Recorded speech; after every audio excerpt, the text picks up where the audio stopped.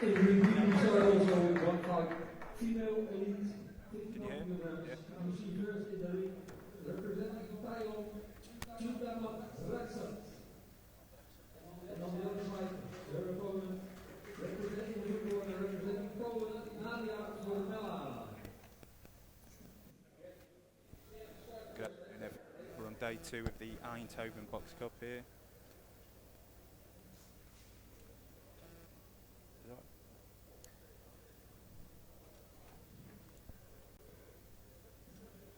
Ik hoor een piep.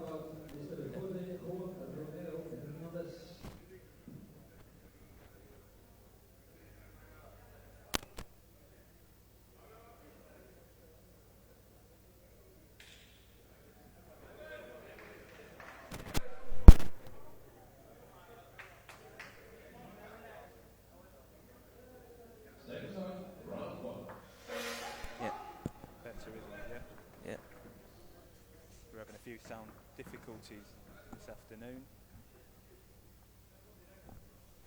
Yeah, now it's clear. Better, yeah? So, good afternoon everyone, we're here at the afternoon day 2 of the Eindhoven Box Cup.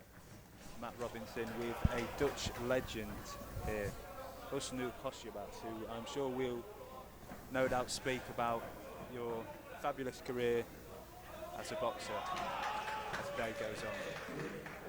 Hello everybody. Yeah. Oh, you hear now the other ring. So ring A, we have a really good contest here between a Belgian boxer, someone we saw yesterday, Rasul Tisayev, and Frenchman Unai Mohamed. Mohamed coming in as the reigning GB champion. GB tournament champion.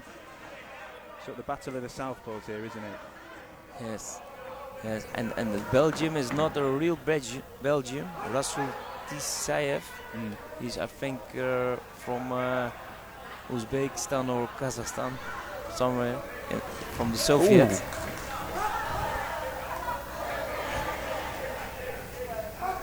But they start very, very strong.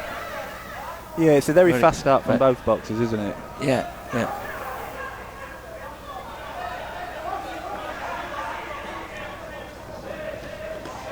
Yeah, nice. On the papers, the French is better, but the Belgium guy is also very clever and fast. Yeah, Tisayev impressed us yesterday. He was put on a really good performance. Yes, okay, you saw it. But it is very much a battle of two southpaws, both very technical.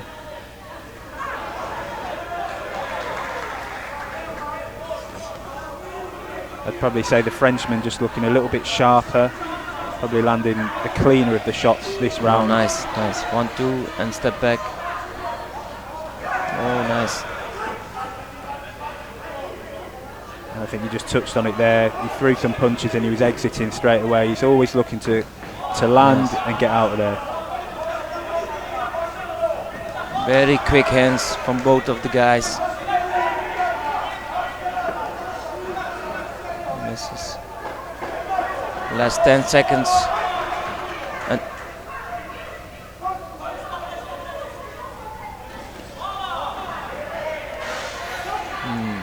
Good opening first round that for the day. It's very close round.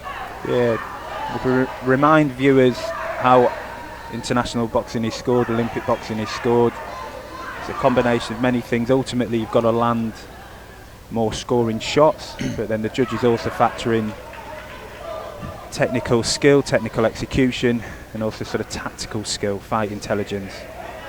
And for me, I'd probably edge it ever so slightly to the man in blue. Yeah. 10-9 for Unai Mohamed. Yeah, yes. 10-9 from all 5 judges. Yeah, we have now. Okay.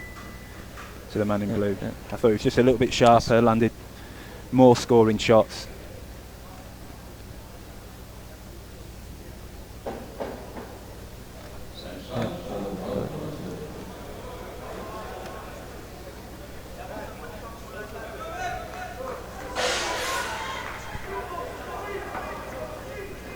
man in red's got to initiate a few of these exchanges a little bit more, not allow his man in blue to lead off, and also not allow his man in blue to exit so easily. Yeah, it's very dangerous with his hand.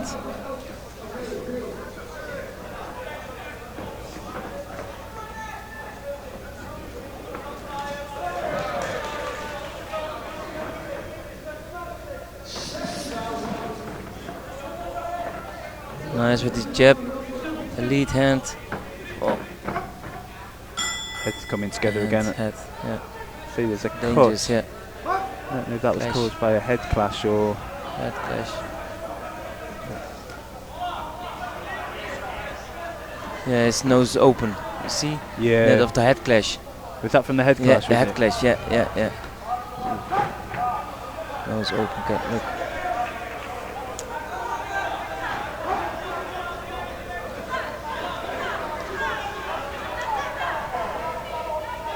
Something we picked up yesterday with Tisayev. Very, very good southpaw, but everything is very much one pace, one tempo, one phase.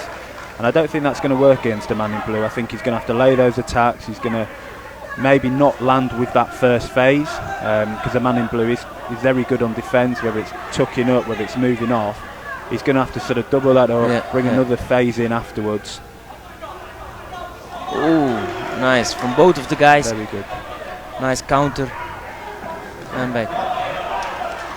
Very good of the French guy. 1-2. It's simple stuff, this, isn't it? Simple, really? very simple. Yeah, but that's the best of boxing. Just keep it simple. 1-2, punch, back, counter attack. Hey, look. Oh, he's brilliant. Nice. But he's just timing him, isn't he? Timing, So well. Yeah. Tisayev stepping in and then just getting really picked off here by Mohamed. Really sharp work from the Frenchman. Belgium try, but he misses a lot now. Also, again 1-2, 1-2 and back. Step back. Do you see that? I think that's a Miss. prime example of Yeah, what I was saying about different phases. Yeah, very nice. Oh, French. Very Now he's slick. playing with him. Yeah. It's high quality boxing. Oh.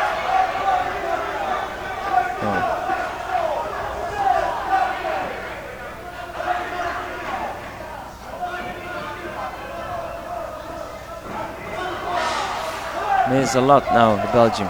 Yeah, he's looking pretty tired. This round, I think 10-8 for the 10-8. French. Wow. Maybe 10-9, but I think it's probably another 10-9 to the man 10-9. in blue. I think it was still competitive for the man in red. Yeah, 10-9. yeah. Do you ever watch this less and miss boxing? No, don't miss boxing. But because I did it 22 years on high level, that's why I don't miss. But and now I'm the head coach of the military team. I still in the game, you know. Yeah. That's why I don't miss the fighting by myself. You don't get the itchy knuckles. You. No, not at all. Yeah, it is enough. So the man in red here has got to probably bring something a little bit different, something a little bit more. I'm just not sure he's probably got it in. Yeah, We he had must. a tough fight yesterday, and I think the man in blue's just looking a little bit sharper, isn't he? Yeah, and the French guy, he fight yesterday or not? I'm not too sure, unless it was in ring B. Okay. Yeah.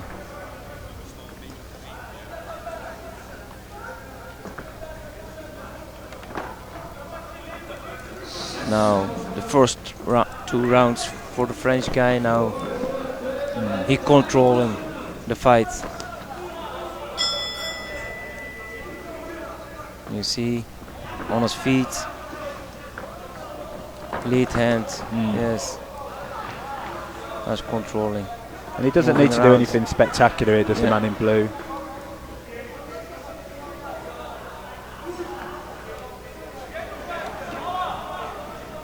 Let him miss. Oh, nice. I think this is where it goes back to what I was saying, where the man in red, it's very much one phase and that's it. He's throwing 2-3 punches and then that's it, he steps then, off. Yes. Yeah. 1, 2 and then stops. Boxing. Oh. Probably needs a little bit more urgency from the man in red, and he's fighting at the man in blue's pace. The man in blue's happy at this pace. Yeah. Moving around, playing against with him. Let him miss a lot. Oh, nice.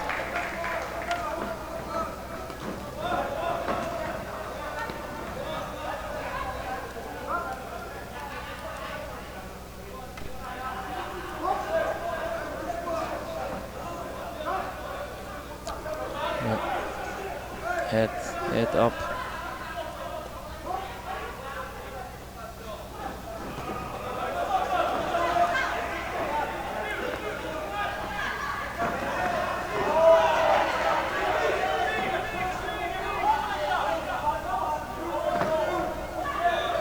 The French guy, he moves a lot. That's why the Belgian guy he cannot hold him in front of him. Yeah, I agree. He's got good lateral movement. A lot.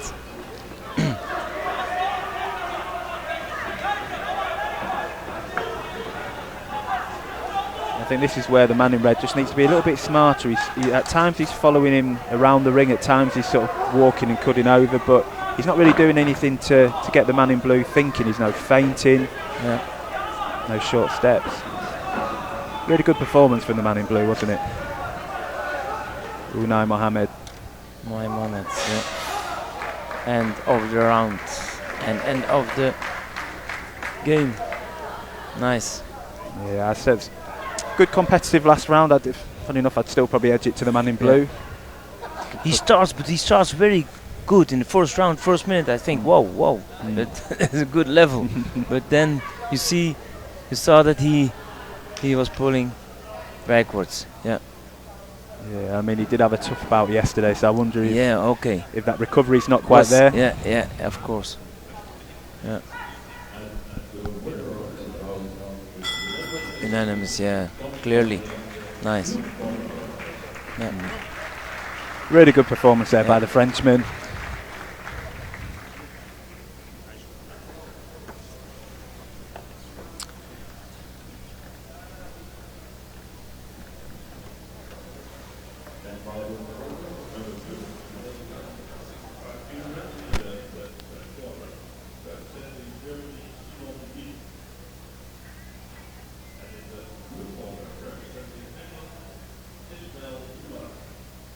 And the result will be about the winner by unanimous decision, the woman from the red corner.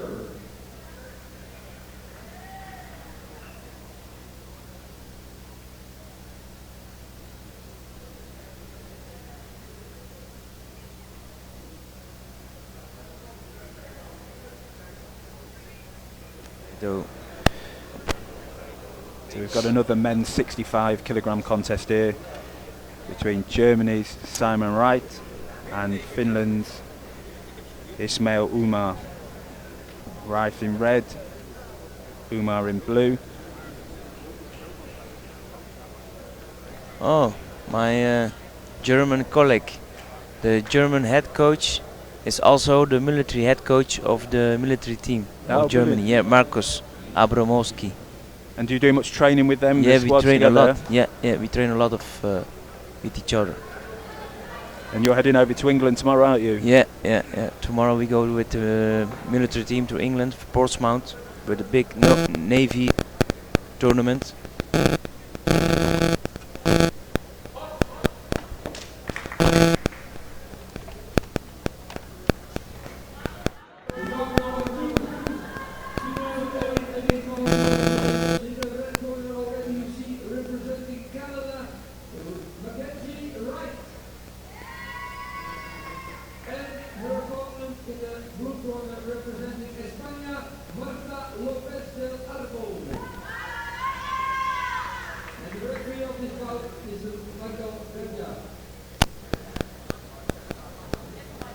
few sound technical issues again, but I think we're all good again, aren't we? Yeah, now it's better.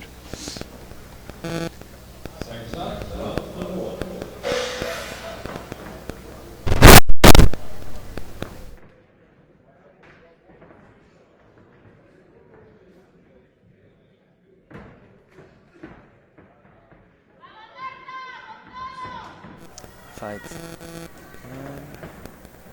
Seconds out, round one.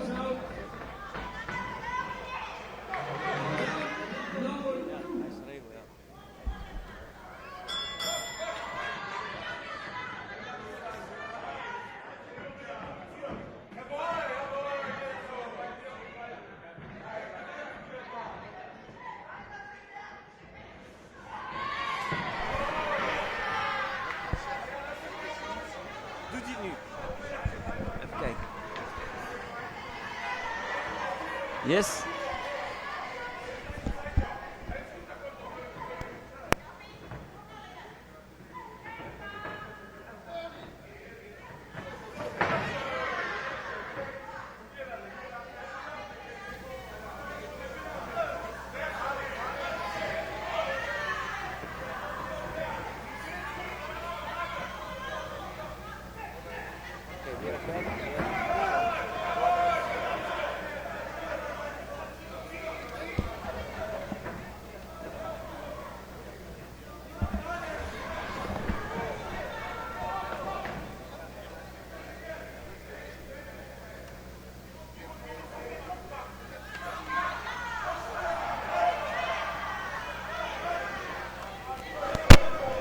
Are we back? Yes, we are back. Technical difficulty clear. sorted, Yeah, huh? yeah, solved up. We are now in the second round. Germany against Finland. Simon Reed. Close first round then, huh? Close, yeah, very close. Some people may recognise the man in red from last year's Eindhoven Box Cup. He boxed the brilliant Kazakhstan boxer who went on to become IBA world champion at the end of the year, Ablakan Shuzupov. So unfortunately he drew him quite early and was eliminated. Quite a competitive bout this, isn't it?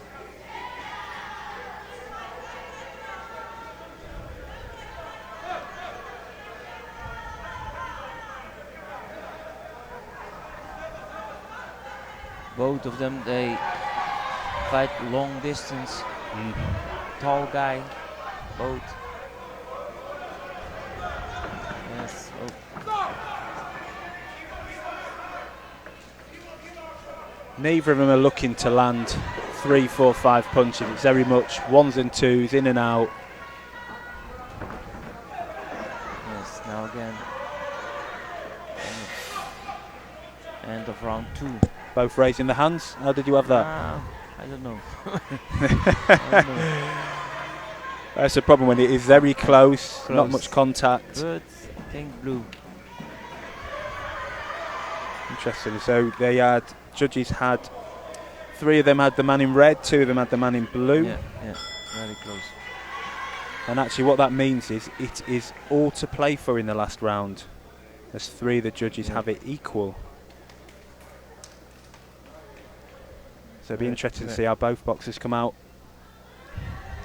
Very important round now for both boxers.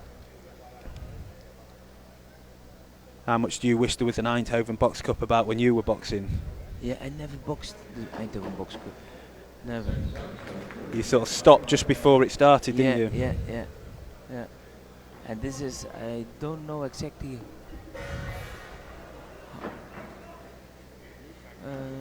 The 9th or the 10th? 9th edition, yeah. 9th edition, yeah. Okay, we go. Red one. Pressure.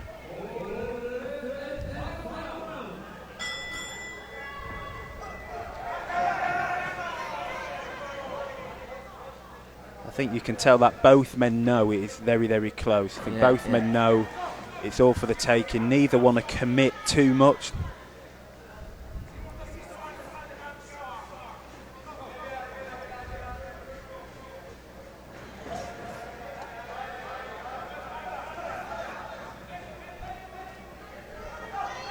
Red just falling in there a little bit with his head. I was saying yesterday, the referees in this competition are quite happy to let the boxers box up close and in the clinch, and sometimes you don't get that. Now he lets box. Now again clinch, he said nothing. Here, look. I know, and then some competitions the referees within an instant would say break. I actually prefer it this way. I quite like seeing how people work inside. Yeah.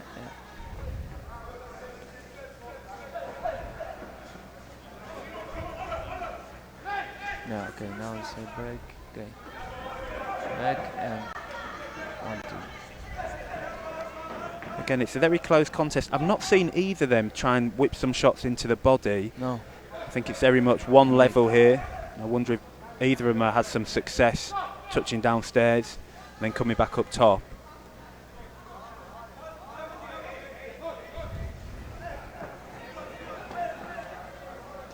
Oh, that was brilliant, that. Nice. Neat hand. Oh. So the German, the man in red, having a little bit of success over the last 10-15 seconds, catching the man in blue as he enters. I don't know if it'll be enough though. He must have heard me say they've not really aimed for the body, because he just whipped in a bolo shot there, did the man in blue.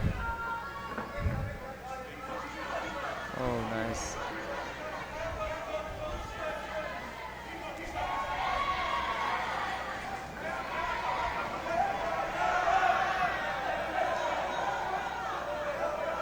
It's good work from the man in blue. I think the red tried to return and respond, but I thought the man in blue had the better of those exchanges then.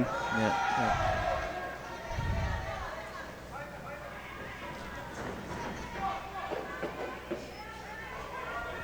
That's 10 seconds.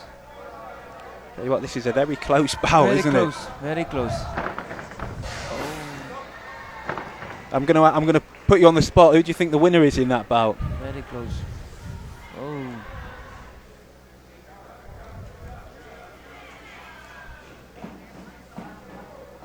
I'd probably edge it just ever so slightly to the man in blue in that last round. The red was still having the odd bit of success, but I thought the blues was just landed a few more shots. But I guess we'll see.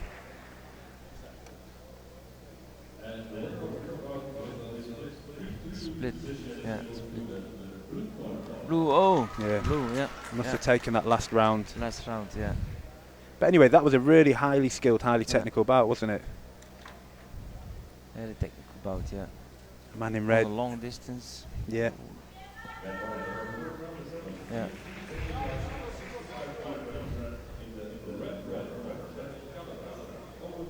Our German friends, he lost. Marcus Abrowski, the coach of the Dutch team.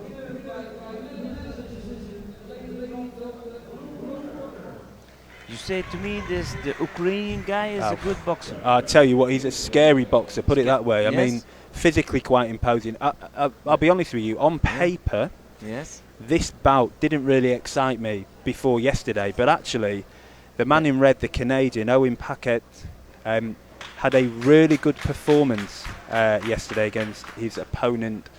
Okay, yesterday they both fight. Yeah. Okay. I thought he looked really, really good working on the back foot. He has quite a wide stance. He's really looking to counter with his backhand. He finishes well with his lead hand as well. But Kuzmenko is a very, very special boxer, the man in blue. And I think it will be a case of, can the man in red keep him at range? Yeah. Short guy, the Ukrainian. Very short. But he's very impressive by how he steps in. Yeah.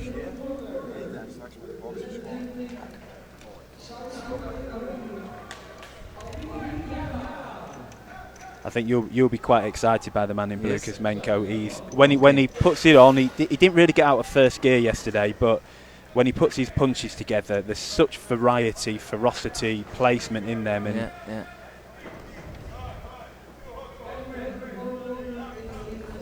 immediately pressure.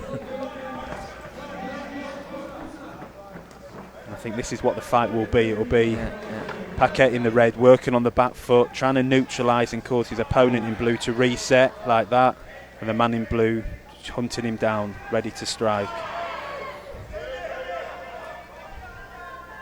Good finish in there with a lead hand by the man in red, and that's what I talked about from yesterday's bout. Really good and accurate with his backhand, but finishes up top with that left hand really well. Yes, from here he must attack. No.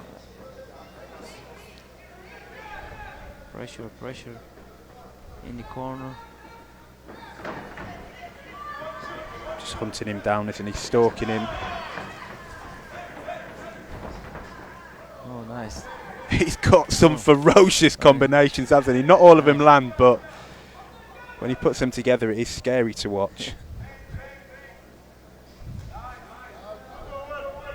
What you say, the Canadian is also a good boxer. Yeah, and I was really impressed with him yesterday. Like I said, he has that wide stance.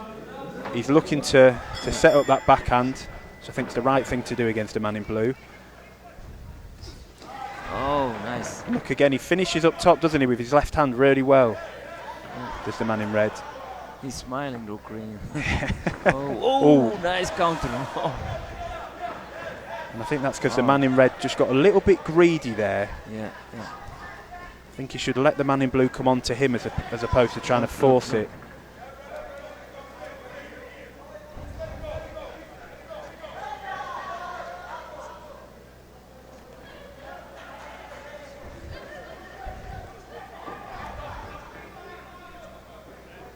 The other thing I'm going to pick up here is movement. So the man in red is circling only one way.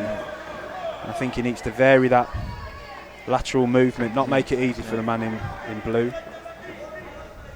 Good sort of body shot from both.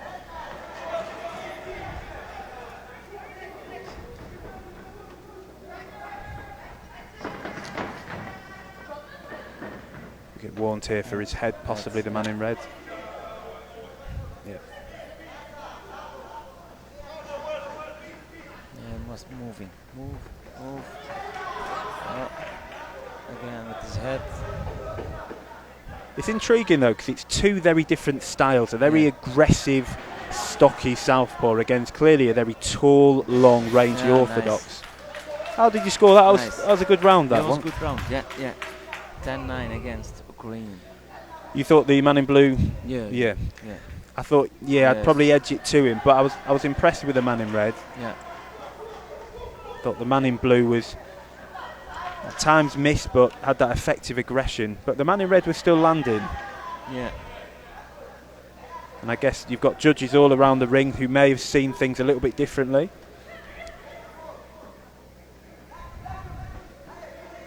Yes. So obviously 4 out of the 5 judges thinking that Kuzmenko's aggression was a little bit more effective than Paquette's. Referee, Dutch referee, okay, give him to the man from your nation looked like the back foot boxing, didn't he? Yeah. Yeah. Okay. And look which referees. Yeah. Okay, we go to the second round. Second round.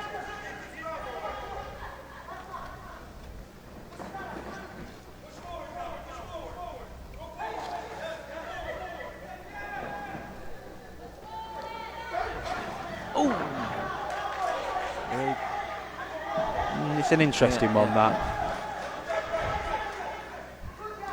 Oh, that was a nice shot. But again, oh God, he's ferocious, isn't he? 2 uppercuts.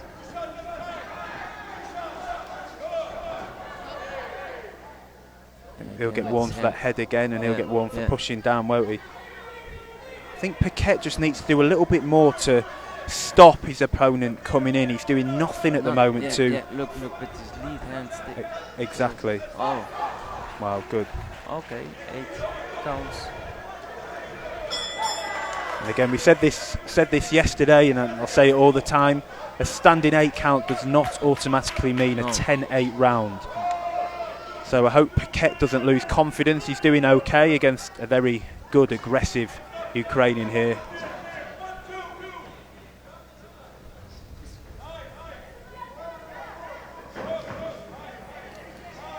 I like that. He fired right back before the Ukrainian could reset.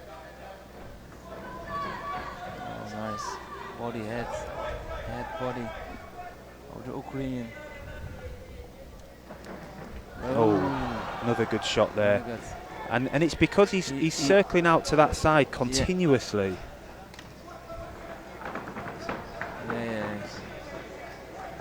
Oh, troubles for the Canadian.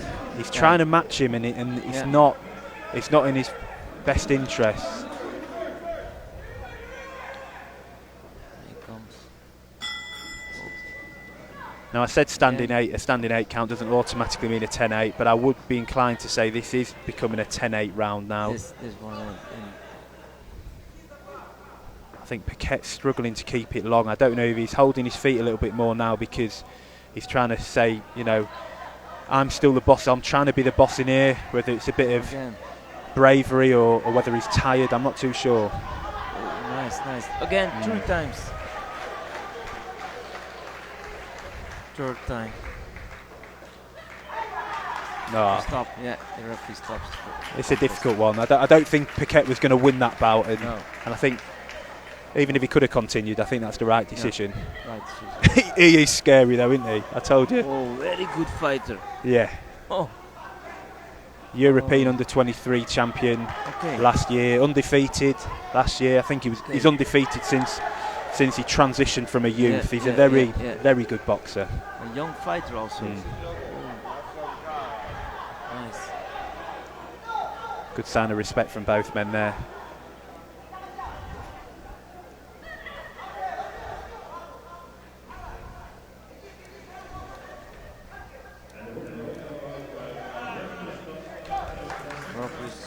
Referee straps contest, yeah.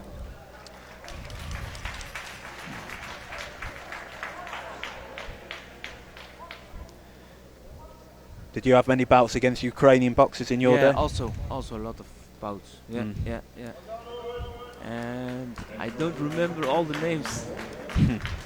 But I fight against also a lot Ukraine, Lithuania, Russian, Soviet, a lot of Soviet boxers. Strong, yeah. Very strong. Very strong. And technically really good as well, aren't they? Yes, very up to footwork, very good and strong. Yeah.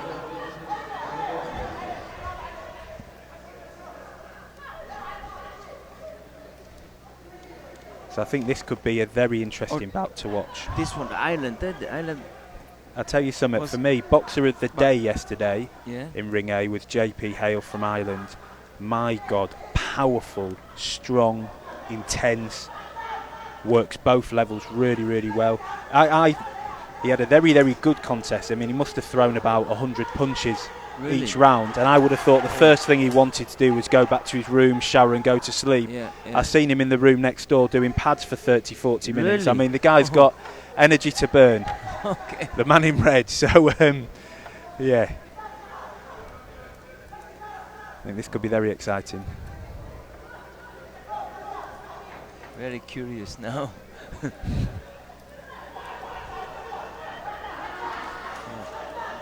He's also a young boxer. Yeah. Young, part of a very strong Irish team. Interestingly, I didn't know much about his opponent in blue from Saudi Arabia, Al-Qasimi, but Al-Qasimi was quite impressive yesterday in how he beat his opponent. Very patient in his attacks, didn't rush. So I think we could have quite a exciting fight today. Yeah. And potentially some more standing 8 counts. Okay, not the head coach from Saudi Arabia is not the Saudi Arabia. You know the head coach? I don't know the head coach, no. Okay.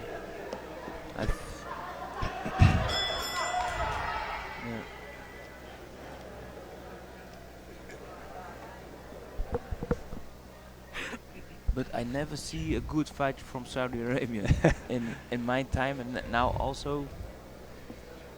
Yeah, it certainly wasn't a thing when you were boxing in the late 90s, 2000s, was it? But I mean, they've had some good boxers so far.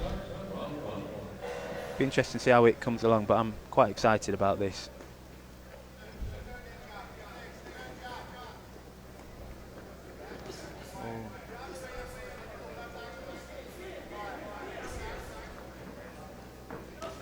Oh, very fast, the Irish. Okay. I think the man in blue's doing the right thing here, though, isn't he? He's been very active with his lead hand. He's not been a static target. So the man in red probably needs to, yes, he's landing, but still be a bit more cuter with how he enters. You can already see the power, can't you? Yeah. And now you keep good punch to the head, Saudi Arabia. That's good.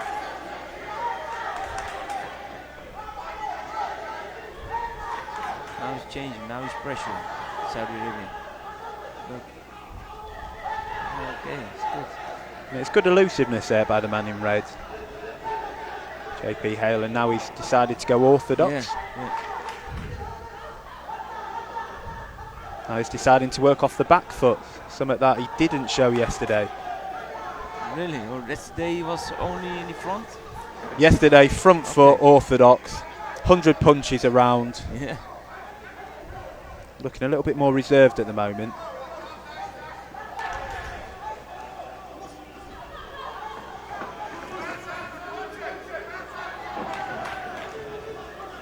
Oh, nice. Moving. It's really interesting. You can hear the Irish coaches telling Yes. JP Hale to work behind his jab and to move off after he punches. He's not listening to either of those instructions. But he's having success.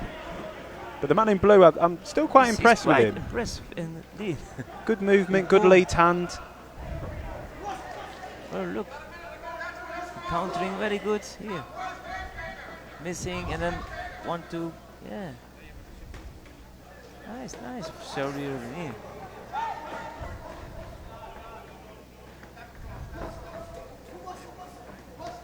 Oh, good. Okay, that was a good left hook. Oh, that was a brilliant shot there by the man in red.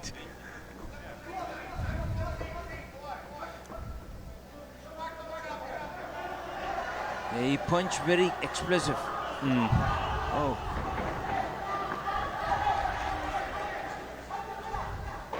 The man in blue's obviously taken them shots really well, and I like the fact he's keeping his shape. He's not deterred. He's not losing his composure. The man in blue.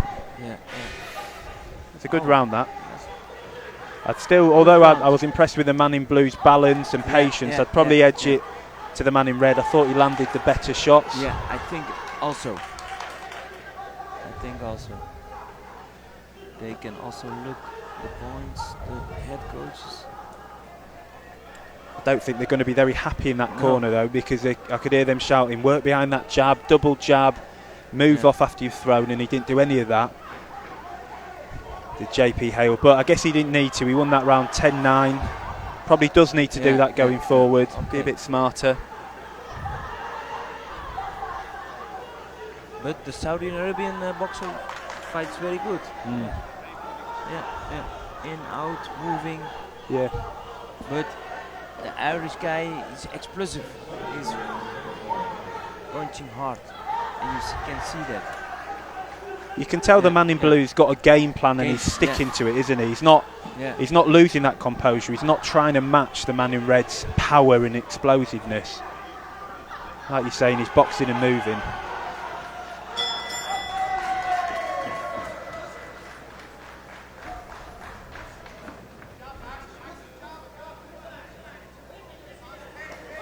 Wow. Oh, nice, yeah. Body head.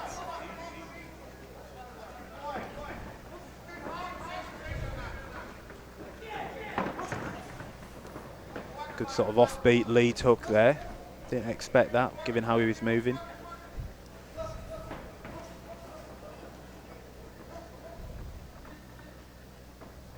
Yeah, he's taking. Saudi Arabia is taking. Yeah.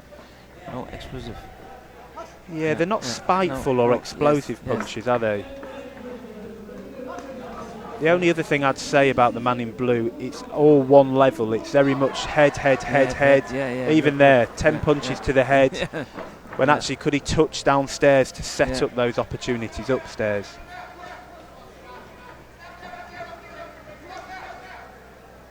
But you were a good body puncher in your day, weren't you? Yes, of course, yes. Head, body, everything, yeah. And I like to move in and out, moving. Yeah, on my feet. It was very explosive on my feet. Yeah. In and out boxing. And you obviously boxed during that electronic computer scoring. Yeah. Good finish up top there by the man in red. Oh, nice. The body shots. From the Saudi Arabian, the punch is not explosive enough. Yeah, there's no snap, is there, behind it? And obviously in Olympic style boxing, doesn't always need to be power, but it's doing nothing to deter his opponent in red.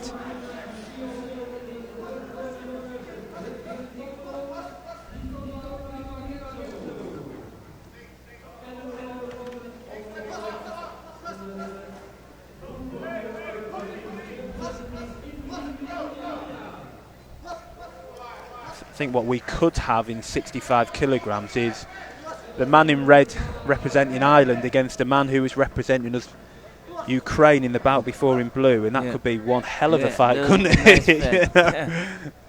Very explosive fight. This will be a nice fight.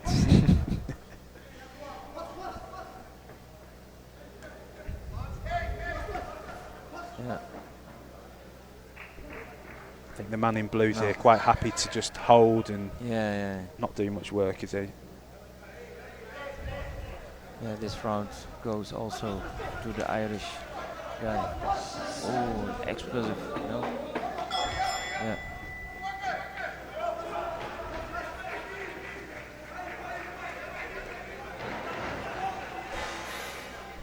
I think another round to the man in red, isn't it? Yeah, 10-9.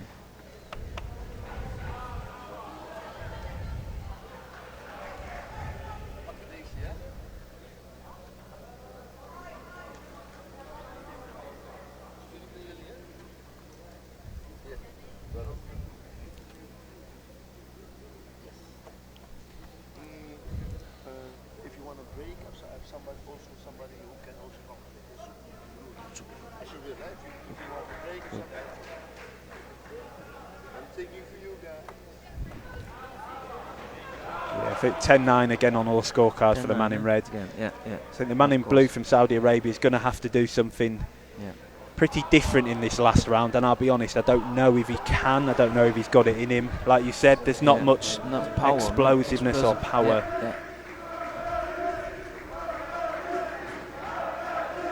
You can see also of him, his punch is going down now, explosive. He starts very good in the first round, first minute, and then still you can see, now again.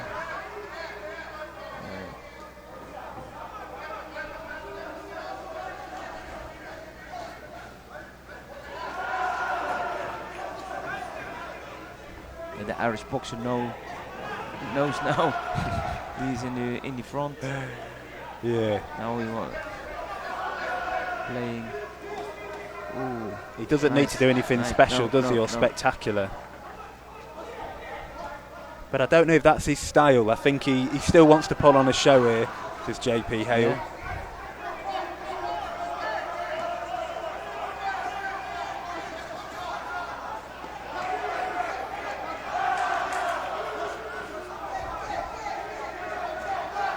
He cannot hurt him. No, I agree. He stands, takes the punches, And I must say, both are 65 kilograms, 65. But the thudding noise you can hear from JP Hale's punches this close to the ring. Yeah, look. No power, nothing. And do you think that's because JP Hale's body work has taken a lot of the wind and the air out of him? Yes, of course. That's why I say first round he was very explosive, and then he comes down, and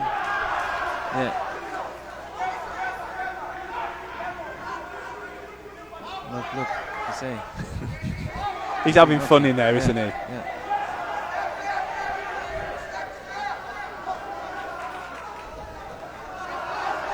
Wow. Nice body shots. They really are sickening, like the sound. It's nice sound. Bomb. Look. Oh. Left hook.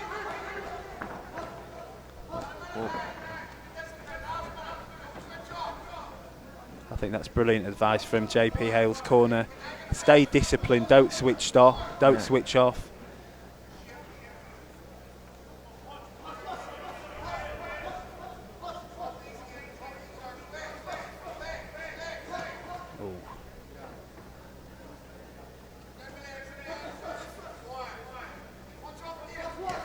Oh, wow. Nice.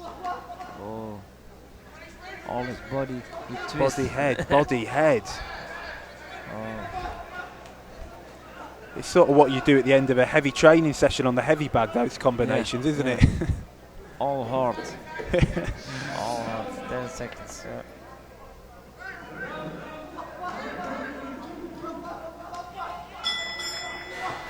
Nope. Wow. Oh. Yeah. Another good fight that Nice, by nice. JP Hale. I think you touched on it. I just think the man in blue probably lost that air as the fight went on. He couldn't keep the tempo. He couldn't keep the power. He didn't really have much power either, did he, at the end? He makes a lot of body punches. Irish.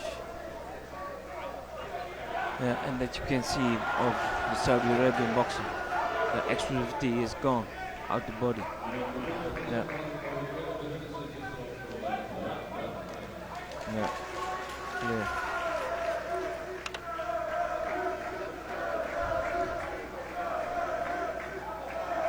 Now we go into the 70 kilos.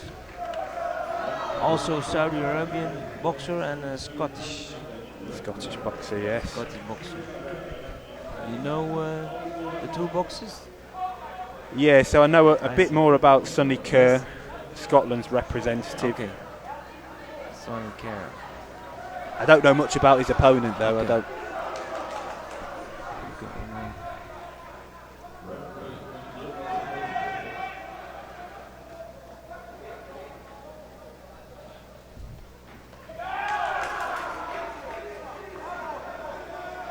Sonny Kerr boxed a very disciplined fight yesterday. He boxed a man from the Seychelles, not a very common boxing nation. Personally, I think Kerr, if he stepped it up, probably could have forced a stoppage potentially, but it was a really composed bout, and he didn't force anything. He was patient, he was composed. So I was very impressed by Sonny.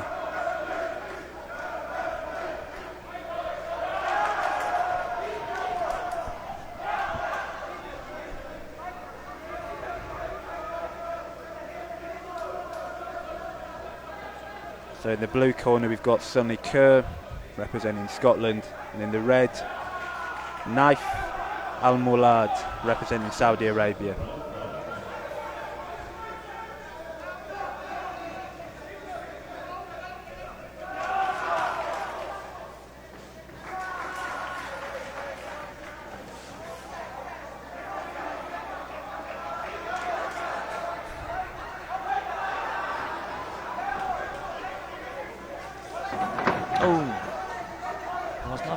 I think he probably just jumped in a little bit and then went off balance.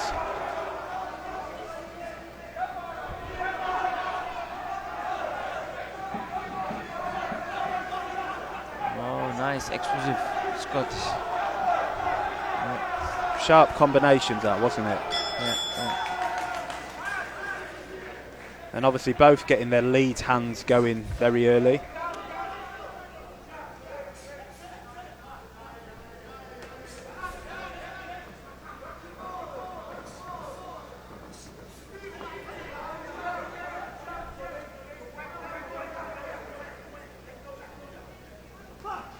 Nice.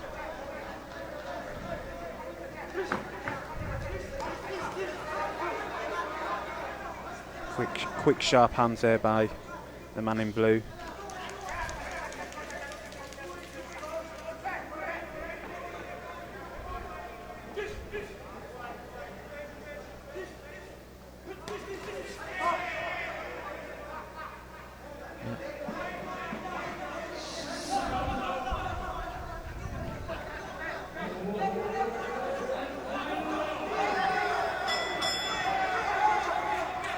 Nice. Saudi Arabian, he wait too long. Yeah. He waits. He's not doing enough, is he, on the enough. front foot to get Sonny thinking. Yeah. Sonny's quite happy at this pace. Yeah, it's good, also good. He has the good distance. He throws the punches. He wait too long, Saudi Arabia. What would you recommend the man in red do? Maybe some feints? He must feint and then inside, and also the corners. He must, how you call that? Trap, yeah. I think that's really good advice. Look.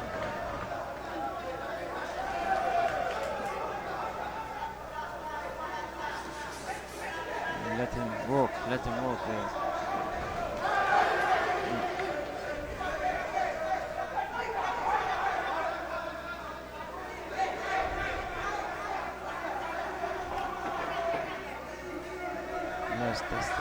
seconds.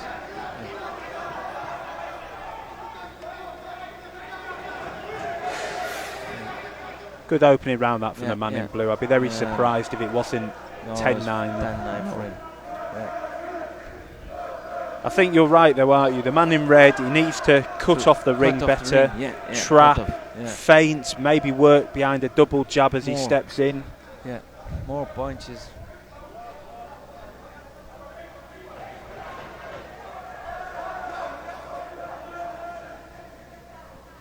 Yeah, we will see. Maybe the head coach said now against, and he will do it, but I don't think so.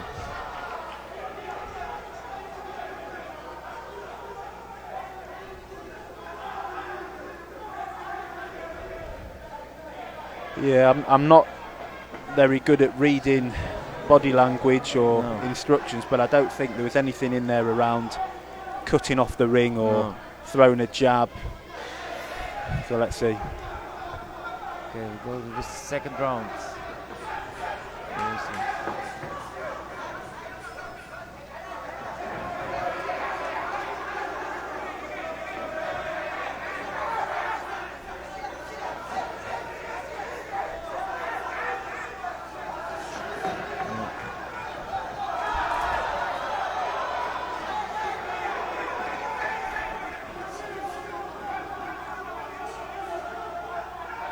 Now he's pressuring Saudi Arabia more, but against not cutting the ring. Oh, wow. Get it on. Wow. Oh, Really good combination there Oh, from the man really in good. blue.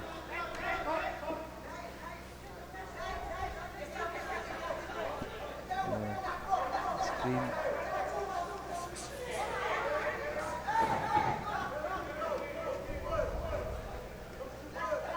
And again, the referee allowing both the Yeah, boxers yeah. to fight out of the clinch.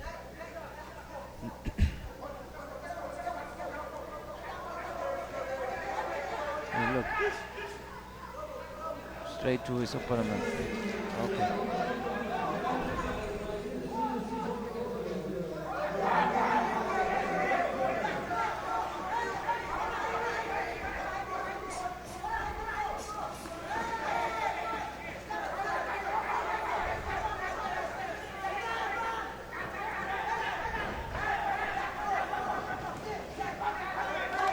Nice moving of the Scottish boxer. It is. Oh, nice, nice. It's just timing in as he Yeah. steps in, isn't he? And then exiting off. Yeah.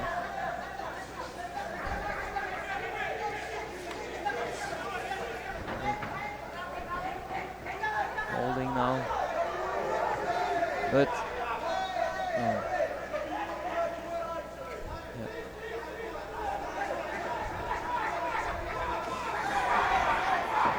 The man in red's gone southpaw then. Yeah.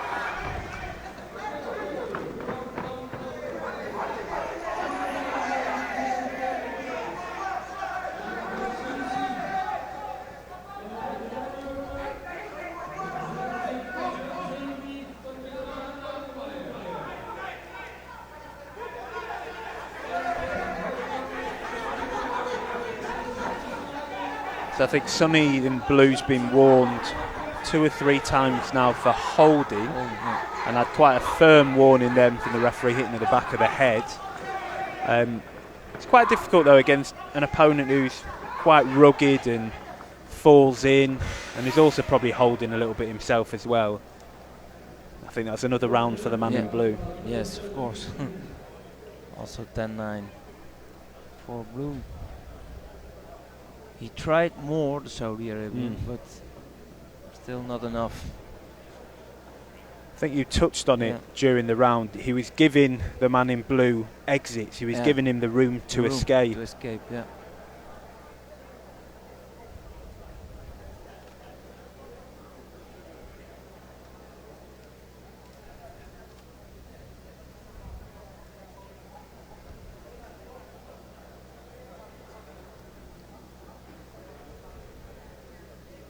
And obviously you boxed it in a different scoring era, didn't you? You Yes, boxed in we- the computer Computer scoring. scoring. Yeah, yeah. And how did you find that? Yeah, it was also good. For me, it was good because I was a point boxer, moving in and out, and yeah, it was for me was good. You enjoyed Yeah, that yeah. that type of scoring. Yeah. In the beginning of 2000 was not so good because then was the results 2-0 or 3-1. That was not. But later in the years, it's becoming better. The points Become a bit more higher scoring. More higher score. Yeah, yeah, yeah. Yeah, you had a very sort of in and out boxing and moving style, and those were the type that really excelled in electronic computer scoring. Yeah, yeah. Clearly punches. Yeah.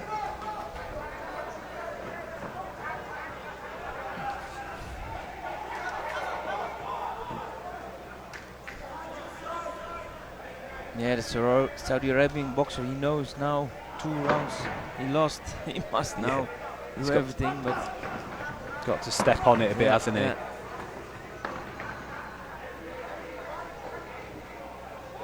Still, he's not cutting the rounds. Yeah.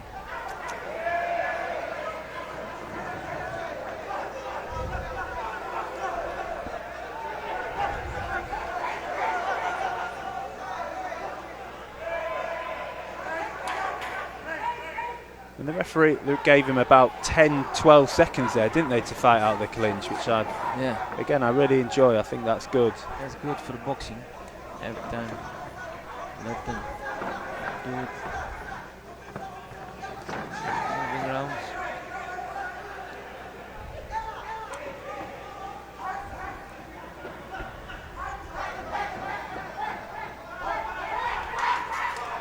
I think Kerr needs to stay disciplined here. He obviously knows he's won the first 2 rounds. He's still working well off the back foot, but he doesn't want to get complacent. He got caught a couple of times from where we were sitting on the ropes just then. I think he needs to stay switched on. Nice.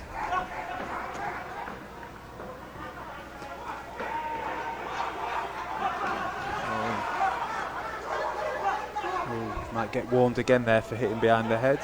Yep.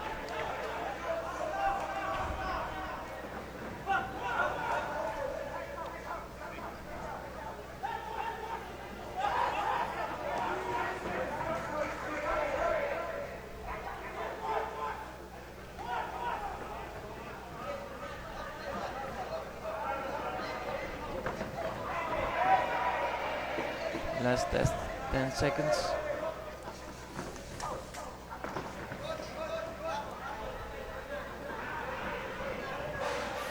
Yeah, Very good performance, wasn't it? Yeah. Clearly.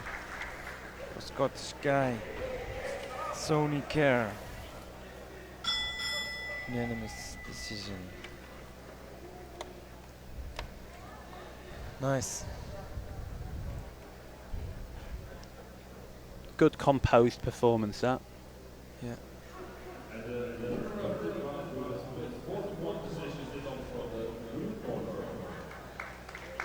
What they say, 4-1? 4-1 split 4-1? decision. No. Really? Yeah. Wonder if it's the Swedish judge again Who gave him? Belgium. Belgium. Oh. I'm not sure about that. He was sleeping, I think. Yeah, not sure about that. Especially the second round. Now we've got someone from your hometown. Okay, Finn Bos comes now. Our Dutch hope for the Olympian.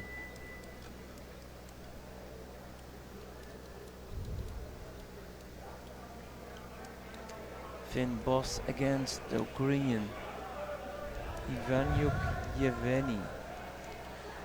He fight also yesterday, the Ukrainian? No? Okay. And neither did Finn Bos. So we've got quite an exciting fight here, haven't we, at 70 kilograms between hometown favourite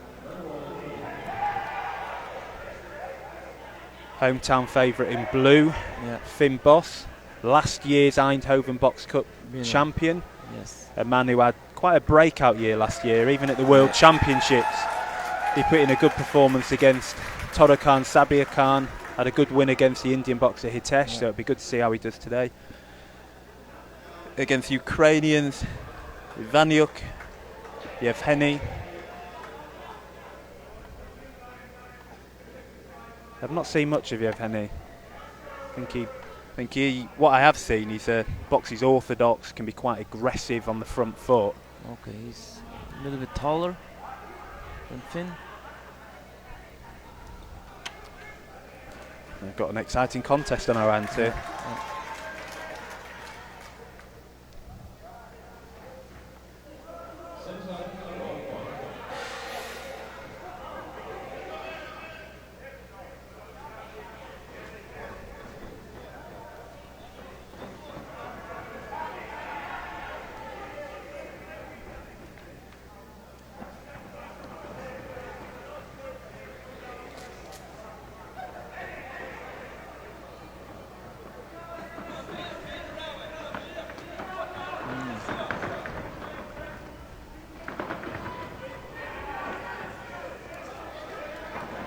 A lot of them shots hitting the gloves, but judges around the other side of the ring might have seen that a little bit differently. Yeah.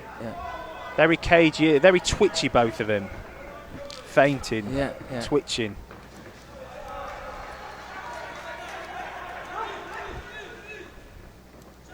Oh, okay. Green is also very quick, fast.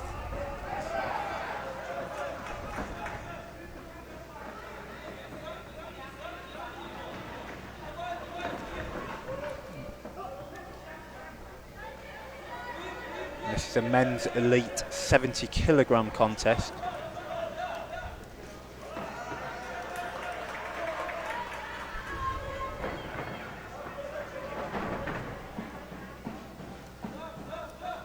Oh, brilliant.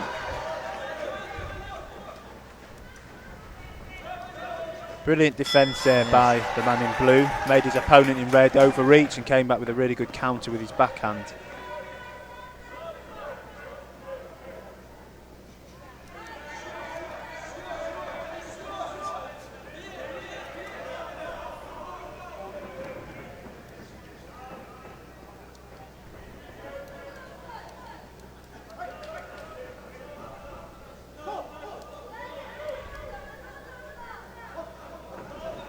It's always intriguing when you've got an orthodox and southpaw boxer.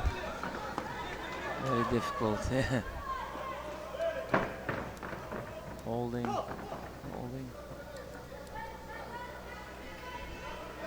Korean also, roughly. Oh, nice. Both had success. Both of them, okay.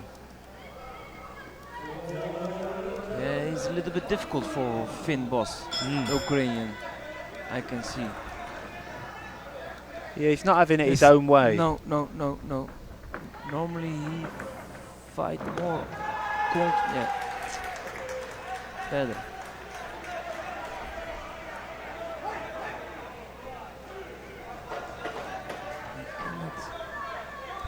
Not clear punches for Finn.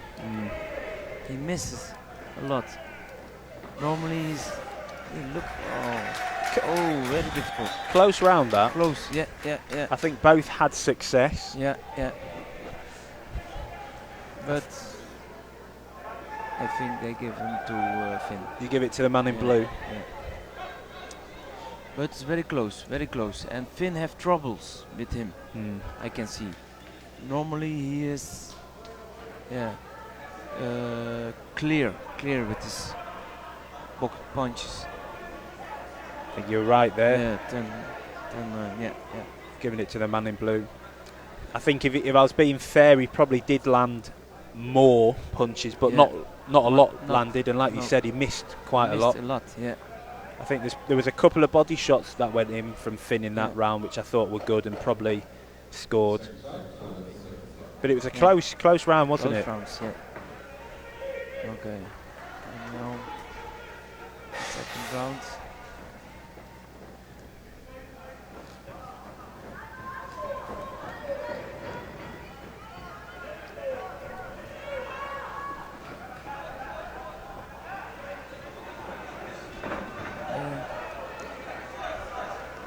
look.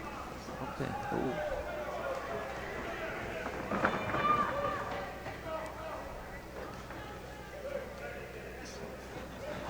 Pressure now, Finn. More. Yeah, he's taking the initiative, Yeah, isn't he? yeah, yeah.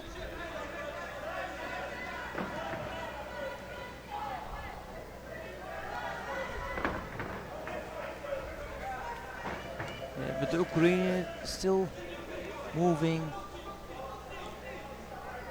And Yeah. punching also very good. Yeah. Yeah, I'm quite impressed He's by the yeah, man in yeah. red. The limited footage I've seen of him, he was quite aggressive, albeit he was against people who boxed on the Yeah. back foot. But actually, he's impressive today, isn't he, when he's moving and Yeah, yeah. looking to counter. I think Finn needs to be a little bit careful not to come square on against an orthodox opponent there. Look, oh, it's good, the Ukrainian.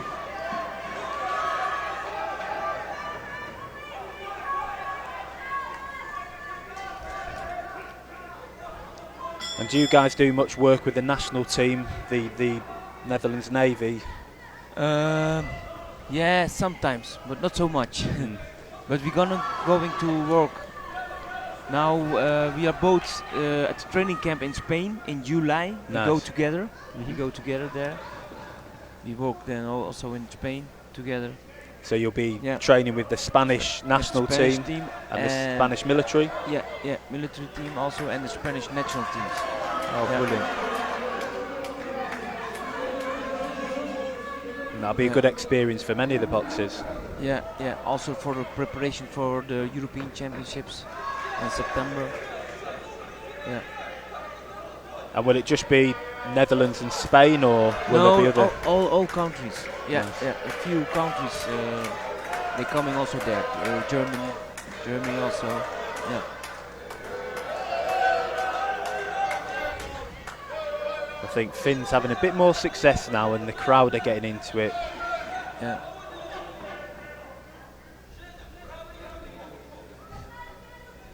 Gave us a little wink there. Yeah. He's having fun as well, isn't he? Well, it looks like he's having fun, giving us a wink. It is quite a tough task. Ukrainian's quite... But the Ukraine is also tough. Yeah, very awkward opponent. Yeah, yeah, yeah. Another good round, that. Good round, good round. But also close. But yeah, 10-9 also to Finn. Yeah, I think both had moments, and I think that the momentum changed throughout the round. But I'd agree. I think Finn landed more. Yeah, yeah, yeah. Now he was clear. The first round was not so clear, but now was a little bit better. Four of the judges saw it that way. One of them scored it to the man in red. Which I don't think's unfair. I mean, it's a very close fight. Yeah. Very exciting fight as well. But the Korean boxer, good, isn't he? Good. Yeah, yeah. And he's quite far down the pecking order in Ukraine at 70 kilograms. There's another Ukrainian who Finn boxed last year at the Eindhoven. Lomakin, who we'll be seeing next. Okay. He's higher up in the pecking order than this man. But he's a really good... he's impressed me. I think he's impressed you, hasn't he, the man in red? Yes, a lot. I didn't accept this. Because Finn, he have... not easy with him. Yep. He must work. Yeah. And I think he's going to be made to work for this last round as well. The man in red's coming out, isn't he? He must now. Pressure. Taking at the centre of the ring. Look. Ooh.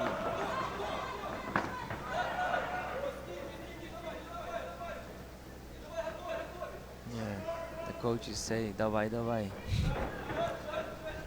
What's that, punch? Yeah, davai, davai. Come on. Yeah, I heard before in my time a lot of the coaches. Oh.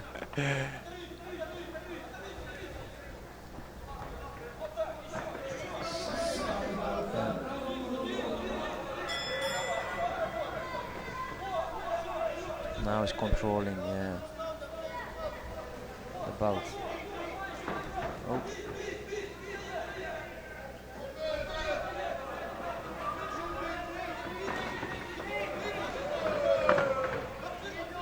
Yeah, when you know you are with 2 rounds 4, you can you Yeah. can fight easy more. Yeah, you've Yeah, got to stay switched on, but you don't need to be as active. You No. don't need to be pushing the pace as much. Yeah. Oh, wow. But it was after the break. I think the referee called the old trick in the book, the orthodox standing on the southpaw's foot, or vice versa. Did you ever do that in your time? Stand on your opponent's lead foot? No, never. Sneaking a few shots? No, never did it.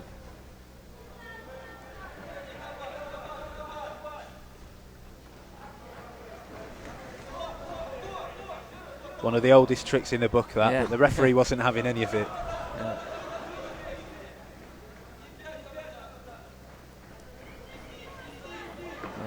Nice.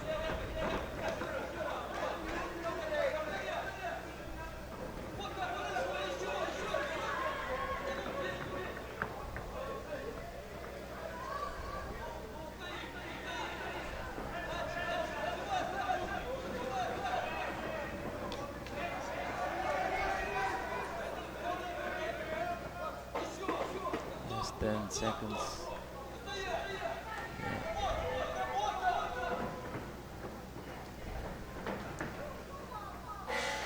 Yeah.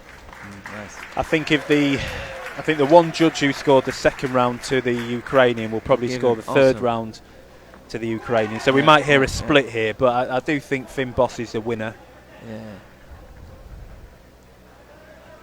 It was a good fight, that competitive fight. Yeah. And the first round was very close, very close. Yeah. Good Ukraine boxer.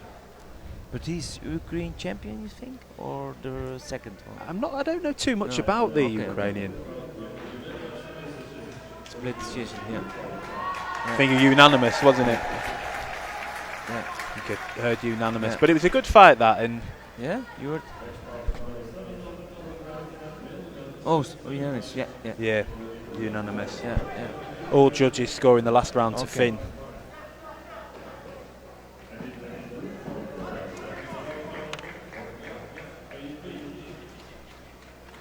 Because you have 2 Ukraine boxes in the same weight. First. And Lomakin, the man we're going to see now, very, very good. He boxed Finn Boss last year at the Eindhoven. Maybe he is number 1 and the other number 2. He's quite an unusual style. He's not the traditional Ukrainian we've seen so far in this tournament. Very, very skilled technician, southpaw. Okay. Very tricky. Yeah. Against Belgium, Orny Aitevi. Ornel Aitevi lost at the Boxam earlier this year, did the man in blue. Southpaw as well, I think. Okay. I think he also boxed at the under-23 Europeans last year and lost early on.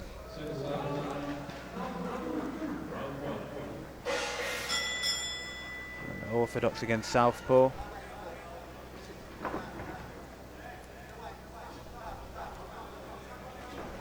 think the one thing that really impresses me about Lomakin is his balance. The man in red. Yes.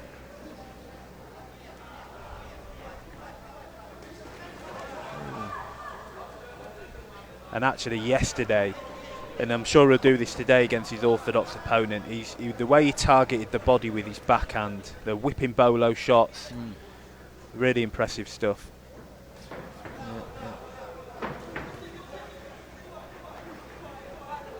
It's quite common, isn't it, with the sort of older school Soviet nations, the way they work both levels in bouts, head and body.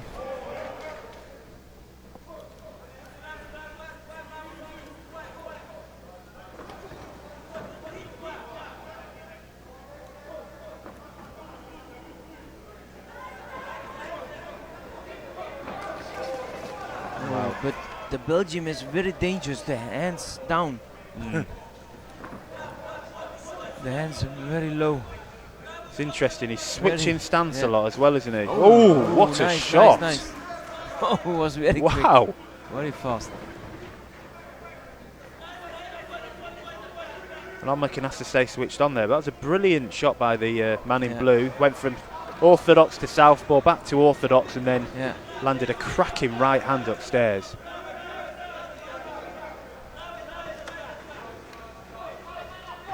Cracky. Yeah.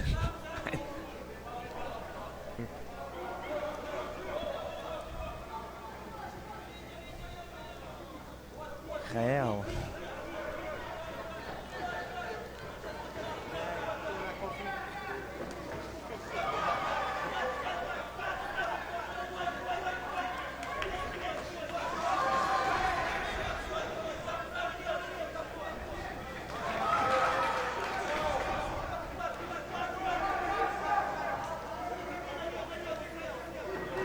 Oh, very nice. I tell you shot. what, the man in blue, wow.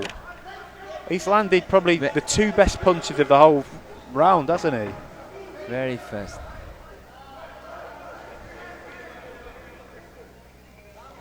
And again, he's changing stance, Yeah, yeah, yeah. Again. making an assumption here, but I don't know if Lomachenko's struggling to work it out. I don't know if that's stopping him getting in a rhythm, that constant stance switching. Yeah. Did you box many boxers who change stance in bouts? No, yeah, Russian guy, but not so many, not so many. Yeah. Oh, Wow, brilliant shot. yeah. I mean, it's a close fight, but I'd probably go with the man in blue. Blue, yeah, yeah. I think he landed the landed better the shots and landed more shots, and I think his overall Yeah. approach, he stopped the man in red getting Yeah. into any sort of rhythm there. Let's see if we're right.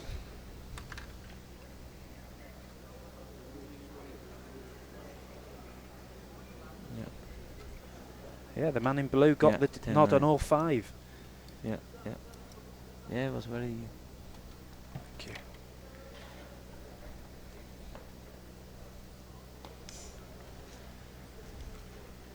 If you did have an opponent who was regularly switching styles, I mean, what would you do to adapt to that? Oh, very, very. Then you must pressure boxing. Not and not. You must cut the ring off, and you must crush him. Don't let him playing. Yeah. And I guess it's Yes. sticking to your own game Stick- plan, yeah, isn't it? Yeah.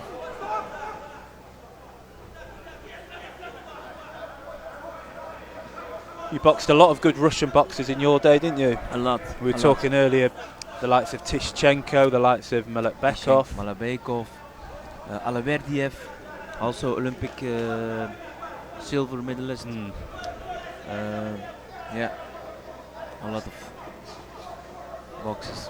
Very privileged to be sat next to you and commentating on this. One of the Dutch great boxers. Thanks.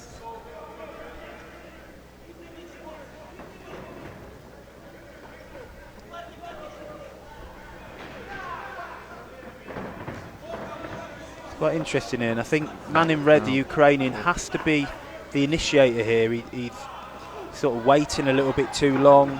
Still has to be smart with it, but he's allowing the man in blue to dictate the pace of the bout.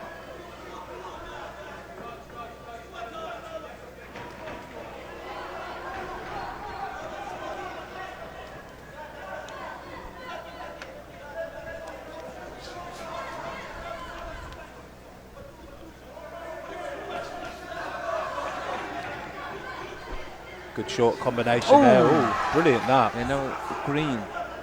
He's landed a couple of good shots there. Yeah. But the Belgian guy is very dangerous with his hands low.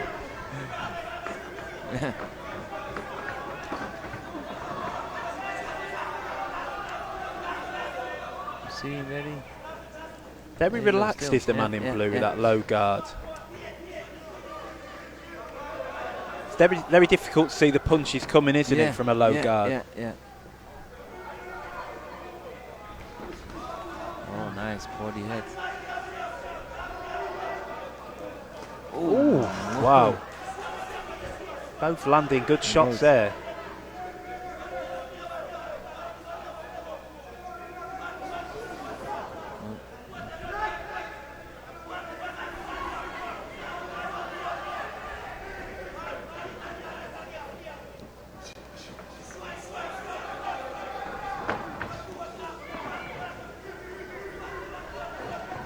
So he's made his opponent in blue miss and overreach a couple of times, but he's not doing enough to make him pay. I think he's done some really good short step backs, made the man in blue overreach. Surely that would be the time to throw your own punches, wouldn't it? Yeah. Last 10 seconds. Again, very close round this. Very close, yes. And it's changed throughout. I'd probably edge it to the man in red. I don't know who you think the man in blue, don't you? I think man in blue. Yeah. Probably the first time we've disagreed the whole afternoon. Yeah. Oh, the man in red's got it. Yeah, really. 4-1 on. Okay. We were both right, I guess we can say. And look, it's the judge from the Netherlands who saw it in blue. Yeah.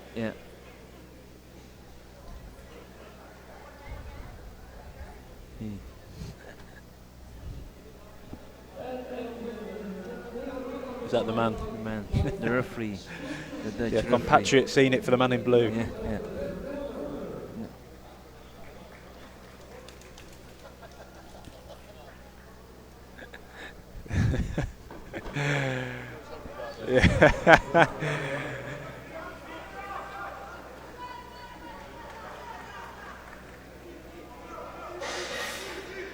Kosjebas just saying hello to one of the judges, the Netherlands judge, weren't you then? Yeah.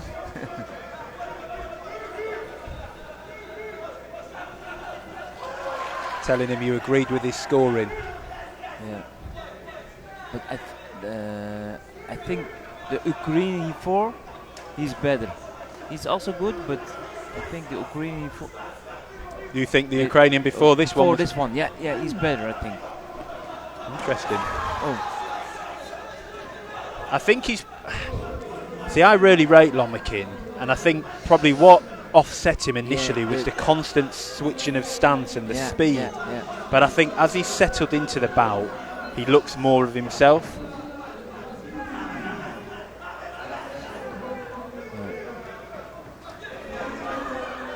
See then, very good at just making his opponent overreach and miss. But very good from the Belgian then. Very animated Ukrainian coaching corner. Screaming. Oh. And I guess both boxers need to win this last round. Yeah. Now it's 1-1. The man in blue is up on one judge's scorecard, but on the other 4 it's 19-19 even. So it's all to play for here.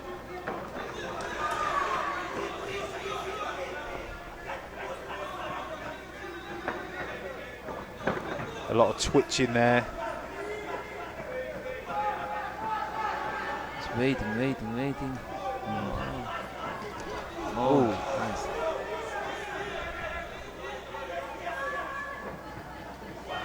Good elusiveness there by the man in red, but I do think he's waiting probably a little bit too long. Too long, yeah. Look. Oh. Good finish there, good exchange. I think he's waiting for the counters as opposed to trying to create the counters through feints. Flicking out that lead hand, getting his Belgium opponent to overreach and commit and then counter. He's just sort of waiting, isn't he? There you go. Oh! Good shot that. Wow. Very dangerous.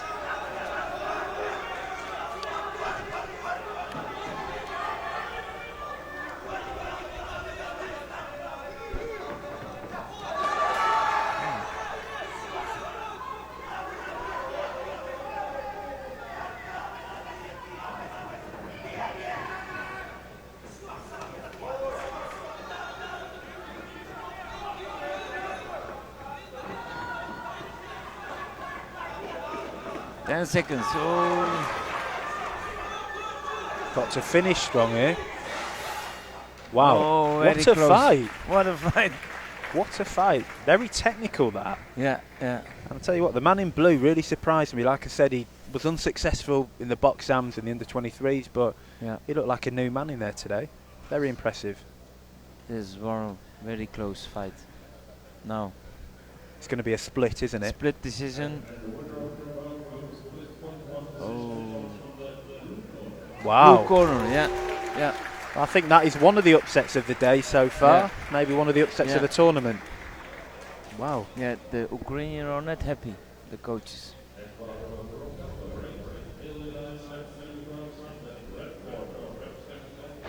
Yeah. The last round.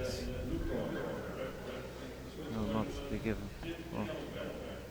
Wow, 4 out of the 5 judges scored the last round to the man in blue. Blue, yeah, yeah.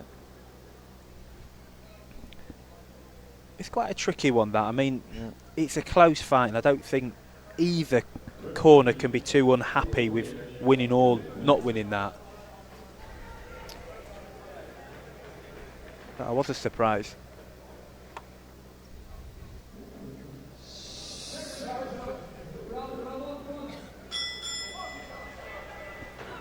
So now we've got in the red corner, representing Austria, the Armenian-born, but representing Austria, Arsen Jabian. Oh, Arsen, yeah, he's an Armenian guy. Powerful boxer. Yeah. Yesterday, I mean, I thought he made it difficult for himself, but he was sinking in some very hard shots. We have also a lot of Armenian boxers here in the Netherlands. Yeah. Also, yeah. Born in Armenia and boxed for the... box for the Netherlands, yeah, yeah. Also in my time, a lot of guys, boxers. Yeah. We had her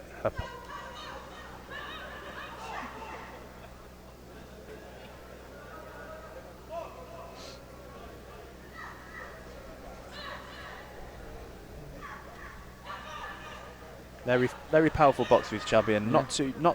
Don't know much about the man from Switzerland in blue, Tim Gellenberger.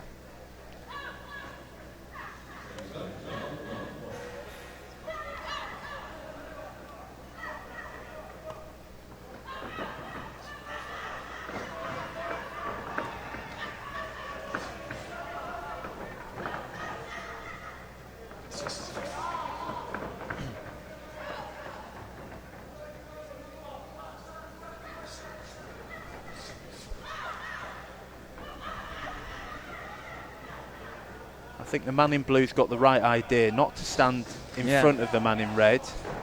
Box and move, in and out. Yeah, you can see that the Austrian guy, he stands strong, pressure in hand, yeah. Both landed good shots there.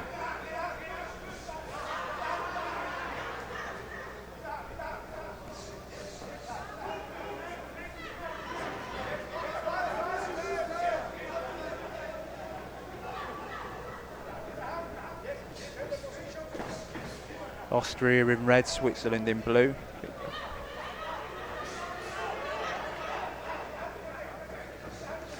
Oh, nice cross. Has to be careful as he steps in there, didn't he? Got hit with a good backhand.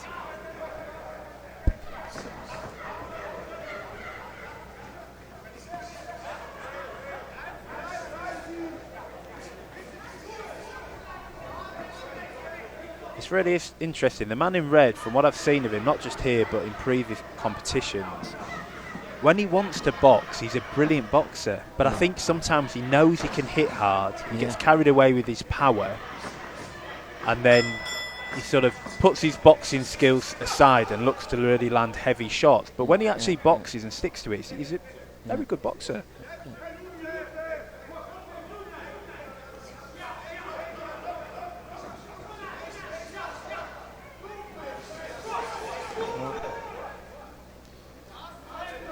Yeah, they both neighbors. Yeah. Switzerland and Austria. Yeah. Neighbourhood friends, yes, but enemies for 3 rounds, and then back to neighbourhood friends again. But in my time, there were not so many Switzerland and Austrian boxes.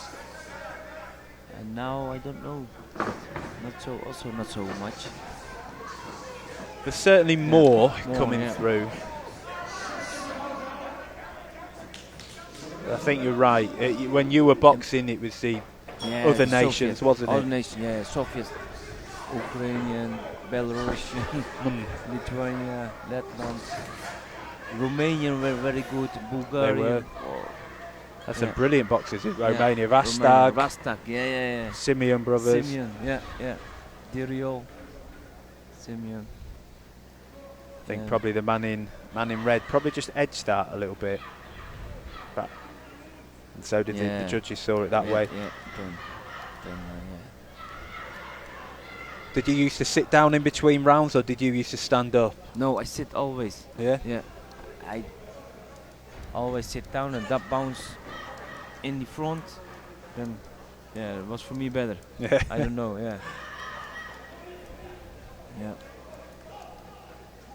I had also my legs very painful and very because I was moving around and very heavy legs I had also. Did you not find it heavier though by sitting down, or did that give your legs a rest? No, my rest, yeah. Give him a rest. Yeah.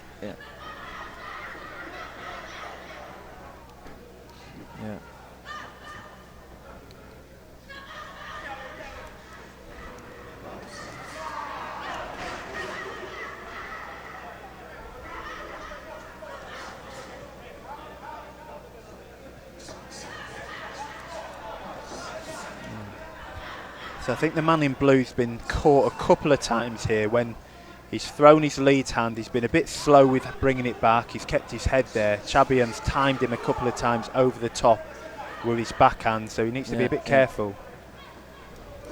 I see also he's jumping too high.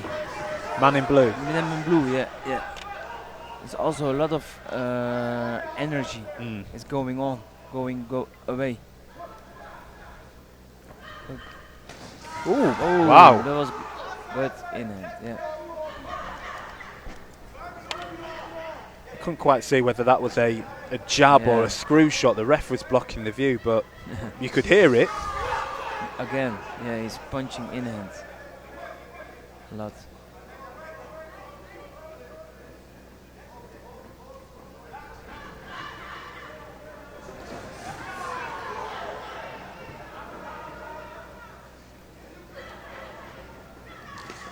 Wow, brilliant that. Chabian's sort of finding his shots well here, isn't he? He's letting the man in blue jump in, overcommit, and then really timing him.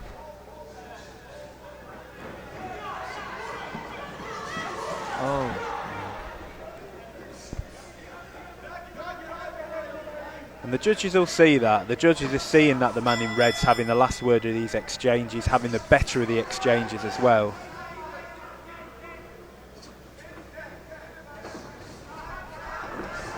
Nice. See what I mean? When he wants to be, he's a really good boxer.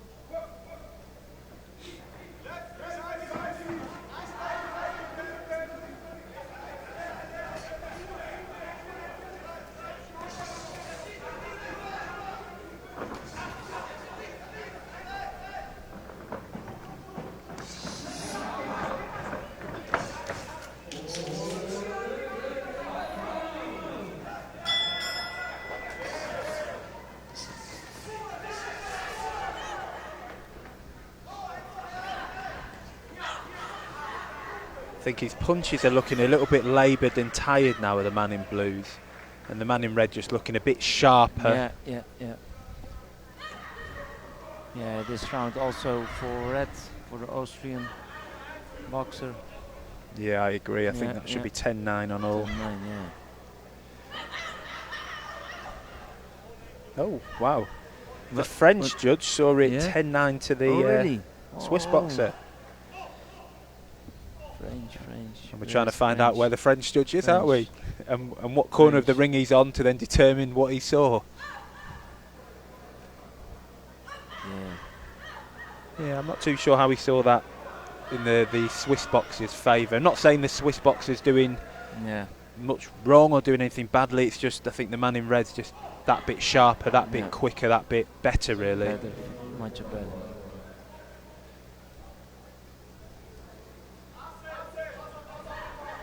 I think the man in blue's going to have to do something extremely special here.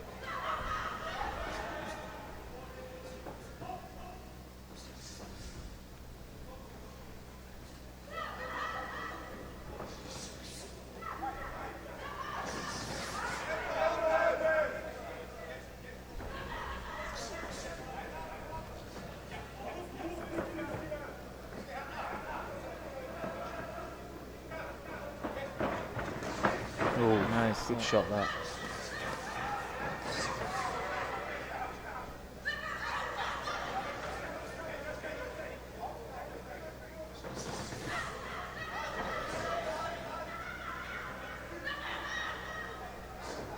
There's a lot of movement. You picked up on it earlier, didn't you? There's a lot of movement from the man in blue. A lot of bouncing. Yeah, bouncing. Yeah. And it's not very effective. I don't think it's doing anything to make Chabian think. And actually, probably all it's doing is making the man in blue tired.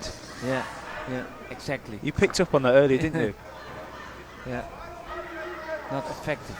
Yeah, not effective movement. Effective movements.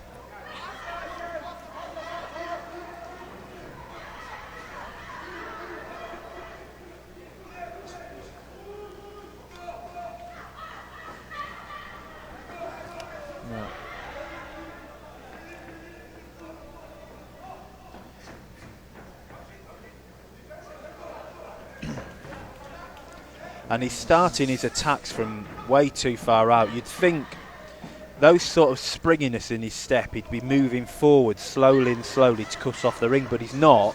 He's sort of doing it in one place and then jumping into range and just falling short a little bit too much is the man in blue.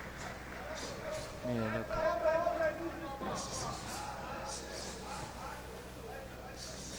Wow. The man in red, Chabian's found his groove a little bit here. Also with his hands, a lot of everywhere, bounce everywhere. Not compact, not steady. Yeah. But like you said, it's not effective. It's not. They're not feints. They're not closing the distance. It's just a lot of wasted energy. Yeah. Waste energy. Yeah. While Chabian, a lot calmer in his approach, not as springy. I'm not going to say flat-footed because he's still moving, but a lot more composed in his movement and a lot more efficient.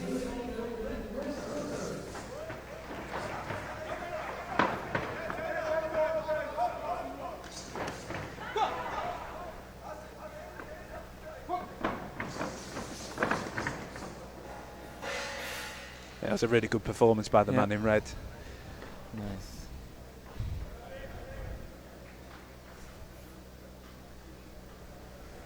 Oh. And in the other ring, in ring B, we get also Dutch boxer Weerheim. Gabriella Weerheim. Gabriella Weerheim, yeah. Good little boxer. The German girl, yeah.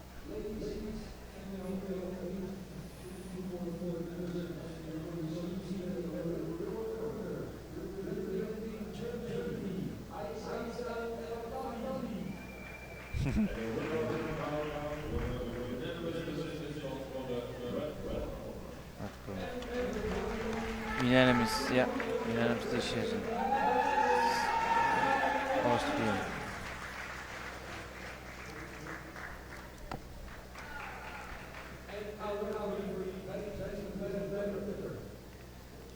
I don't know if the Swiss coach shook his head then and said unanimous. I don't know if he disagreed with the unanimous. I mean, I couldn't agree more. I thought it was a unanimous.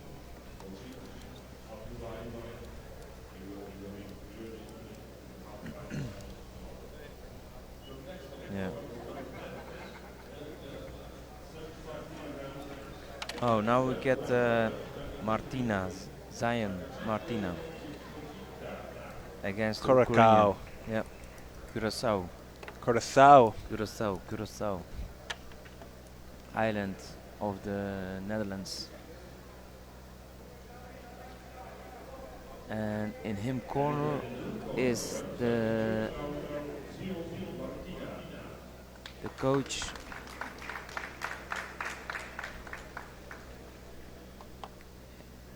Henny. Yeah, Henny van Bemmel, the old head coach of the Netherlands, and also for me in the past. Yeah, we worked together a lot of years. He was my head coach. Yeah, man of many stories and a man of much wisdom. a lot. I think when we were speaking yesterday, he coached the '92 Olympic 92, team, yeah. the likes of Van der Leijden, and then progressed into the 2000s when you were boxing. Yeah. And even into, I think, up until 2016 in Rio. Yeah. And now he's the coach Zion Martina, because he boxed in the Netherlands and he comes out for Curaçao. Yeah. So you obviously know a little bit about Martina, Zion Martina. Yeah. What impresses you about him? What's good about him? Yeah, Martina is a strong fighter. He has a professional fight heart. Yeah. His legs are not so good, but he can also he can good fight with his hands, and he wants also be a professional fighter, but he wants first become a Dutch champion. And I'm sure he'll want to do well at the Eindhoven Box Cup as well, won't he? Yeah. So Martina blue, Curaçao. And then in the red corner, Ukraine. You know the Ukrainian? Zakharchenko. Zakharchenko? I think these are two boxers, yes, as are two boxers after this, that I don't know too much about.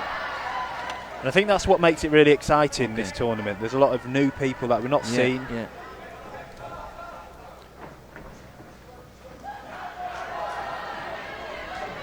The Ukrainian southpaw.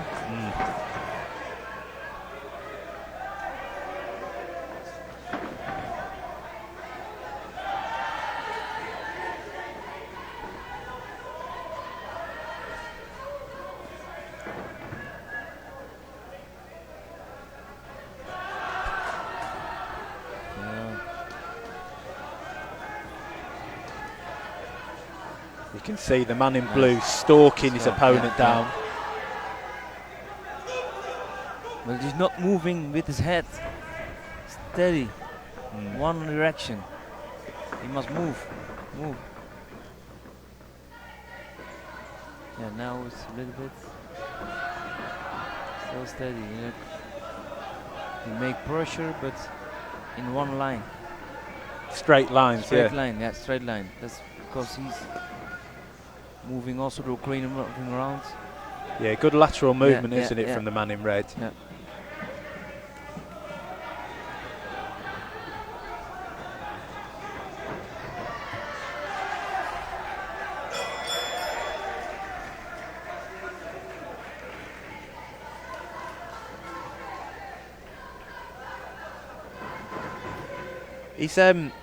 He's struggling to find his range here, the man in blue, isn't he? Yeah, Zion. Distance not so good. Starting his attacks from a little bit too far out. Yeah, again, falling miss, in a miss. And let him go. Yeah. Up the corner.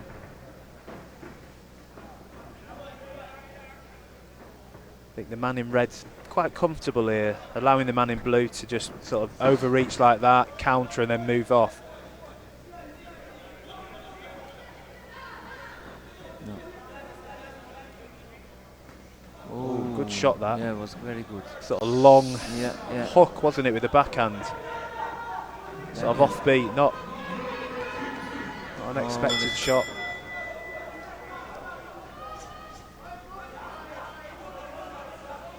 Not moving with his head. Straight line again. And distance not too far. Okay, that was good. And then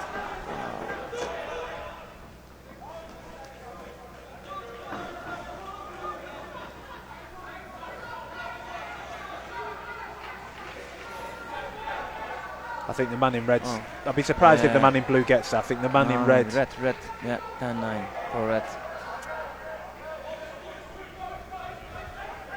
Yeah, and it's right. Yeah. All 5 judges. That looks not so good for Zion Martina. And what type of coach was he like? Who? Henny. Was very strong, strong Yeah. coach. Yeah. He wanted also his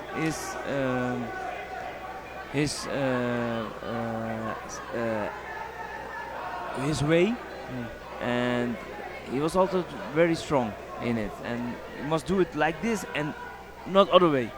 Yeah. You know. And yeah. Was he very tactical? Did he? Yeah, also tactical. Yeah, tactical. Yeah. Yeah. And he see everything. Yeah. Got a good eye for boxing then. Very good eye. Yeah. Well, And look. Look now he's with his head moving. It's a fast start from the man in blue.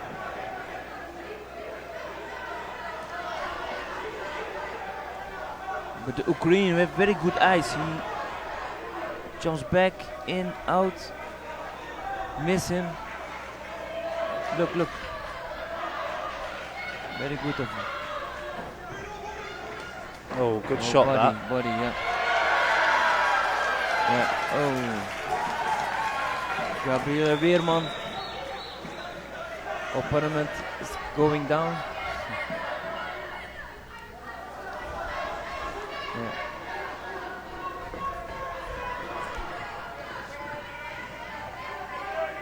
More pressure, Zion. More pressure. He's sort of working at the man in red's pace, isn't he? He's not really closing the distance well enough. He's not trapping him in a corner. He's giving him the space to exit. Sort of falling in, really. No, it's not good. Oh, he misses a lot. Must also do with his lead hand more to short the distance.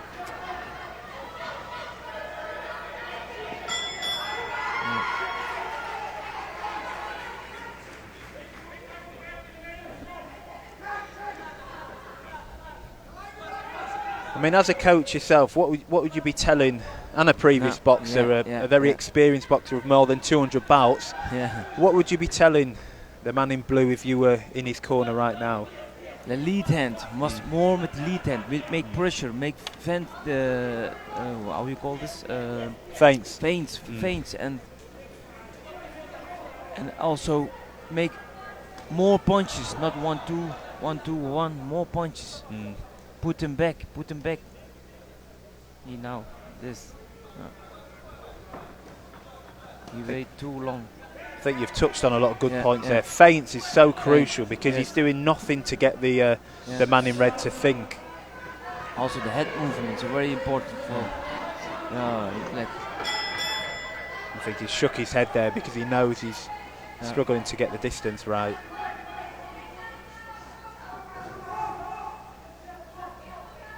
No, we have no good distance. No.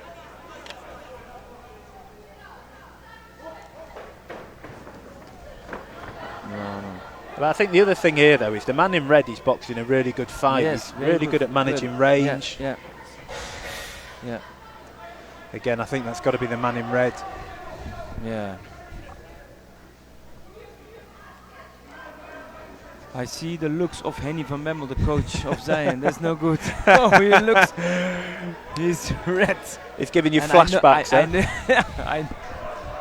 I know that face. Oh. It's not a happy man in the corner. That Henny, he's furious now in the corner. I know that. Oh. Yeah. I mean, he's down on all 5 judges, 2018, so he has to. I mean, it's not out of reach, but it's very difficult to claw that back in the last round, so he's going to have to bring something very different, isn't he? Yeah.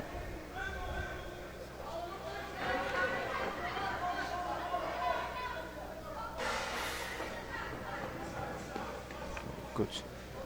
These Ukrainians have such a good sense of when to target the body, and some couple of whipping shots in there downstairs and again.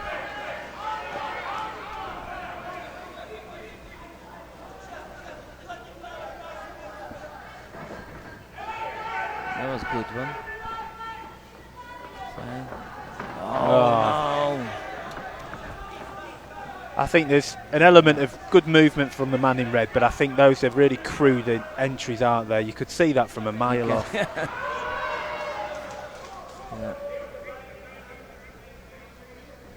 You want to fight now with his heart, Zion. It's no good.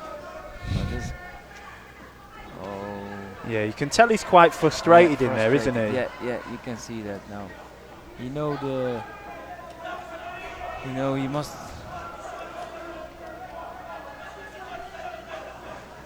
make points, but no.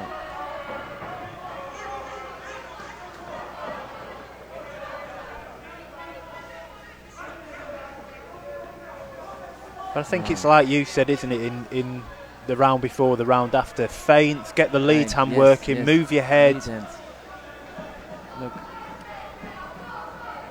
But it's a lot easier said than done, and the man in red's quite a tricky southpaw. Oh, another brilliant shot downstairs.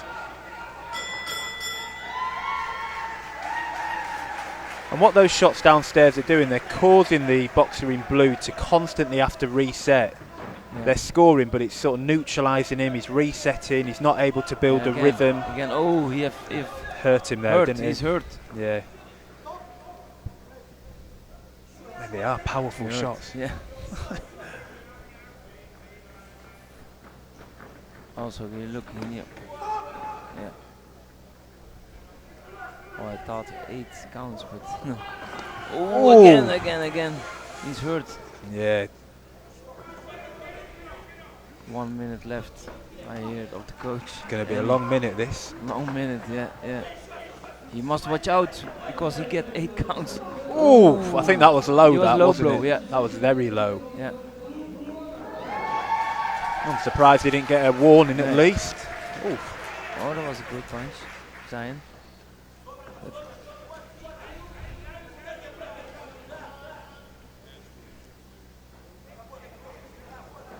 Oh, again. So accurate and sharp with them whipping bolo shots downstairs.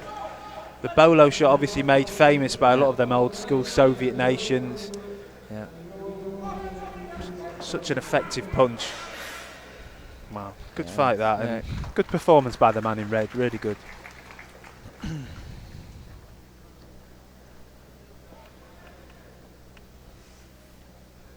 Be very surprised if it was anything but a unanimous. No, unanimous. Yeah.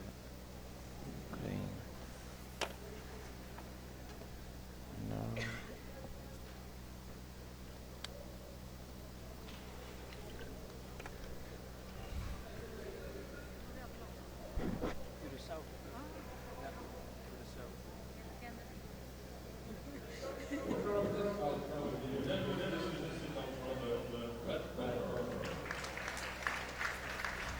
Yeah.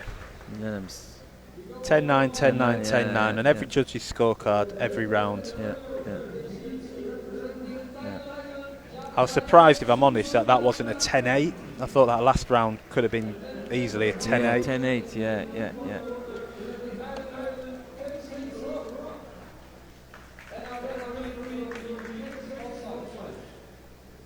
Now we get Germany, Elias Nowaka, and Iceland, Isaac Guanason. Iceland. In my time there were also not much boxers from Iceland. No. Finland, yes. Iceland, no. Yeah. If I'm honest, I don't know much about either of these two boxers. No. Either they boxed yesterday? Not. Okay.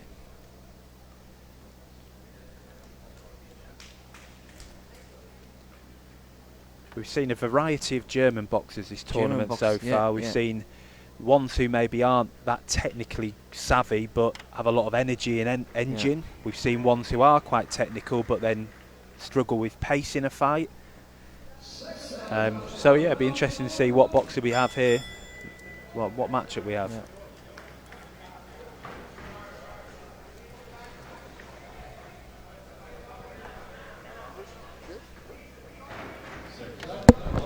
Knows his stuff. Knowledgeable.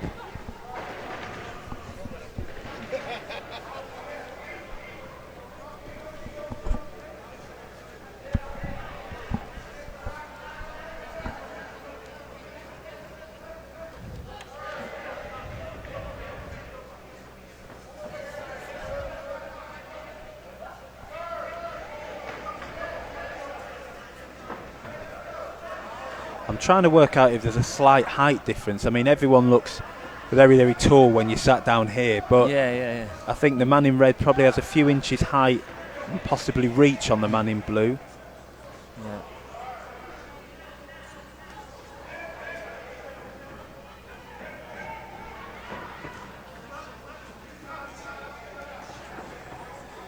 Good sneaky shot in downstairs. Ooh, nice. Wow. Yeah.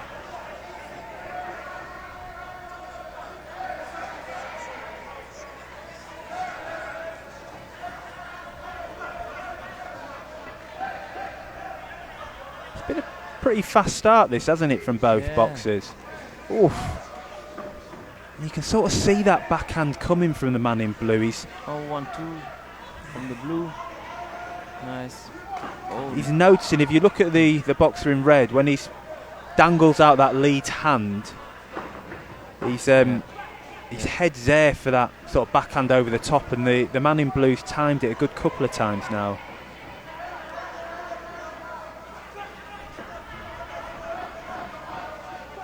Oh, He's nice. done it again.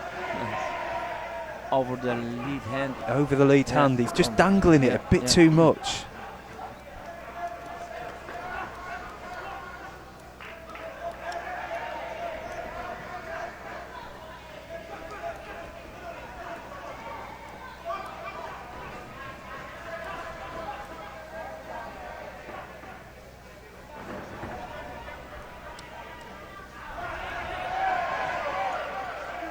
Were there any German boxers at your time who you were really impressed with? Yes. In my time there were a lot of boxers, German boxers. Yeah, very good boxers also.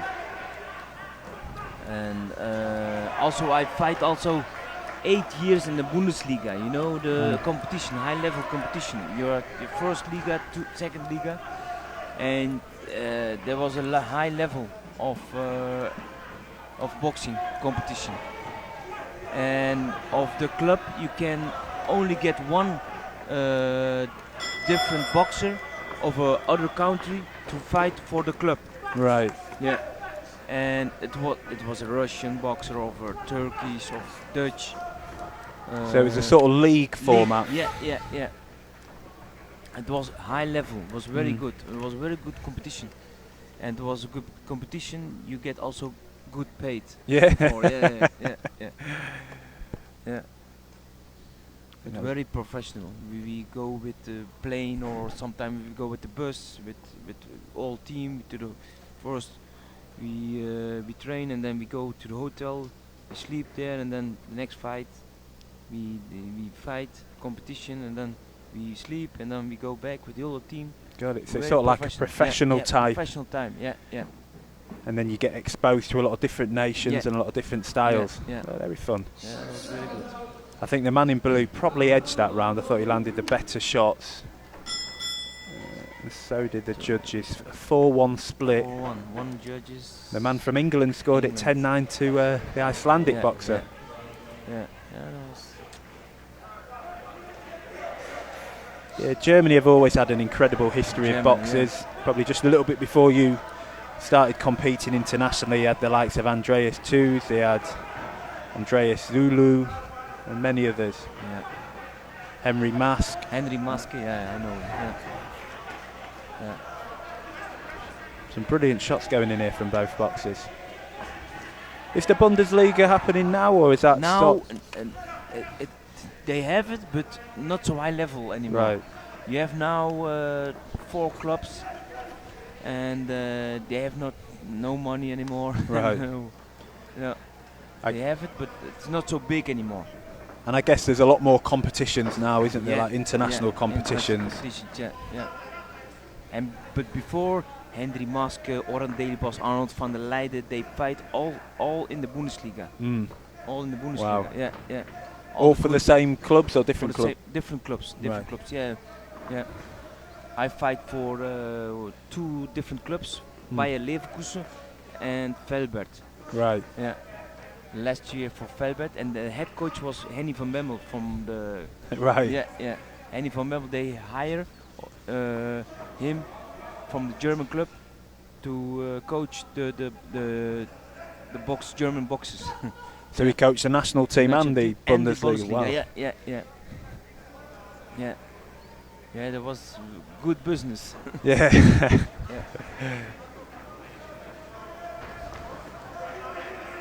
I find it so interesting hearing sort of boxing and what boxing was like back in those days, and I think probably many listeners do as well. In those days, they get, we get 2,000 euros and 2,000 euros one fight. Wow. Yeah, and you had 10 fights a year. Just in that, and then you obviously had your other Yes, competitions other as well. competitions as well. Yeah. You have 10 fights a year in a season, and it was good money. And Oran Delibos and Van Leiden, they get more. They were high level. Yeah. They were high level. It was not euro, but mark. The money. Yeah. It was good business and good competition. You'll have some of the boxers listening to this thinking, well, why the heck am I not getting paid that money now? No. Yeah. Also, Ramazan Pagliani, they talked about it. They also fight in that competition. In the Bundesliga. Yeah, in the Bundesliga. Yeah. Ramaz Pagliani, a brilliant Yeah. boxer, wasn't he, from the 90s? Yeah. Medalled at every competition. Yeah.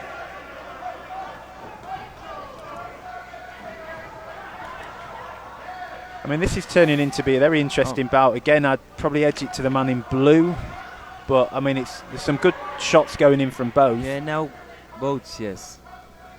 Still think the man in blue probably landed the better shots.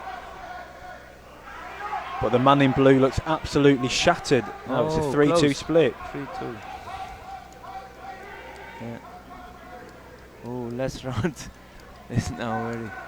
So there's a bit to play for here on the last round. It's even on 2 of the judges' scorecards. The man in blue's up on 2 and the man in red's up on 1. Yeah. So all to play for, really. Yeah. The man in blue's breathing very, very heavily over there. Really? Oh, yeah. Yeah. He's put a heck of a lot into those 2 rounds.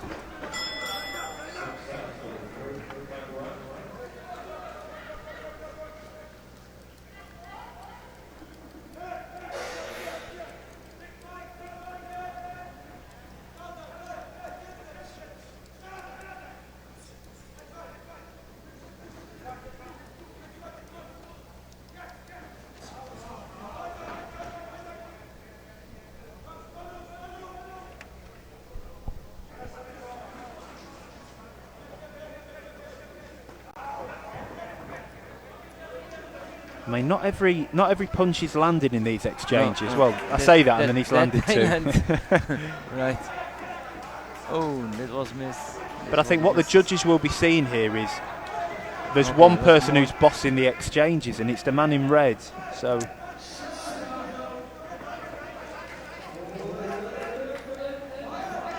good shot downstairs. Yeah. Another one. I think what you saw, the blue one is tired. Yeah. They're getting tired at the boxer. Yeah. And the Iceland is still fresh, still strong punch. Yeah, definitely fresher and stronger than the man in blue. Stronger. Yeah, look.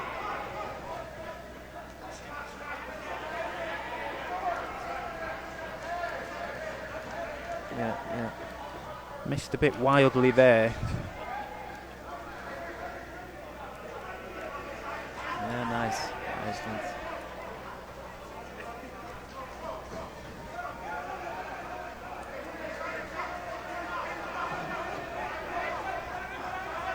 Breathing very heavily is the man in you blue. see. He's tired. Blue. German is tired. Good sneaky uppercut there as the man in blue tried stepping in.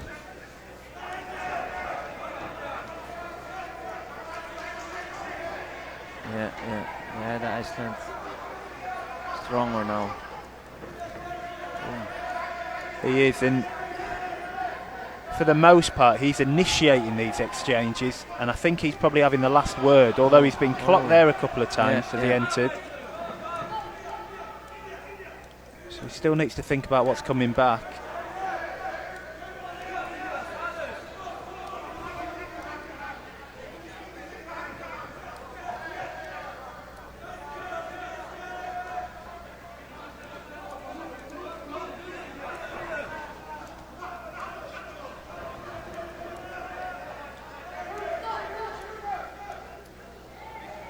Head clash.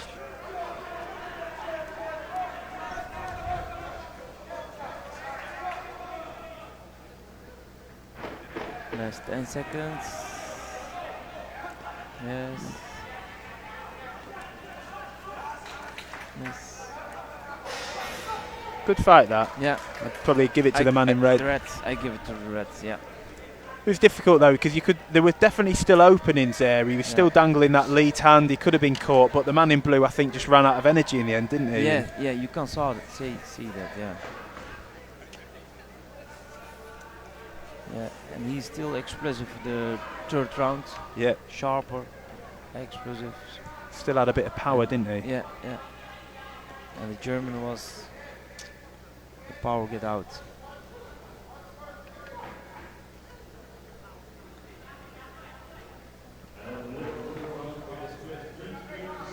Split, yeah. Split, yeah. I think that's fair. Fair, yeah. Yeah, good. The Iceland team very happy in the corner as well. I'm sure they would be. They should be very proud of their lad there. Boxed really well.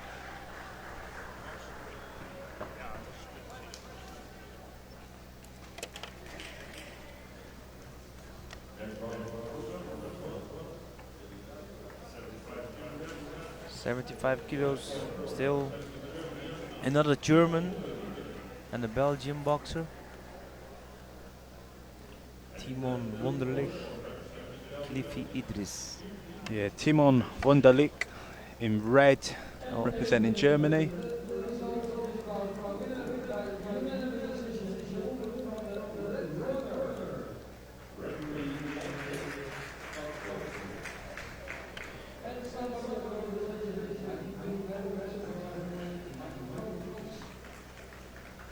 Idris representing Belgium in the blue corner.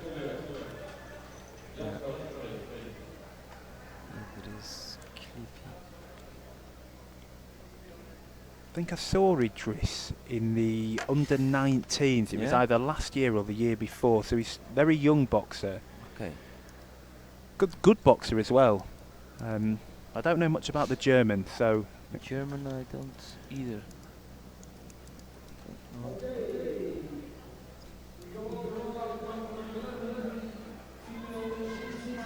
The Belgian boxer, where is he?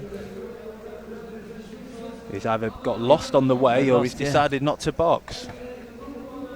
Yeah, maybe.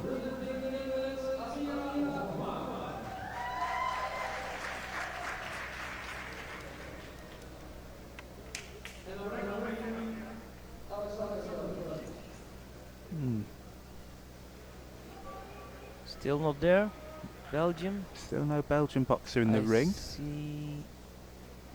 I mean, we can see the Belgian boxing team over there. Don't know where their boxer's gone. Maybe a nervous toilet break before the bout. Yeah. Who knows? Yeah. But what that'll allow us to do, it'll allow us to watch Ring B for a little bit, won't it? Oh no, is this him on his way? Yeah. Oh yeah, Belgium. Guys there, yeah. He was still, he's late. He's late. He's late. He's putting now the gloves on. Yeah, no, he got a wry smile from the German team there. Yeah. Maybe a bit of gamesmanship, isn't there? Making your opponent wait. Yeah. Mentally.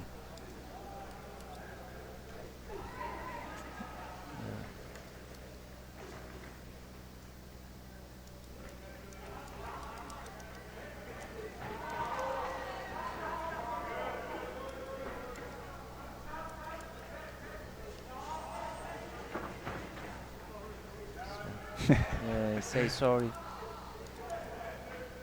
This is an apology to the referee then, wasn't it? And German team, sorry about being late. I'm sure we'll find out why a bit later on.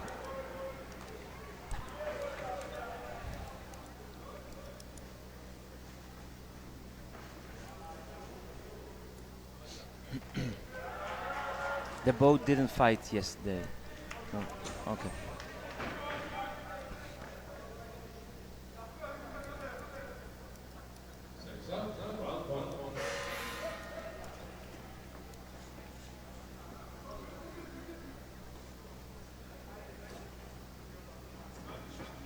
Oh. Oh. Back. Yeah. It's always interesting that though, isn't it? Because he got warned for hitting in the back, but you know, his opponent did turn and twist, and the punch was already thrown. Yeah. That's difficult.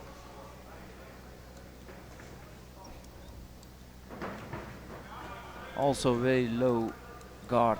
Very low. Like I said, he's a good boxer from what I've seen, and when I watched him at the under-19s, he's very low guard, very fluid, a lot of head movement. He can be a bit wild when he throws and go off balance, but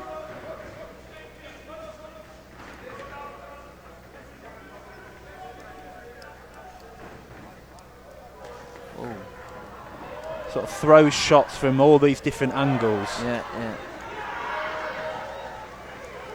really.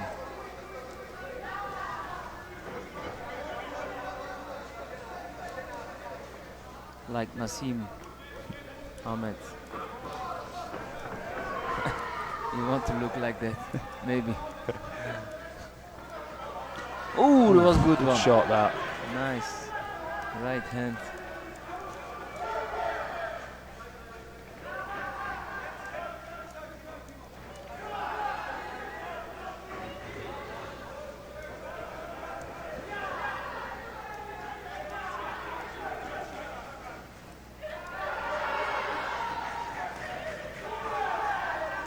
See, he's got a very interesting style, hasn't he, how he moves. Oh, quick. Quite unconventional. But also very dangerous. If you had a good boxer, Uzbek or Kazakh, and you fight against like him, then it's...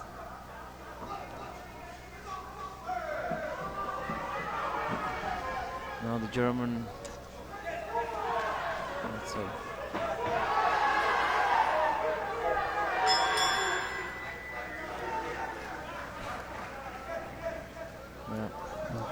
He can't follow. I think there's no real strategy here from the man in red. He's sort of following him around. He's not doing anything to make the man in blue think about what's coming.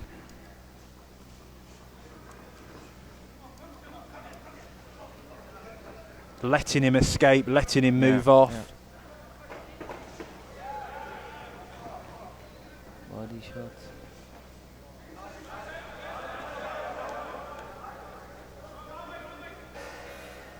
I think the man in blue's probably got that round. I mean, he was missing a bit with the wild swings, but he also landed more. And yeah, he landed more. For sure. No, the German boxer is not so strong. No. No. And there's not really a good strategy to what he's doing. He's sort of following his opponent around. He's not using the lead hand, no real feints, no touching both levels. He's sort of letting the man in blue dictate the pace on the back foot. Let's see how the judges scored that. I'd be very surprised if they scored it to the man in red. No, so all 5 judges 10-9 to the man in blue, and I think that's fair.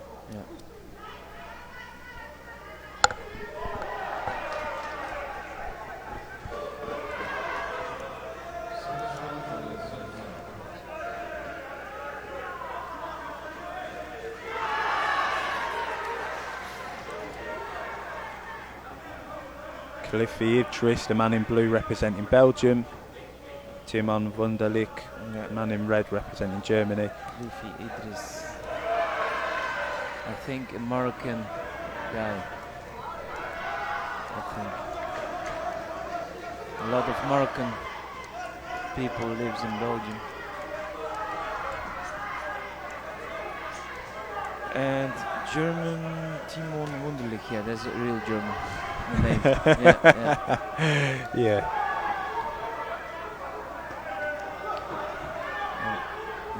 Yeah, okay.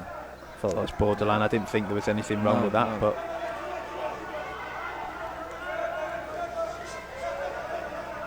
And again, it's just he's letting him escape. He's letting him have the space to move off.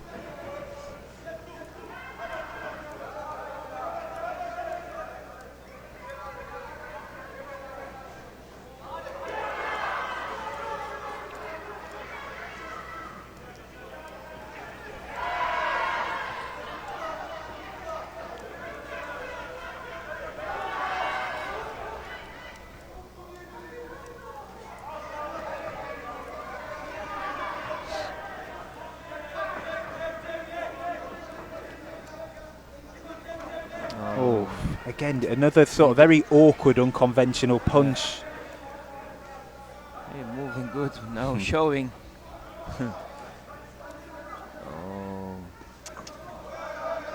Showing a lot now. And he'll get told off for that, won't he? Yeah. Don't do that now.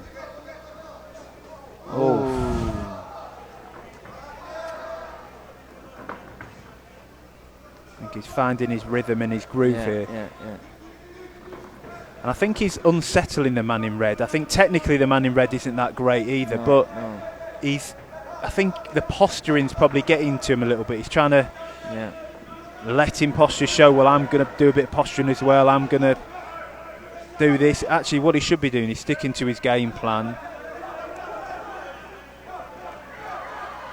He's allowing that posturing, stopping him gathering any type of rhythm or momentum.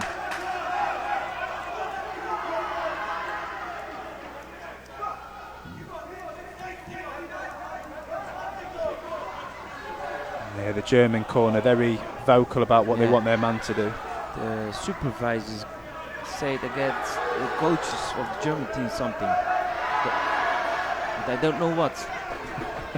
He went over and spoke to him, did he? Yeah.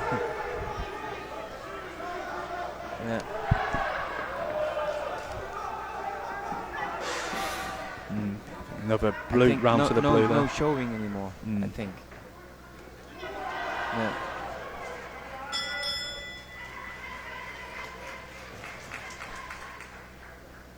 We went to the German lot in the crowd, did he? No, you go to the coaches. Oh, the Belgium? Yeah, for the Belgium, yeah. Oh, no more showboating? No showboating, yeah. Because normally the supervisor, you don't go. But now you go to the coach of the Belgium team. Yeah. See, that's very interesting. Well, so I think the man in blue won that round, except one of your compatriot, the judges, scored it 10-9 to the German. Oh, really? So it's 4-1 split to the man in blue. But the Netherlands judge obviously must have seen something different too. Oh, we're there too. Yeah. No, I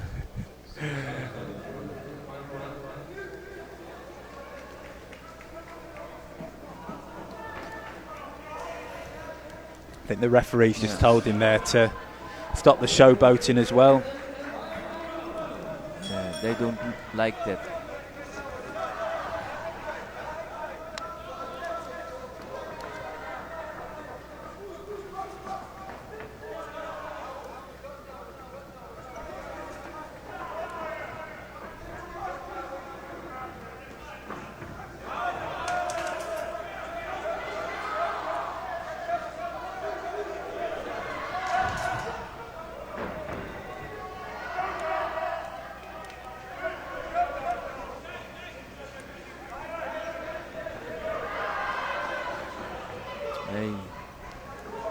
I don't think we're going to see many punches from the man in blue this whole round, are we?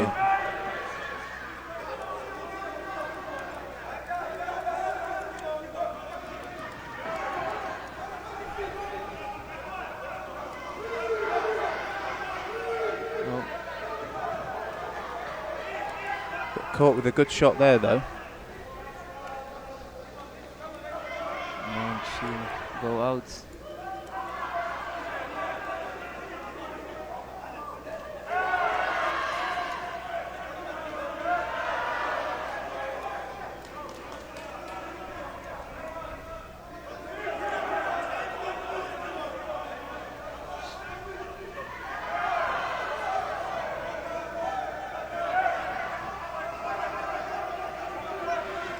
A little bit of head movement wouldn't go away from the man in red.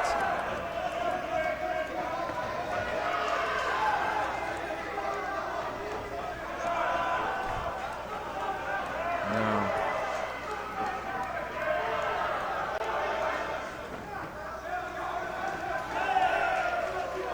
I think the other thing here is you've obviously got a very elusive and evasive man in blue with that upper body movement, so it can be quite tricky to hit his head. Yeah. But we know in boxing there's two targets, isn't there? And it should have been going to the body a little bit, and you know, start going to the body, the head opens up. But the level of the German boxer is not high. That's why he cannot do it. You see his movements. His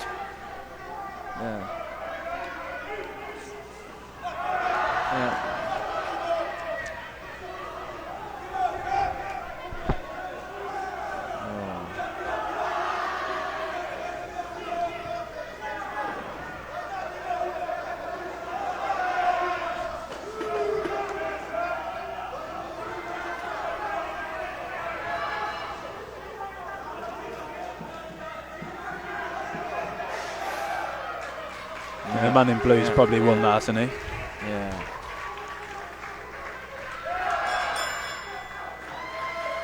He'll have much tougher tests to come, will the man in blue?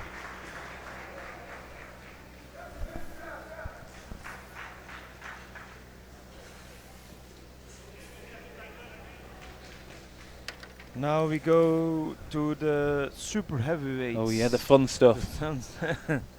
Super heavy. Not saying this hasn't been fun, but you're always a bit more on the edge of your seat, isn't it, when you've got 90 plus kilos.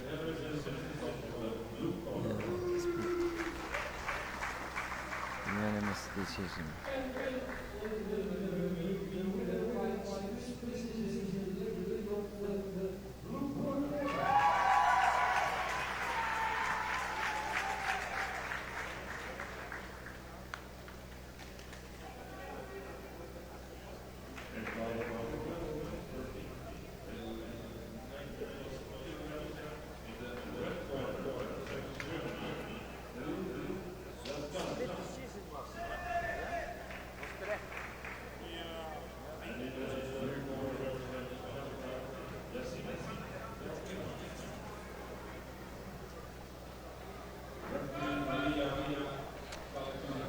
Hey,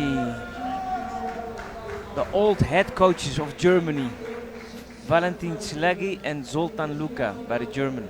Oh. They are very old. I think they... Zoltan Lunka. Zoltan Luka, yeah, is also before good fighter, world champion. World champion, yeah, World 95 champion, I think. Yeah, Is it 95? Yeah, in Berlin, I think, yeah. I'm sure he beat the Kazakh boxer as well, didn't he? Yeah, flyweight. Also at the Olympics, I think bronze. Yeah, but that's the two head coaches. They, I think 30 years already. Yeah, in my time, before my time. Yeah, they still in the job. Yeah. Whoa. Yeah.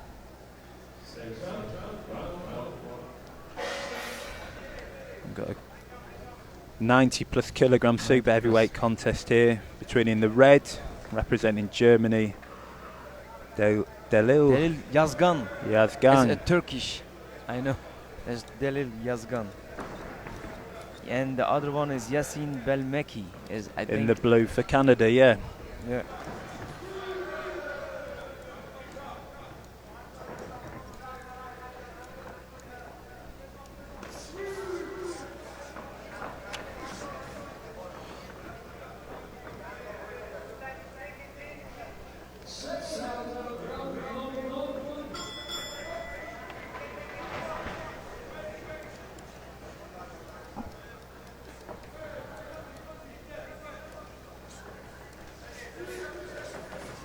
Nice.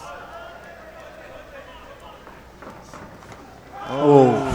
Good one. Yeah, yeah. And I think that's always a risk, isn't it, when Yeah. you have your hands low and you try and pull out an exit with them hands low. It's getting caught up top if you haven't got that slick upper body movement, and that's exactly what happened here.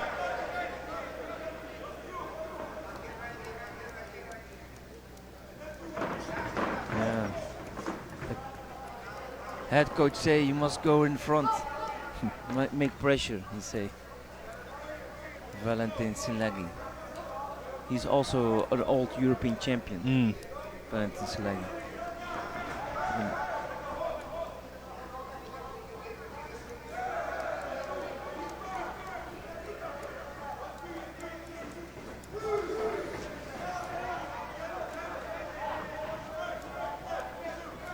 Nice. German. Yeah, good. Good sort of lead backhand there by the man in red.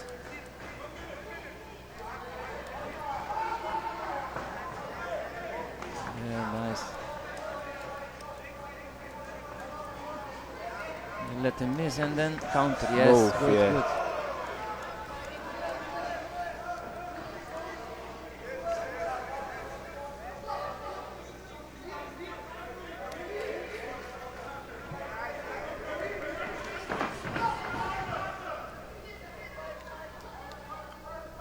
Probably a little bit low there, wasn't it, from the man in red, but I think the man in blue also probably wants that break. Yeah. Technical.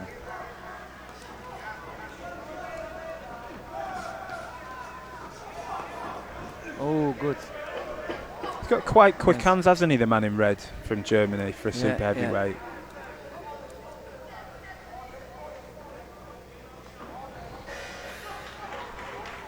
The blue boxer in blue, he looks not like confidence. He looks a little bit. Yeah. I agree. He doesn't look confident in what he's doing. Right? Yeah. If I'm honest, and this is going to sound really critical, he doesn't look like he's got the fundamentals down very well. He seems off balance. He's not really using his lead hand. Yeah. Yeah, the German boxer is 10-9 for the German, for sure. Yeah, 10-9 on all scores. Yeah.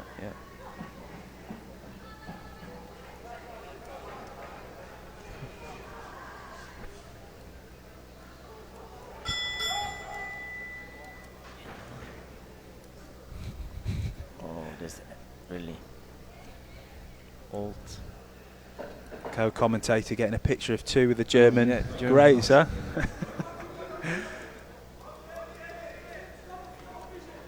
I think Valentin Silagi is 77, 78 years old.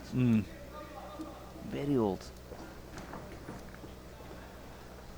Maybe more.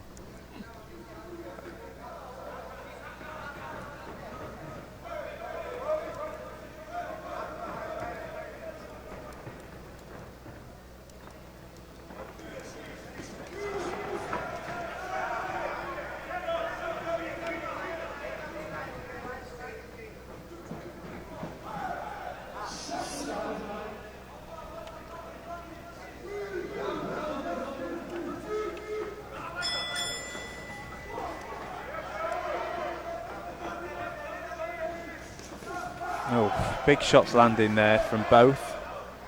Probably think the man in red got the better of those shots though.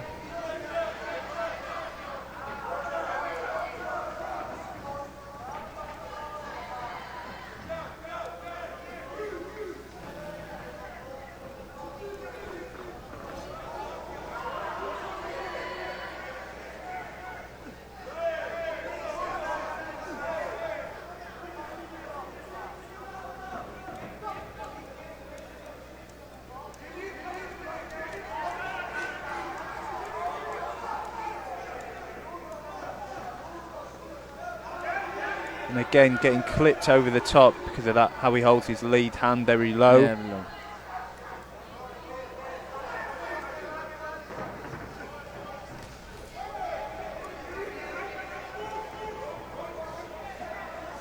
Oh, again. I think what you said in the end of the first round about confidence, the man in the blue doesn't look confident. Not good. No. And when you see that as opponent, you can get trust. You get gives you get confidence, power, doesn't confidence, yeah. In my time, when I saw that, by my opponent, I get much power. I want to eat him. Yeah. Yeah. Mentally, mentally. Yeah.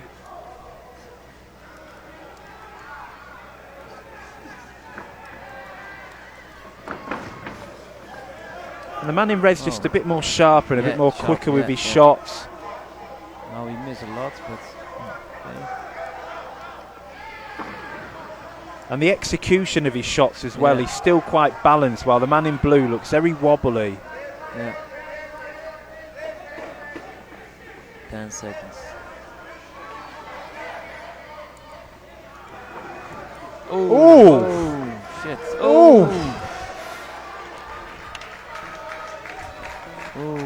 last 10 seconds was not good. Not good for the man in red, was it? Red. Yeah.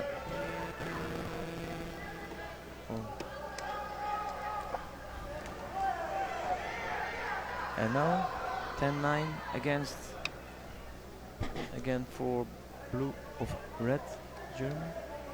Yeah, I think it'd be very surprised if it's anything but 10-9s for the man in red. Yeah, 10-9s again.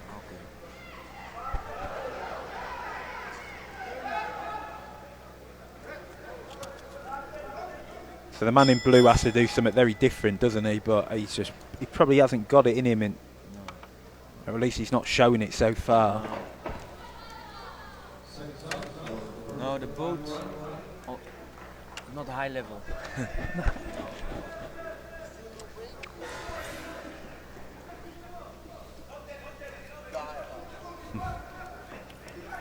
One more.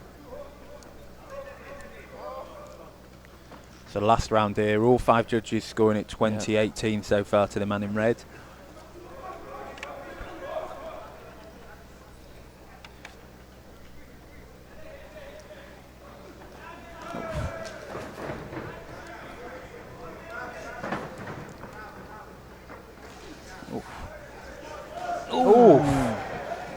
I mean, he's got to be careful here, the man in red.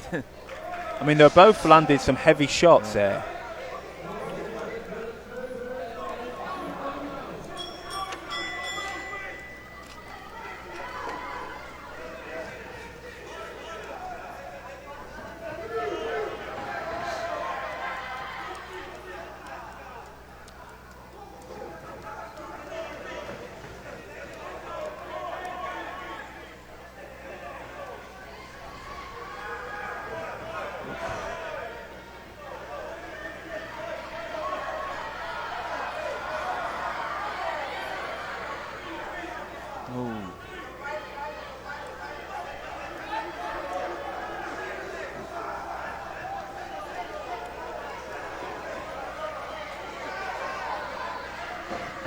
Some very laboured shots going in. I think the man in blue's not really using the southpaw stance to his advantage. He's trying to force things with a backhand as opposed to bring his opponent on.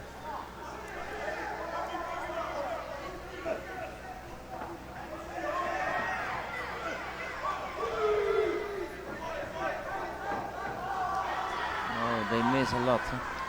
Yeah, it's quite sloppy, isn't it, if we're going to be honest. Yeah. And the judges look at that when they look at your technical execution, and they see that you're not really executing punches very well. I mean, that all plays a factor in how they score.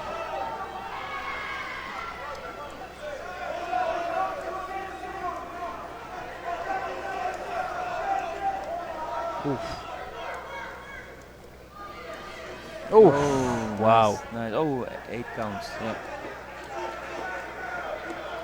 Doesn't look very confident in wanting to continue there, the man in blue. No, but he is gonna.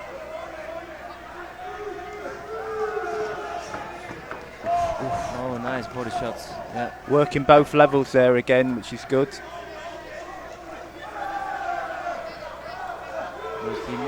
Must match out. still our heavyweights.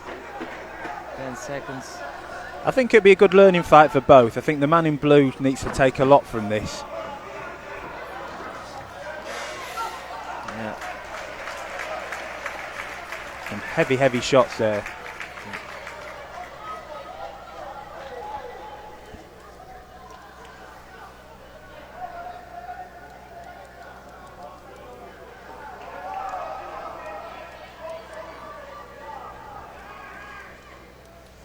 The German have 2 super heavyweights. Now again, one more. The last is also a German. Against England. Yeah.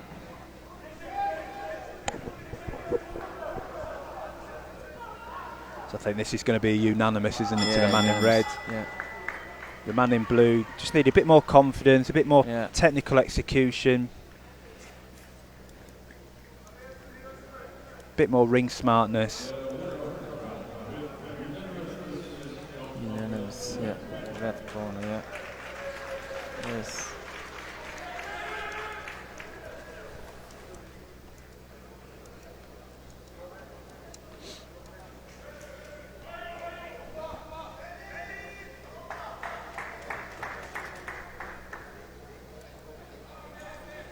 Now another one.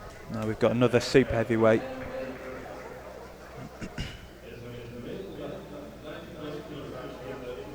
And you know the English super heavyweight, you know already.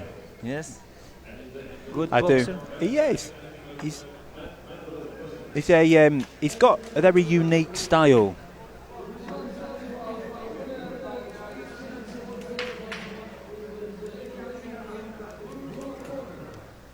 Yeah, so we've obviously got Matt Williams in the blue here from England, and then Dennis Ohio in red from, well, representing Germany. I actually spoke to Dennis yesterday. Yeah. Yeah. I thought I recognise that accent from somewhere, and he's a South London boy. Oh really? Yeah. I thought, you don't sound very German, and no. Oh really? But yeah, Matt Williams, very exciting boxer. And when I say he's got quite a unique style, Yeah. he's got a very high output for a super heavyweight. Yeah. So he reminds me a lot of the likes of someone like Joe Joyce, where Yeah. Yeah. the volume of punches is usually overwhelming for opponents. He's not looking to Okay. land single shots. It's Yeah. 4, 5, 6 punches at a time. So yeah, I think we've got an exciting matchup here. Okay.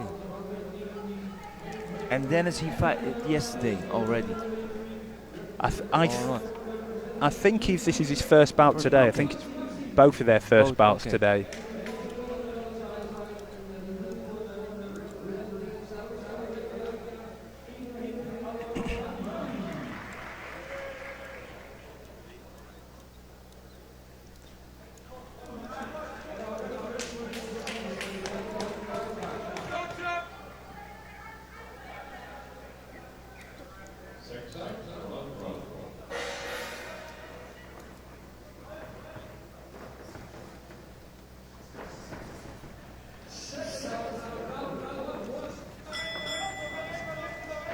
See what's already trying to happen. Man in red trying to be elusive on the back foot. Yeah. Box and move, box and move.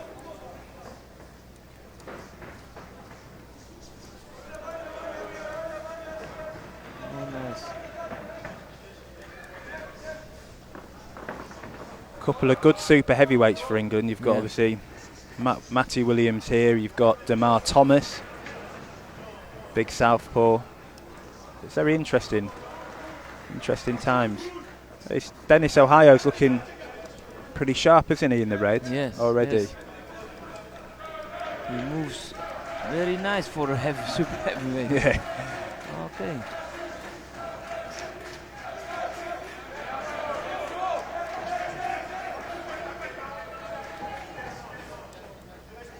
Very easy. Oh. Look. Oh. Moving. Now he misses a lot. Okay. Oh, nice. Good head movement there from the man in movements, red. Yeah. Oh, uppercuts. quite a slippery, awkward customer, isn't he, with how he's moving? But I think Matty's getting the right idea now. He needs to stay just there, not too much in range, not falling in. But the man in red's looking pretty sharp, isn't he, at the moment? Yeah.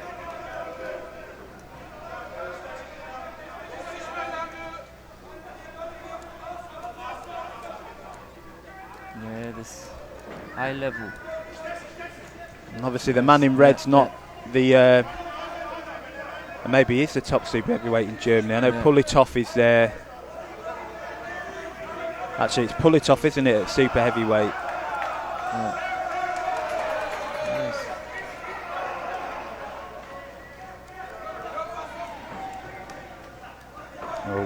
Matty's up in it now. And Matt is the English champion? He won the national championship 2 years ago with really good performance. And he's actually been quite exciting ever since he boxed the world champion, double Asian champion Ibek Oralbai earlier in the year and gave a really good account of himself. So, you know, he's got a lot of potential as Matty Williams. Yes.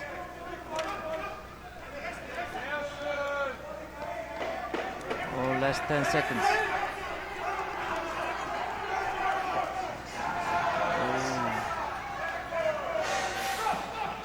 I mean, it's sort of a round of two halves that. I thought the man in red, Dennis Ohio, won the first half of the round, and I thought Matty Williams came back quite well.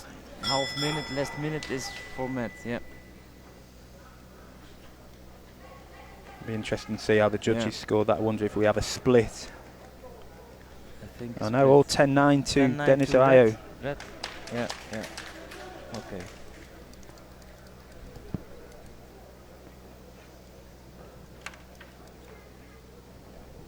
Got a bit distracted there. So yeah, the super heavyweight for Germany is Pulitov, a very good high-engine boxer. It's interesting in the super heavyweights. You've got the Kazakhs, the Uzbeks, and the Russians who have got the best. But these lot aren't far behind the likes of Matty Williams, Pulitov, Demar Thomas, and I mean even Dennis Ohio looks pretty sharp today, doesn't he? Very good boxer. First time I've seen the moves very nice, heavy movements. Look. Yeah, that pressure, yeah. I think we're now going to see that high output from Matty Williams. Still needs to be disciplined with it because the man in red is sharp, isn't he, with the counters? The counters, yeah. You must watch out.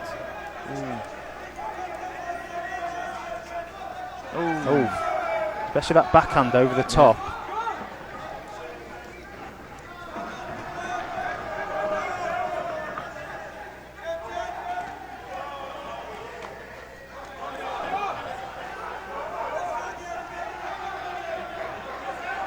This good, yeah. And that would tire most super heavyweights out, but Williams could do this sort of all 3 rounds. He's got a brilliant engine. But again, he's got to be careful as he enters. He's getting clipped a few times, isn't he, as he steps in and even as he steps out there.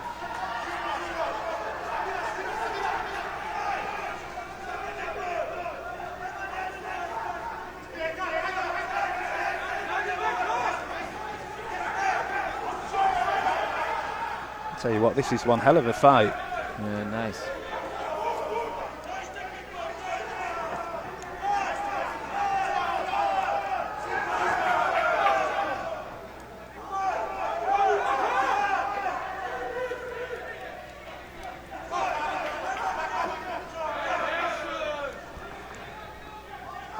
For a super heavyweight contest, I mean, this has been fought at some intensity, isn't it? Very high intense.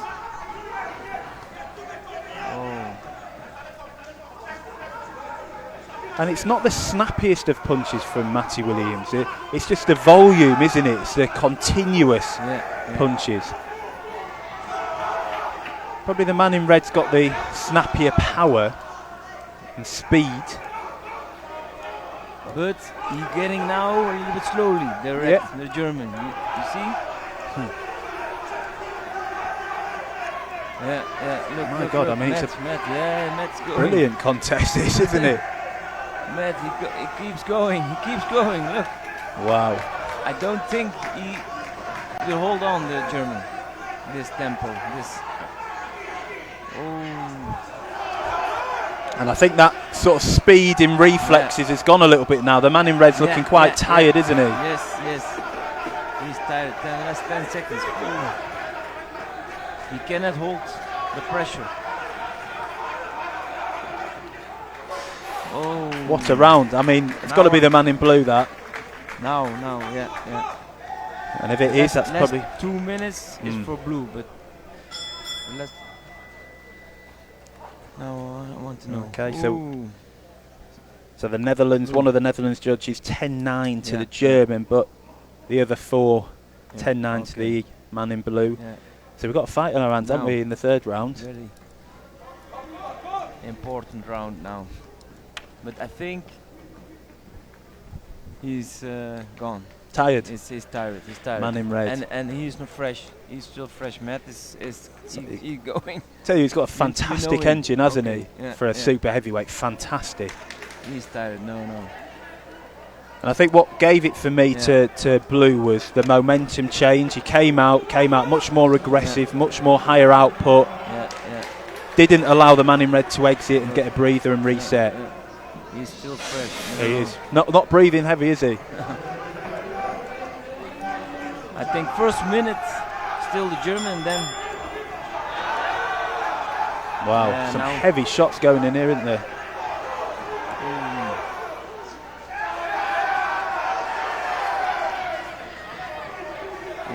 Look.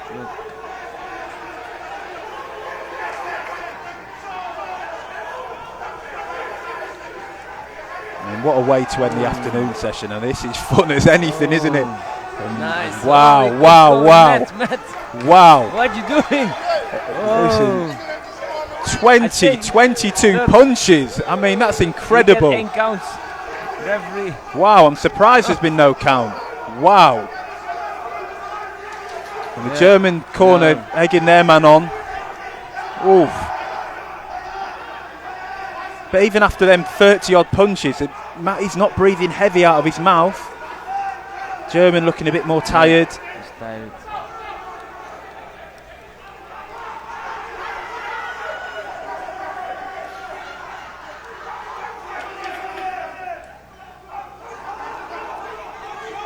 Wow.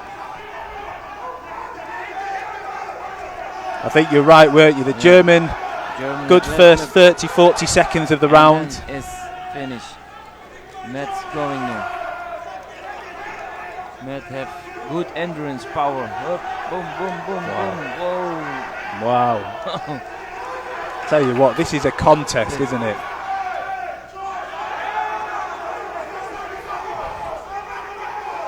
Be wise for both of them to take that small step back and go again, but my gosh, this is... Wow. 8 counts, Wow. Wow. Nice. Tell you what, this is a fight. Oh, nice.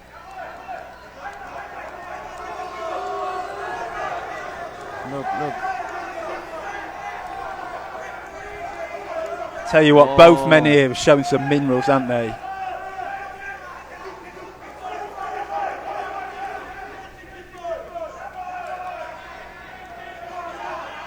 Wow. Wow. German's tired, isn't he? One more time. Wow. Yeah.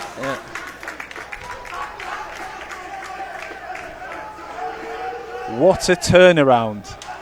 Oh.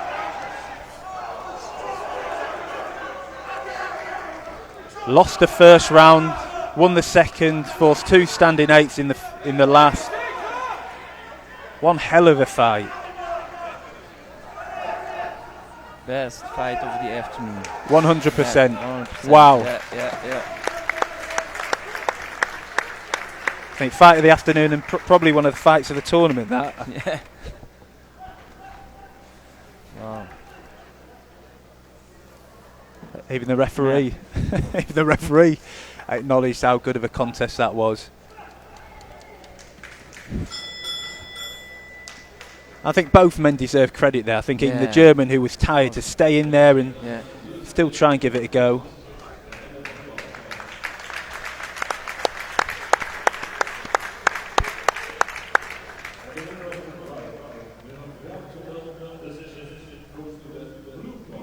Yeah, brilliant fight that. Yeah.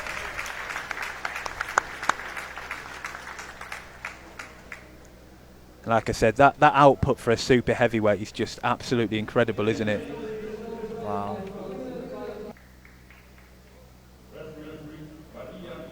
I think we're on. Yeah, I can hear myself.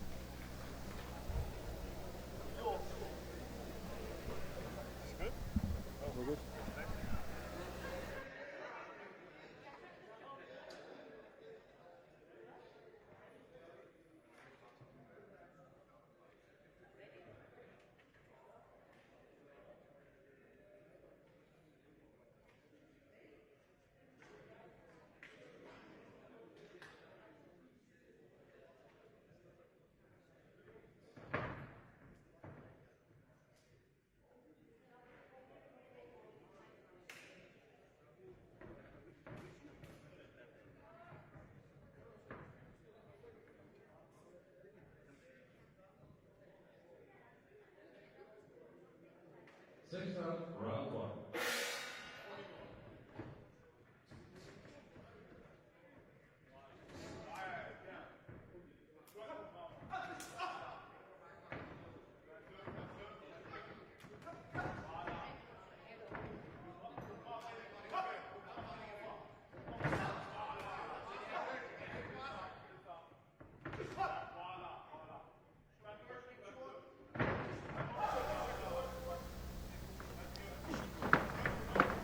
Now, testing, Test, yeah, working, great. and we're back. The evening session of the Eindhoven Box Cup Day 2. Matt Robinson, joined by Hi, Subur. a good amateur boxer yourself. Yeah, I've been in a few bouts, about 37. Yeah. Been Dutch champion in my youth, so that's about 10 years ago. Yeah. And I got a bronze medal on this, on Eindhoven Cup a few years ago. Oh, brilliant. What Yeah. weight? 75 kilograms. Nice. Yeah. Well, it's good to have you here. Yeah, And good let- to be here. We'll enjoy some of the boxing together and commentate. I have the first row seat, so that's always a good thing. It is. So in ring A, we've got a 80 kilogram contest between, in the red for Belgium, Noah Hadjit, and in the blue for Ireland, Owen Quinn. Both very good southpaws. Both put on some really good performances yesterday. Hadjit boxing his countryman in an interesting war of friends, really. Yeah, they know each other. The two Belgian boxers yesterday. Sorry. But it'd be very interesting about this. I think Hadjit's having quite a lot of success landing against Quinn already.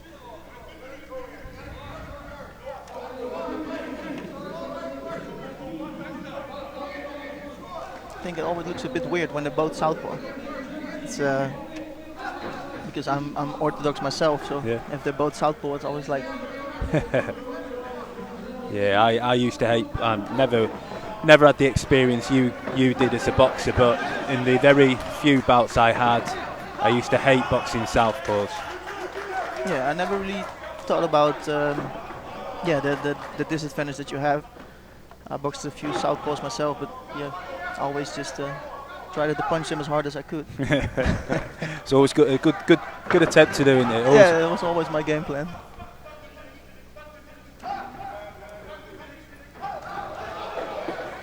Strong punchers. Yeah, Hadjid, very, very slippery operator. He's got good upper body movement after he throws. Good sort of active first round. From what I saw, I'd probably edge it to the man in red. I thought the man in red landed the better shots, was working better off the back foot. Yeah, it was a close round it was. But Let's see what they Yeah, and all the judges, all 5 judges, scoring it in favour of the man in the red, Hadjid.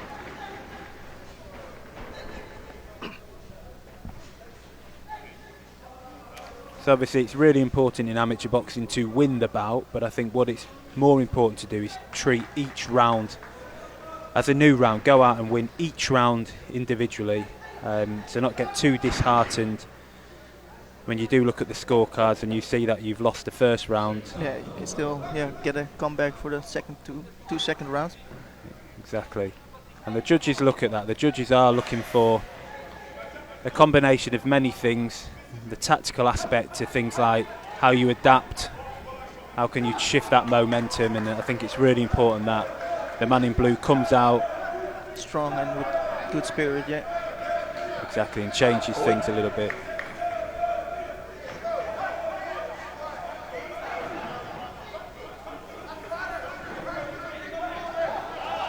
Oi, that's a good one. Yeah, the man in red, very, very sharp, isn't he, on the counter? Yeah, yeah. You can see blue is really looking for the big punch to land, but yeah, red is really fast with the counter. And he's very, very good at escaping and finding space and moving off. Yeah.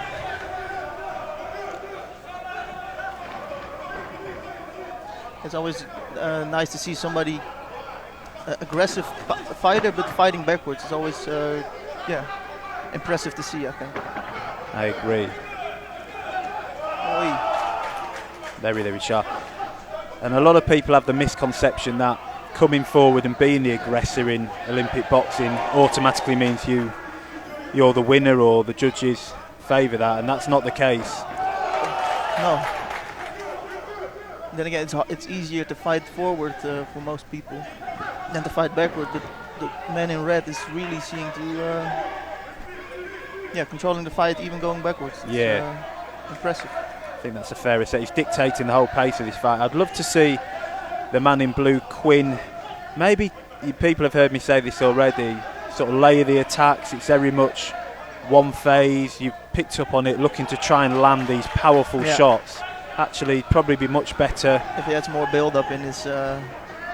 Exactly, building up the attacks. Maybe tapping downstairs, stepping forward, going again. Trying to lower the guard of his opponent.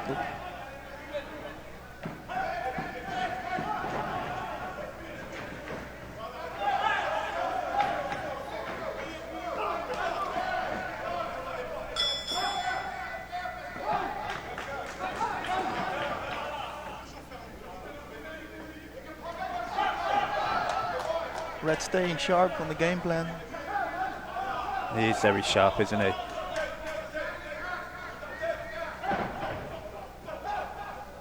Good head movement there by Quinn, but sort of matched again by the man in red. I think he's just giving his man in red a bit too much respect, time and space, isn't he? Yeah, but if every time you try to attack and you receive a few punches in the head, then you will think twice of going in. So he's just been caught there again. Yeah, that was a good bout for red. I agree. But I think even I'm not really seeing many feints from Quinn. I'm not really seeing any tempo changes. I'm not really seeing him again tapping down to the body.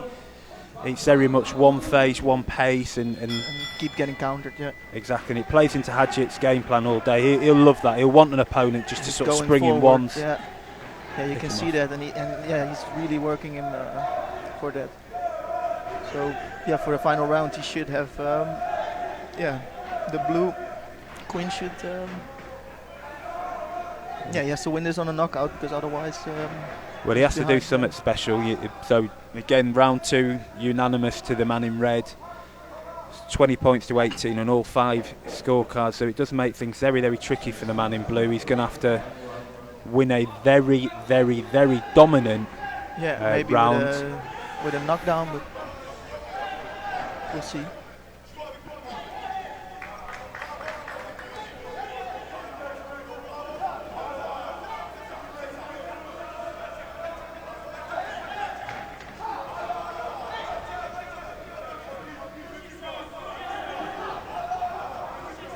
Again, man in red Hadjid looking very sharp on the back foot.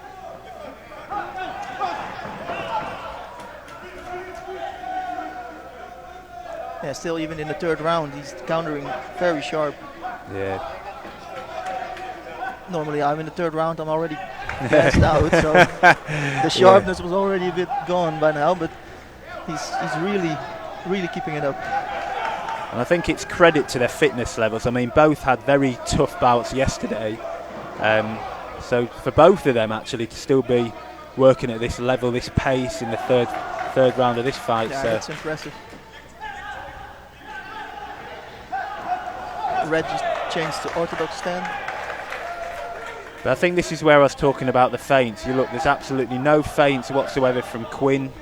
I think the minute Hadjid sees anything, any sort of movement from Quinn, he knows it's a punch and he wants that. He'll just sort of move off, counter, and then exit out just like that. And that's why I think Quinn's got to think about how he closes in, feint, step. Go again with that follow-up phase. Don't let him escape. Really nice movement around from the men in red. It is. It's a lot easier said than done, isn't it, trying to trap someone as elusive as Hadjid. Yeah, it's hard.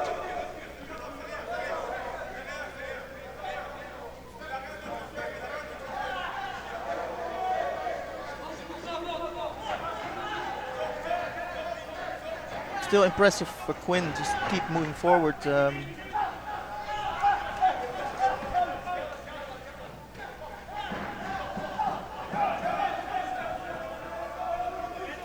Being a bit crude now is Quinn, and again a feint now and again wouldn't go amiss, and sort of stepped into a backhand there.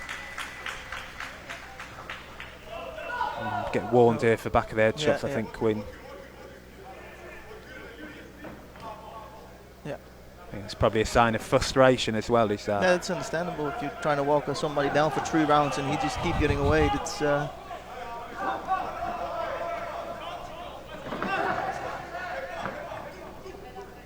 the other thing is smothering his attacks a little bit, Quinn, there. When he sort of stepped in, he... a bit too close to his opponent. Exactly.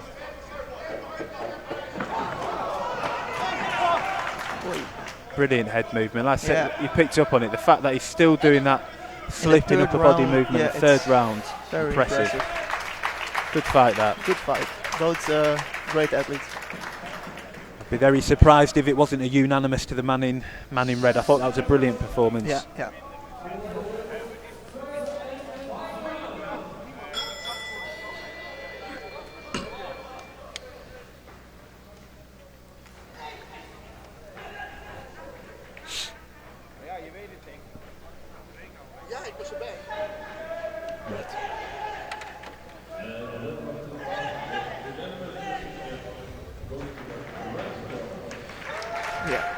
Deserved winner. Good sign of respect there at the end as well. Nice bout to see as well. It was. Good start Impressive. to the evening. Yeah. I think 80 kilograms is a pretty sexy division at the moment, both here and sort of more widely and internationally. So, yeah, and I think Hadjid's very much in the mix for some of them competitions and some of the other boxers at 80 kilograms. Yeah, that looked a bit light for 80 kilograms, but now he walks out of the ring and he's a bit tall. Yeah, you see the difference from down here. You don't see how tall they are, but that's a big man.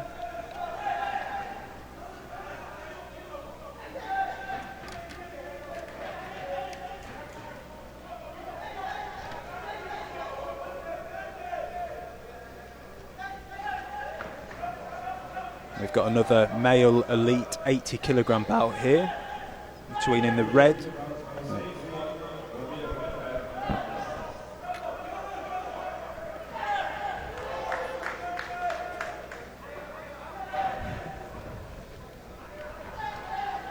$80 kilogram bout here between in the red, representing Saudi Arabia, Abdul Rahman Sadek.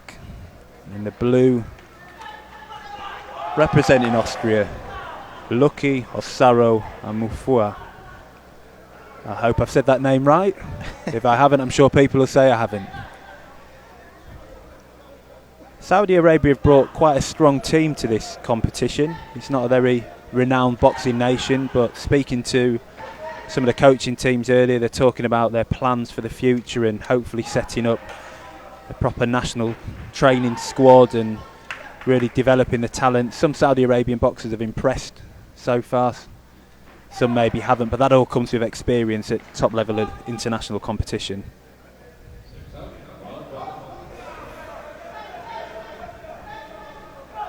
Two orthodox boxers.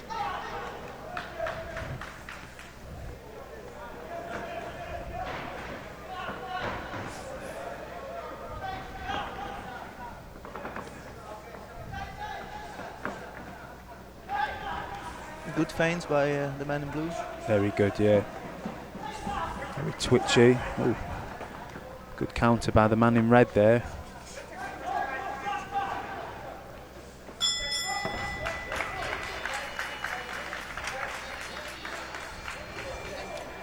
You can sort of already see what type of fight this could be. The man on the blue taking the centre of the ring, looking to work behind that jab. Man in the red looking to work off the back foot.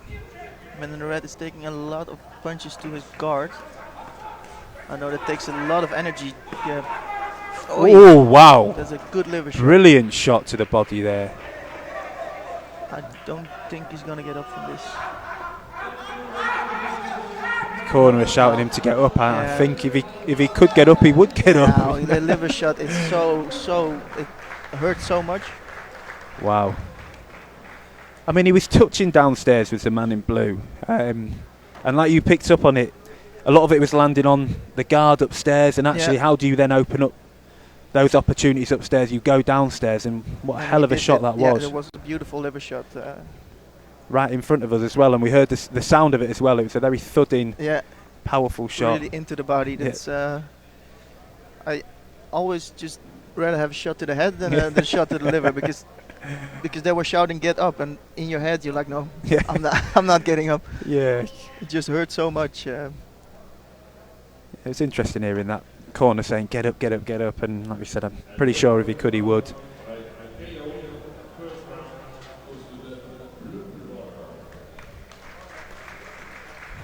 I'm sure tougher tests will come for the man in blue at 80 kilograms, but he's got to be impressed with that. It's good for him, especially if he has a opponent tomorrow that has a full bout. Yeah. He's not even warmed up yet. Yeah. Didn't even break a sweat, so for tomorrow he will have more stamina. Yeah.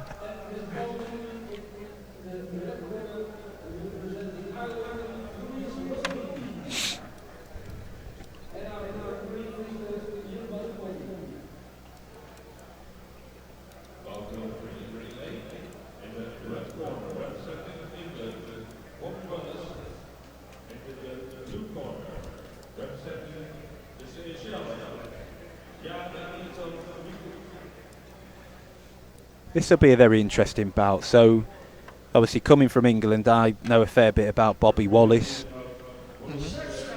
Very, very good, strong boy. Come on quite a lot over the last year and a half. Developed some really good sort of technical skills in the ring, and a lot more thought process behind how he boxes now in a fight. The opponent here from the Seychelles, Jade Ethan Meacock. I knew absolutely nothing about him before Eindhoven, and actually yesterday I was told this story yesterday. Yesterday he was walking around in a Cuban boxing vest. Yeah. And I think many people in the food hall thought, well, hold on a sec, a Cuba boxing here, but no, he's boxing for the Seychelles, but he sort of boxes Cuban-esque, very, very slick on the back foot, not super active, he doesn't throw a lot, but he's very, very hard to land on, very, very sharp and quick with his counters. So I think this could be a really, really interesting bout. And I think Bobby had a tough fight yesterday against the Ukrainian kid, Artur Kasyanov. And I think Meacock had a fairly comfortable win over German boxer Kadu. So could that play a factor? I guess we'll tell. Yeah, we'll see. Yeah, that's always bad if you have to fight really hard the day before. And then, like you say, if your opponent hasn't had that intense fight, that could make the difference. But then I guess there could be an opposite there, couldn't there? Where actually if you've had the harder fight, you might feel a bit more confident. Yeah, you really, if you have a real hard fight against a good opponent, it can grow confidence. But yeah, if your muscles are, worn out, tired, then yeah. So I think this could be a very interesting matchup, and I'm interested to see the game plan from both. Like I said, Wallace has improved massively over the last year and a half. He was never a bad boxer. He was very much engine, volume, but actually he's developed that sort of tactical prowess. But I think we're going to have to see a bit more of activity from Meacock if he wants to be successful here.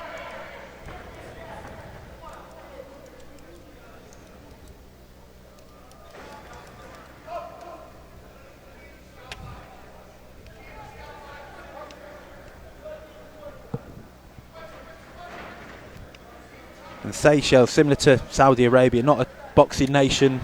No, I've never heard of it myself. I think it's just off the coast of East Africa. I mean, nearest country probably with the most renowned boxer is Mauritius, with Bruno Julie, Olympic Games medalist.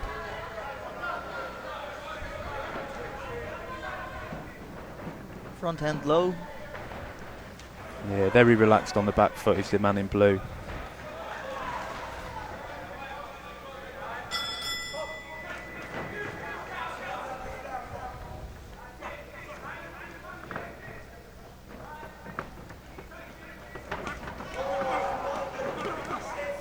I think it's so important when they do have exchanges that, obviously it goes without saying you're the most successful, but you do try and have the last word in those exchanges, because the judges do look at that.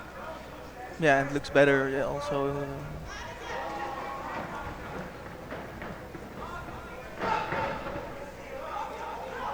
That's good, interesting shot that from Bobby. You might have seen it about 10 seconds ago. A lead backhand as the man in blue was circling off to his left with that low lead hand, which you picked up on. Really trying to make the the Cuba hook, just turning around it. He's really, like I see for now, he's really planning on just trying to turn around, stay out of that rope, stay out of the corner. But yeah, if you box with your hands that low, it's always a risk that you take. Absolutely.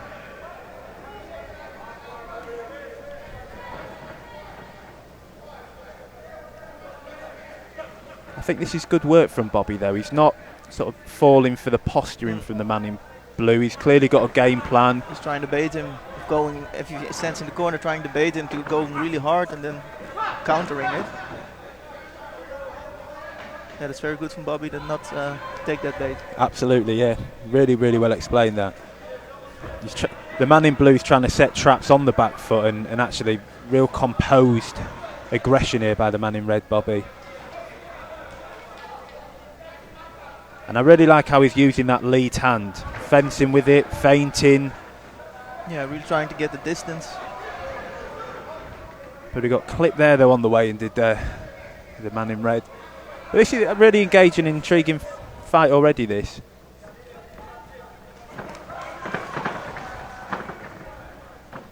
Yeah, that's really what the man in blue is trying to do, is get him baited into ropes and turning around and getting in his back. Trying to get out with a few counter punches as well. Bit of a wild fight for now. Yeah, I think it'd be really good for Bobby to sort of work in phases here. He's got, when he has him trapped, which is where the man in blue wants him to be, don't just rush in, rush your work, stick to that patient attack. Good start. How do you I mean, that was quite close. I'd probably edge it to the man in red, although the man in blue did have success on the back foot.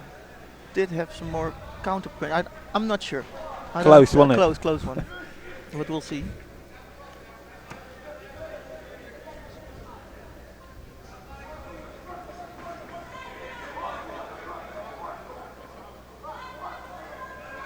Yeah, to the man in red. Unanimous to the man in red representing England, Bobby Wallace. I think it was quite impressive. I mean, there were the times when he'd fall in, but I mean, the man in blue makes him. But I was really impressed with how he cut off the ring, how he used the lead hand, how he went downstairs to the body. When you've got a very elusive target upstairs, the easiest target then to hit is the body. Yeah, the body is a lot harder to move than your head. Absolutely.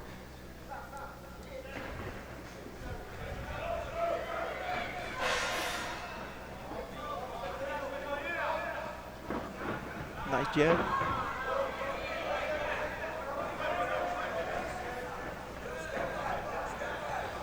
I think that's really good advice from the Yeah, he got some good advice in the corner. step right, cut him off. I like that from Bobby. Composed, stayed just at range, landed his shots, but stayed just at range.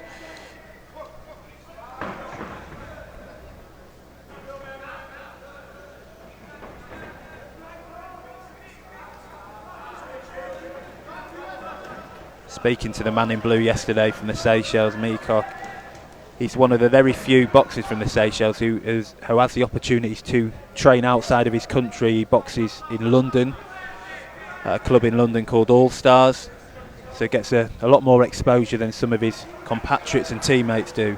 He's going to have a point for holding here. Yeah. So I think this probably changes the dynamic of the fight potentially, as the man in blue will really have to try and force has to make it. the points now, yeah. But it's not his style at all, so Yeah, still keeping to the same thing, staying in the corner, trying to bait the opponent. Oh, gum shield out. God. he caught him with a good shot there, did Bobby. It's really impressive stuff, this, in the second round from Bobby. Really patient with the attacks. Composed, he's staying like you there. said, yeah. He's not rushing his work. He's staying at range. Not falling after his punch is really, really good, yeah. The level changes also from the body to the head. Absolutely. And he's also thinking about what's coming back as well, which again is so important in boxing, not just what you throw, but defending what's coming back. Yeah. Again, a really beautiful jab here by Bobby. Oh, some good hooks from the man in blue.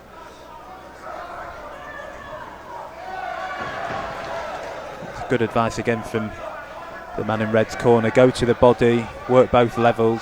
He's doing that quite well in the bout, but good advice nonetheless.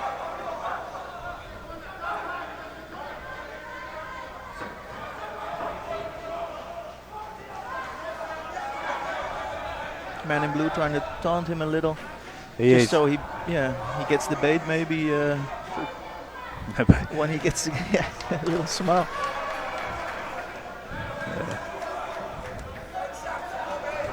Oy.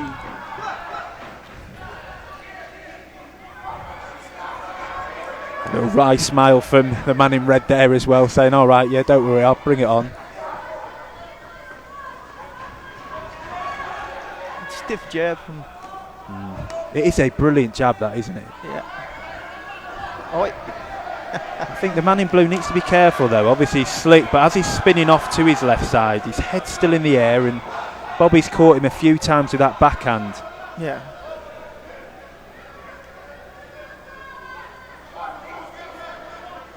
Another point deduction, yeah. That was a brilliant round from Bobby, that, and again I think he's probably won that on a unanimous. Yeah, for sure.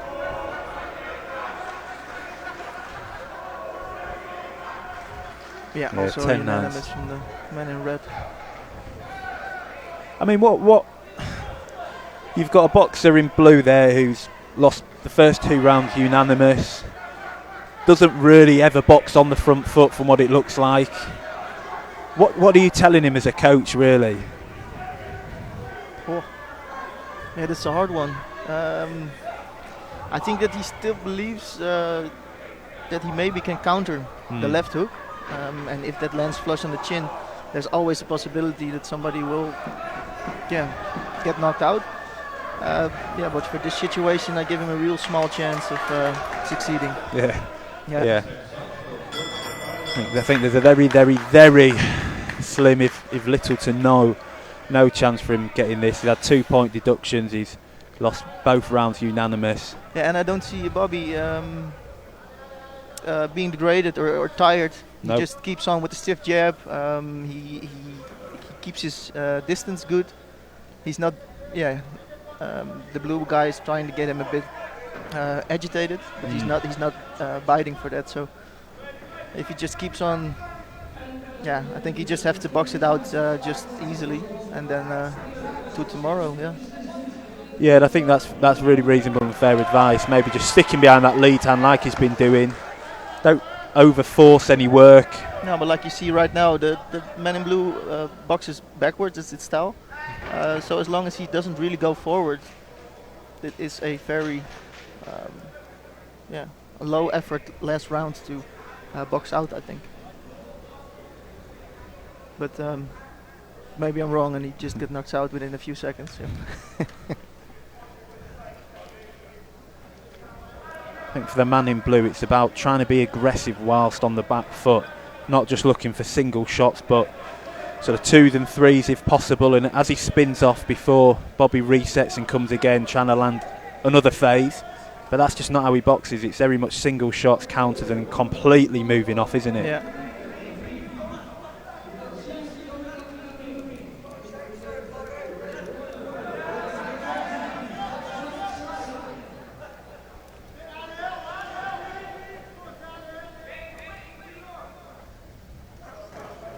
Yeah, that's that left hook. But you see what I mean? I think through a left hook, did it land, did it not, who knows? But then he already sort of springs too far out of range. Actually, he'd be much more wiser to keep it close, pivot off. Where you can make points, yeah. Exactly, and go again.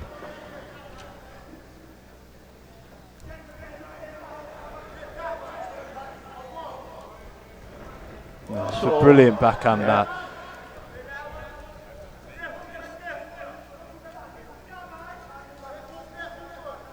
That's always, if a boxer says that it didn't hurt, it always did hurt. Yeah. Yeah. The smirk always is that acknowledgement of, good shot. Good shot, yeah. And again, brilliant lead hand by Bobby, the man in red there, Bobby Wallace. He's landed the backhand, he's landed some good shots downstairs, but for me, it genuinely has been his jab that's been the most effective punch here. Stiff jab and a high guard. Yeah. Really anticipating the punches that are coming. It's impressive to see. And you see he's just done it again through 5 or 6 punches there, did the man in blue. And as opposed to maybe just having a little shuffle out to the side and then go again, he's just off.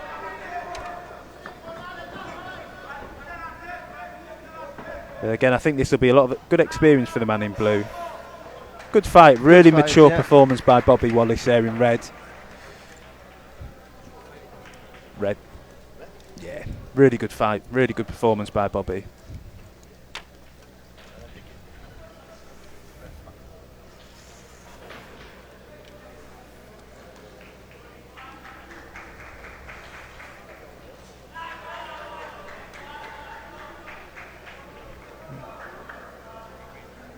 And we could have some very good matchups at 80 kilograms.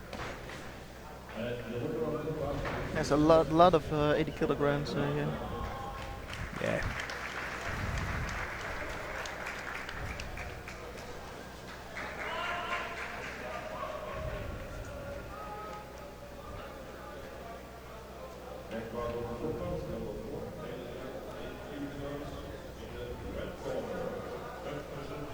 Going up a weight class right now, 85 kilograms.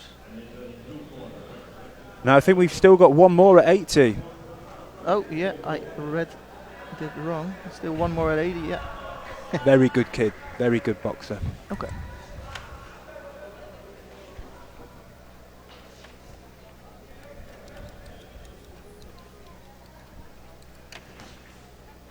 He's actually the nephew of Somjit Jongjoho, who won the Olympics in 2008.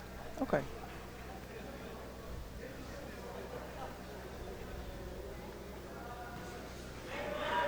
That's his uncle there. Oh, it's in the family, the boxing. Got big shoes to follow, hasn't he? Very, very slick boxer. And I think if I've got the draw right, the winner of this will be boxing against Bobby Wallace. Okay.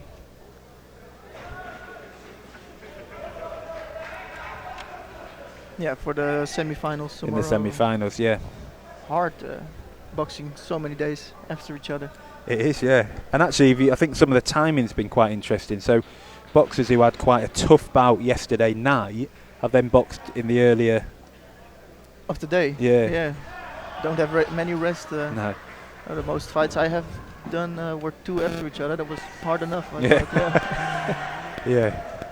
So you definitely wouldn't have liked to have done four bouts back to back. No, it's. I was, yeah. For what I did, I was sore on the second bout, and 4 days after each other would be.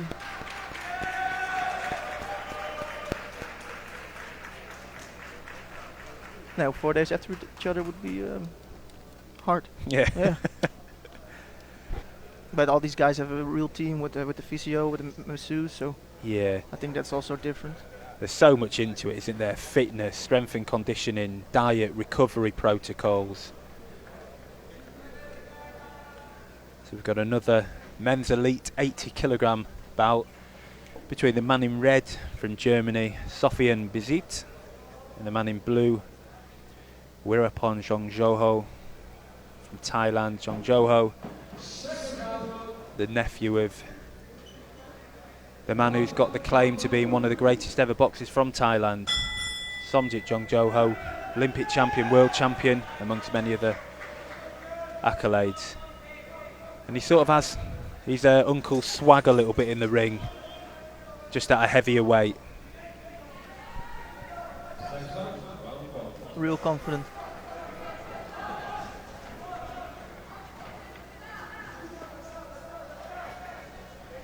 The man in red, some may recognise from the under-23 Europeans last year.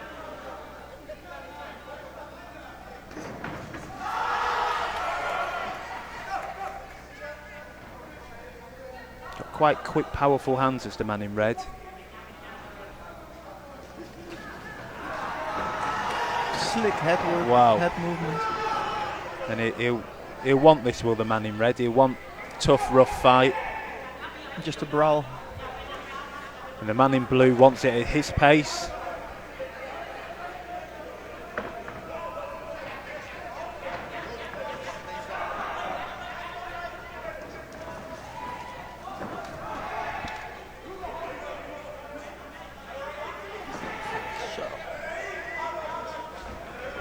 The referees allowing them to work in the clinch and then out the clinch, and I've really enjoyed that throughout the whole competition so far.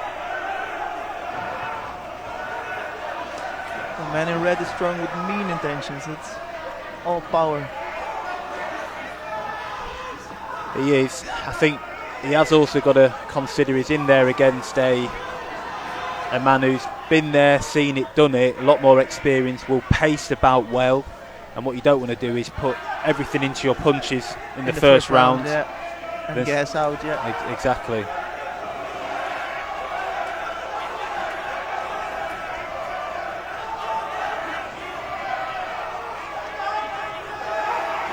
I'll tell you what, this is turning into a fun bout to watch. Oh! Yeah, you can see the man in blue is really, like you said, pacing the fight. You can see the experience in that. Yeah, he got really good ring IQ. He was upset in Paris Olympics by Christian Penales. Many people thought Jongjoho would have won that. But he just really knows when to throw, when not to throw, how to throw. And slick head movement as well. So absolutely. Really keeping the distance.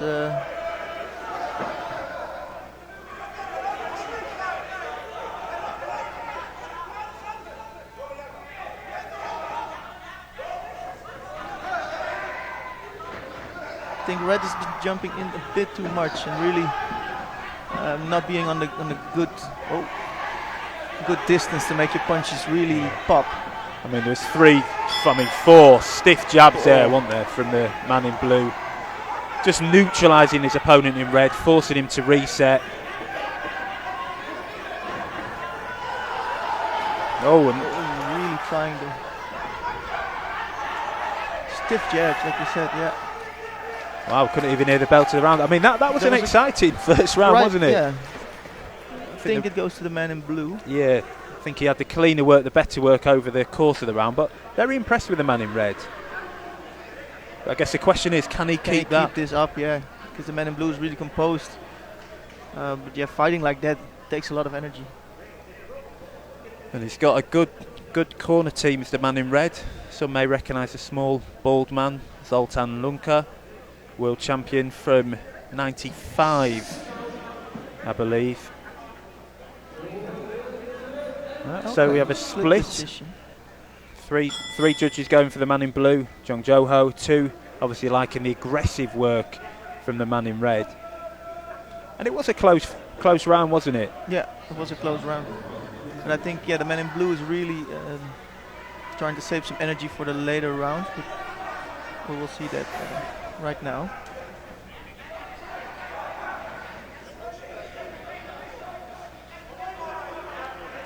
I know it sounds really obvious, but I think the most successful shot, both landed in that first round, was the jab.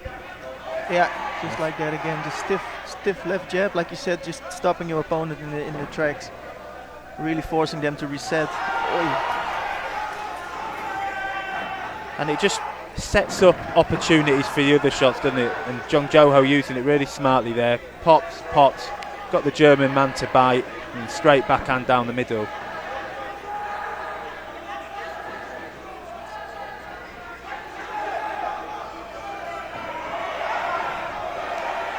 And also when you keep on trying to get the attack and you get stopped by a stiff jab, it's really demotivating to go in again. So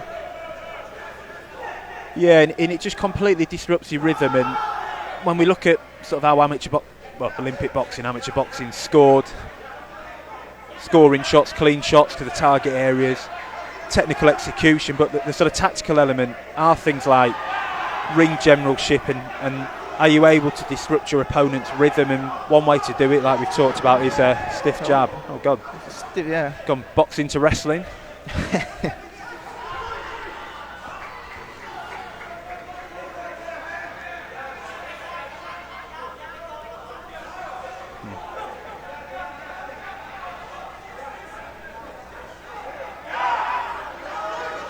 I'd like to see the man in red step in with those jabs now and commit to him a bit more. That was a brilliant shot. Inside of the glove, I think. But yeah, really step in with the jab, building up the attack, and he's not committing to that jab, and he's not going to beat Jong Jo-ho at range. He's going to have to beat him up close. Yeah.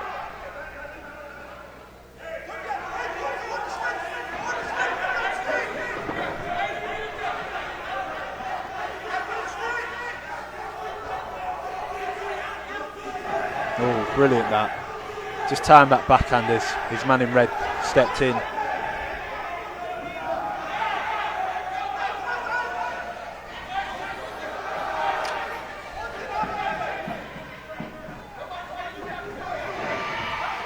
The way Jong Jo-ho boxes at times, it reminds me of those videos you see of the Cubans when they do that sort of shoulder tap sparring, touch, get your opponent to react and then fire that sort of electric backhand. Oh God, that should hurt. Yeah, almost like a wrestling DDT. Yeah, that's also a bit of tricks for, I think.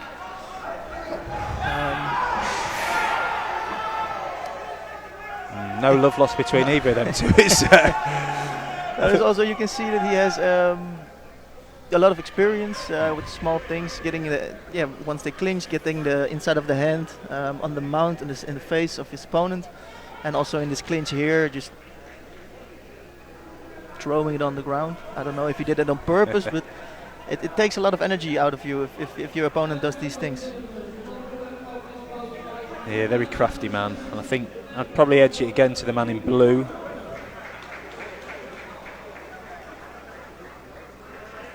I think, yeah, 4 out of the 5 judges saw it that way. 1 judge from Spain seen it the Germans' way. So as we go into the third and final round, 3 judges equal, 19-19 apiece. 2 having it 2018 to the man in blue, which means that it's there for the taking for the German. Still possible, yeah.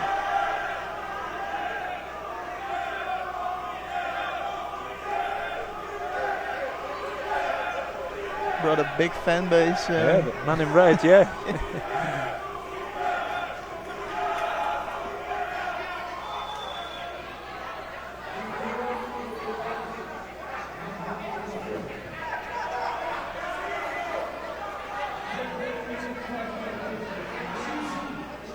Not a lot of level changes in this fight.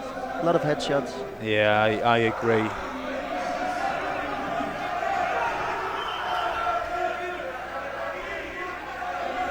Sort of wedge there by the man in blue.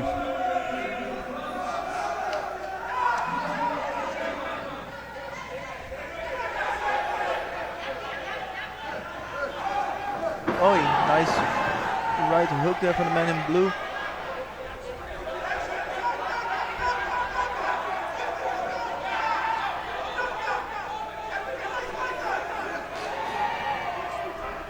They both seem a bit tired. Yeah, both feeling the pace now. Not as many shots being thrown as in the first round. Oh, brilliant. I mean, that was brilliant from the man in blue, wasn't it? Touch, got the reaction, got the man to step in. Got out, yeah. Yeah, those are the actions that can really, pull the round to you. And especially in the cases like this, it's really important to get every point that's possible.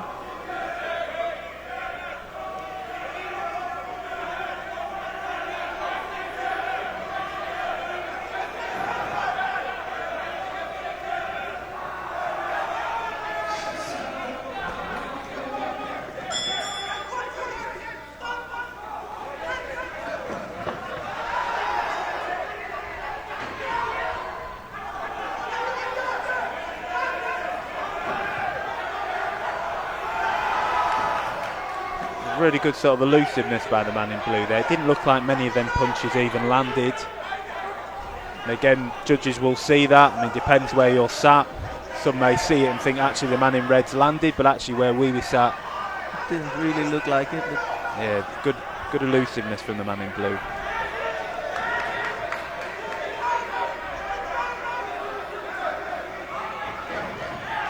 Oh, and that's what the man in red needs. A bit more confidence and commitment to his shots. But that was his time to really step on it, phase it up, go again. And he sort of let the man in blue off the hook there a little bit.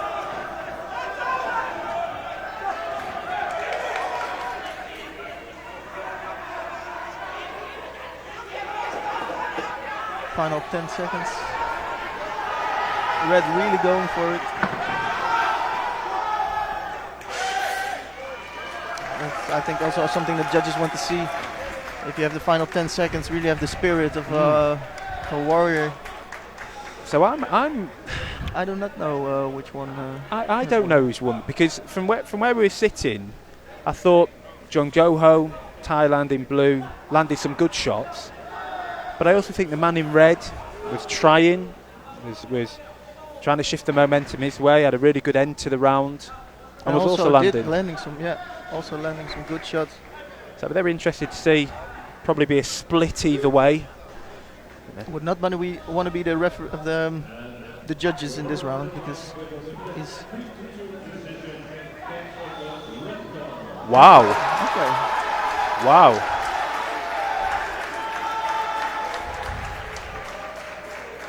Wow. Yeah, it's. I didn't really know it, but I thought blue a bit more, but. Yeah. But yeah, like you said, red was more the aggressor, strong forward. Yeah, and there's a thing here where how effective was that aggression? Some of it may have been effective. I think some of it wasn't because he was getting countered. But I don't know.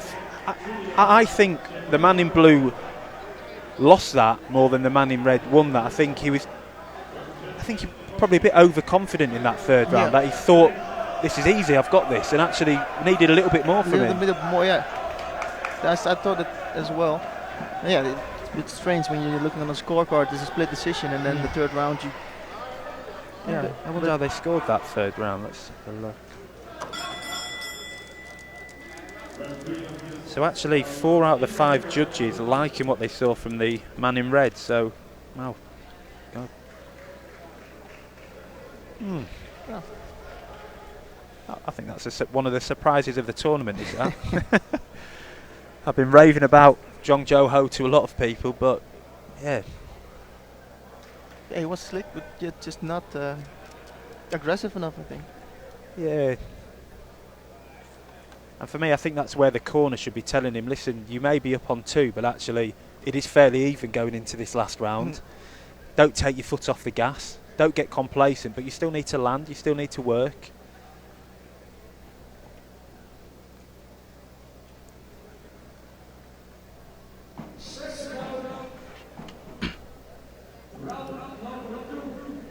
This is the 85 kilograms, right?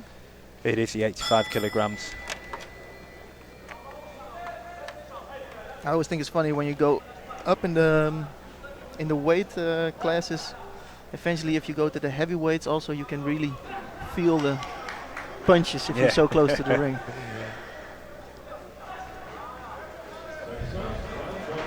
So men's elite competition here. One southpaw, one orthodox. Between the man in red, Shivano Balvez,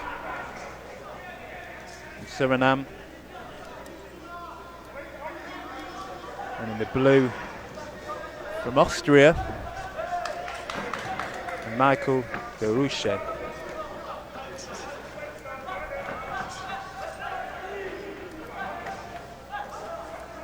Right from the start, you can see the man in blue really getting that left foot on the outside of his right foot of his opponent. Yeah, it's good picking that up, and he's also targeting the body really, really well here. Thinking in some good shots downstairs. Some are scoring, some aren't, but either way, it takes a lot of energy because it disrupts your breathing rhythm. Absolutely.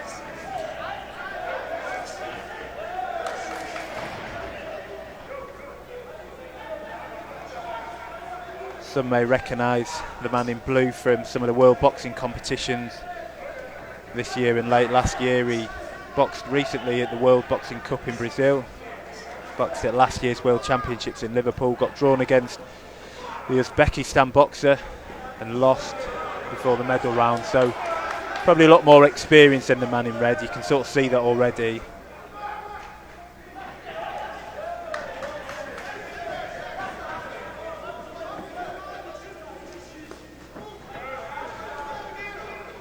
It's the real opposite of the previous bout, where I'm actually seeing more shots to the body. A lot of shots to the body, yeah. I can see, the man in red really fighting backwards.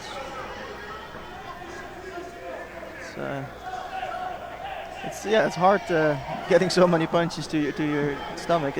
Even if you have a guard on it, it's not a fun place to be. Absolutely. Still feel it regardless.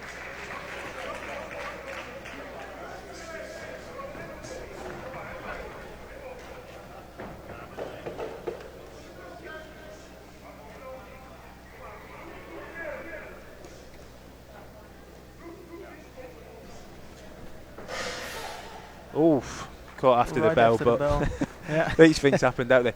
I mean, it's interesting that I'd probably give it to the man in blue just for the aggression and a lot of punches to the guard, but a lot of punches nonetheless. Yeah, but a lot of scoring punches in there as well. And I guess when you're throwing 4 or 5 punches, at least one of them is going to score.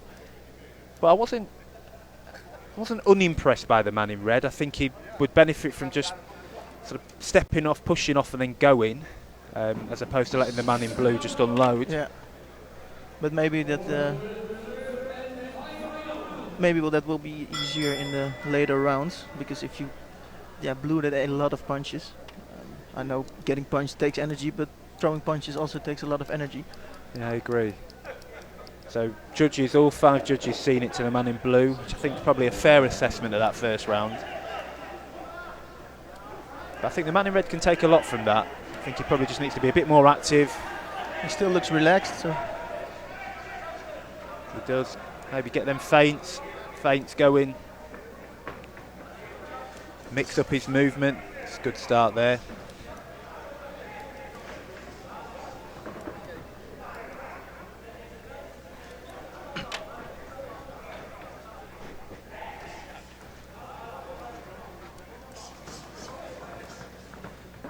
One thing I would say if I was in the Reds corner is you're moving one way. Now he's moving a different way, which is good. So maybe you heard. But it was coming a bit too predictable. He was always moving off to his left side. strong punches.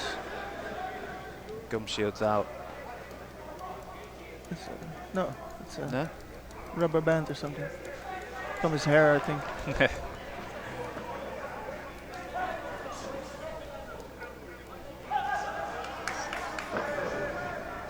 Red is really waiting to land that left uppercut. Yeah, you can see him up close. He's sort of trying to catch and shoot, isn't he, with the counters? Yeah. And sometimes that's successful. Oh, good shot. But that's what I mean. I'd like to see him when it does get up close. Maybe just quick shift out to the side and then go again.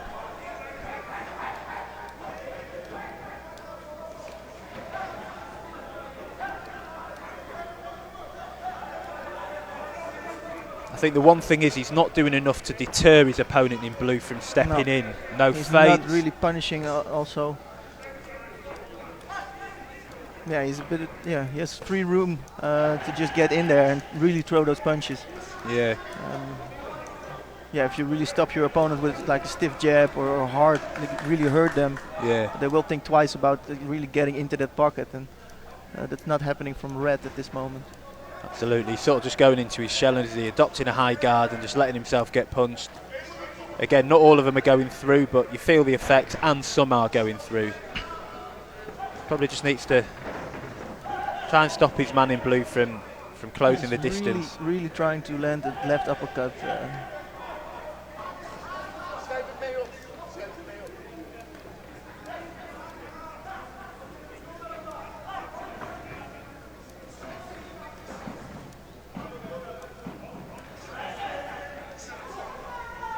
They get warned for the head there and pushing down. Oof.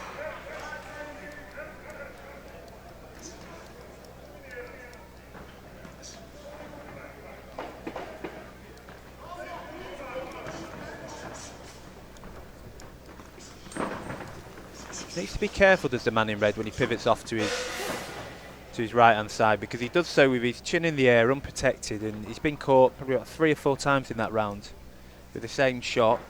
Again, I'd probably give it to the man in blue, active, landing more. Yeah. Bit more initiative.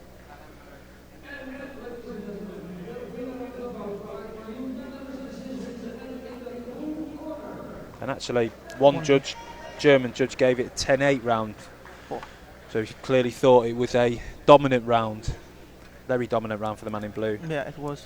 Red is always, also looking a bit like he doesn't want to be here.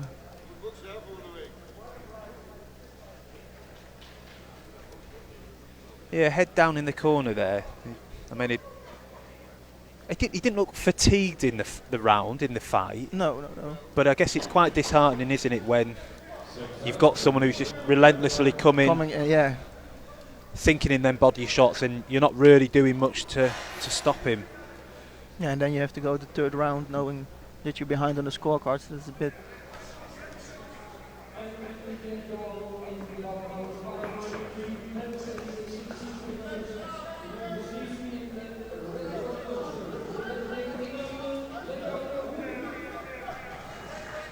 Suriname, not a big boxing nation at all, similar to the likes of Saudi Arabia and Seychelles. I mean, it's good seeing them here, and I'm sure this will be a brilliant experience for the man in red, Balvez. Hopefully I said one of those right.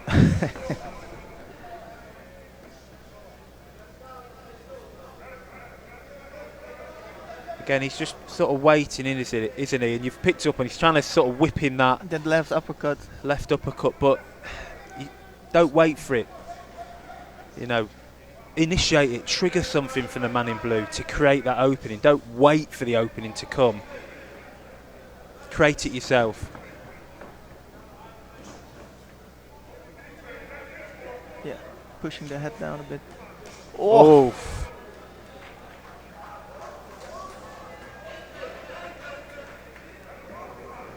Breathing quite heavy now, isn't he, the man in red?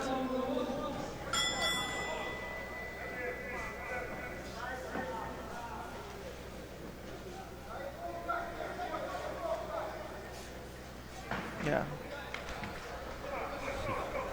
That's a wry smile from the man in red. he sort of let me hold you and have a breather. A bit, yeah, for a minute.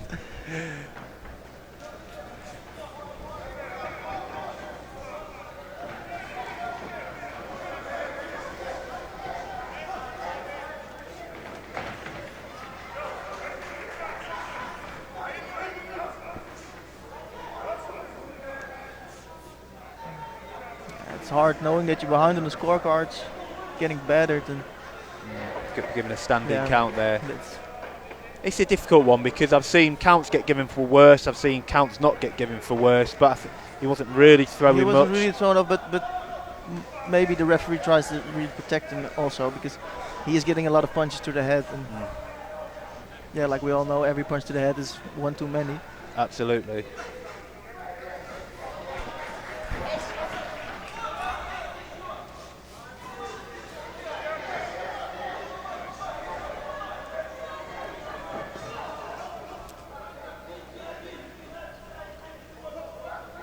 The man in blue getting warm there for holding the back of the head as he was throwing. So the last 10 seconds here. I think the man in the blue is still doing a lot of work for somebody who's this up on the scorecards. He still has to fight a few days, so I would have thought to my my boxer to just take off the gas a bit. Yeah.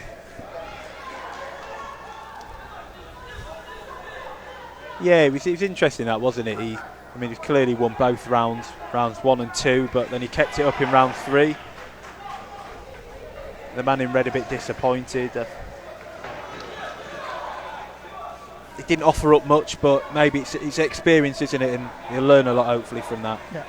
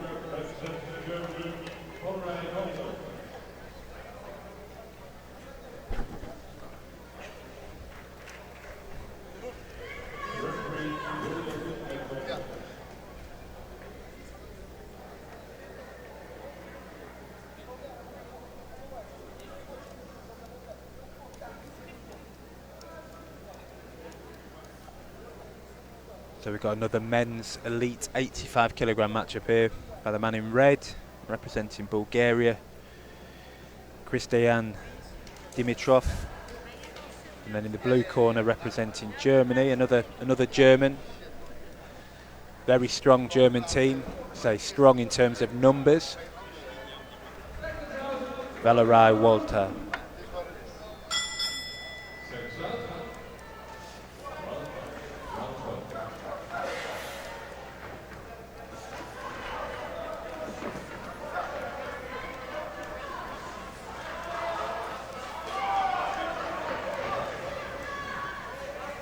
I think the man in red Dimitrov from Bulgaria has been around a fair bit. Maybe not had the success he would have hoped, but very experienced boxer.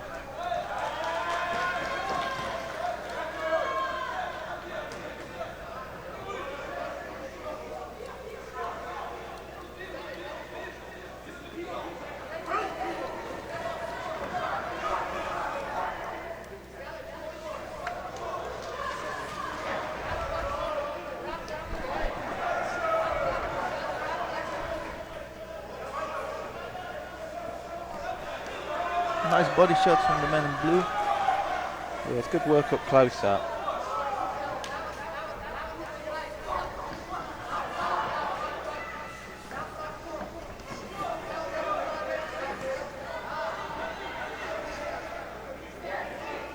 Man in blue really fighting backwards, but controlling the fight, for what I can see for now.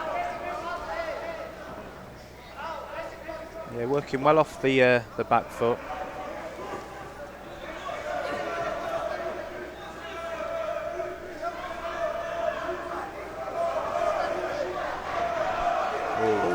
That's brilliant, that. Sort of a laid attack then.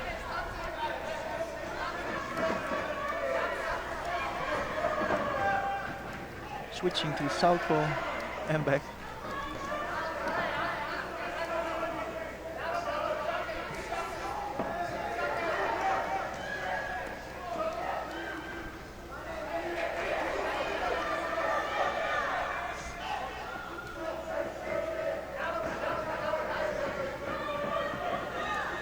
I mean, there isn't a lot landing either, really, from both.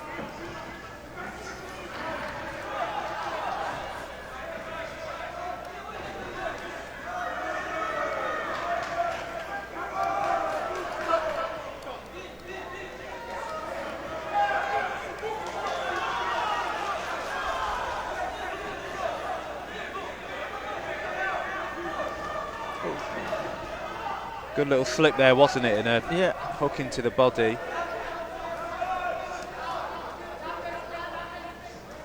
What I can see for now with the blue does really good. Once they clinch, the little shots, little uppercuts while they're clinching. Trying to collect a little points for that. Oh, they think the bell is for the other ring. Other one, yeah. And we've had that a few times. And the Bulgarian corner, they brought in the stool and then couldn't get it out. So, what do you think? I think the man in blue's probably won that. I think that as well, yeah.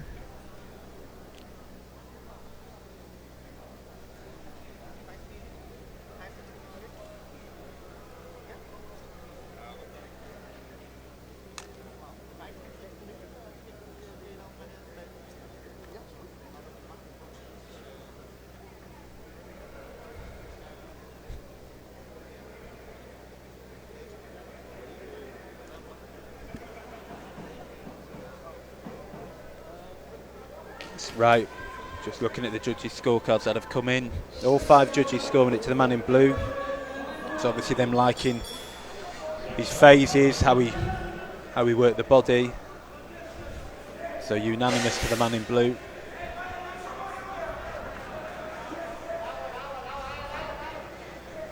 It's going to sound really critical, but Dimitrov probably needs to do something a little bit different, but I don't know if he can. This is how he usually boxes.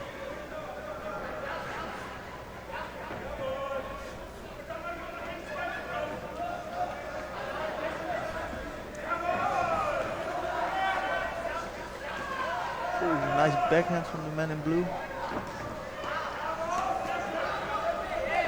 Oi! Oh, wow. Explosive power. It was. It's sort of like he's woke up now, hasn't he, Dimitrov?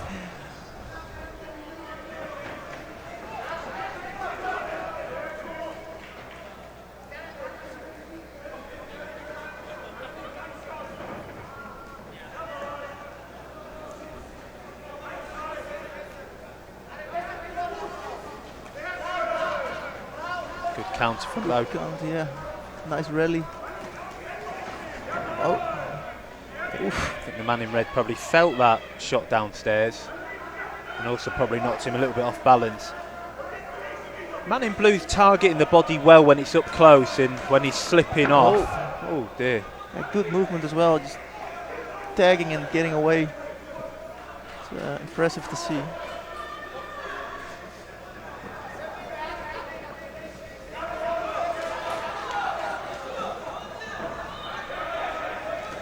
Oh, that's a good body shot. Wow. One to the chin.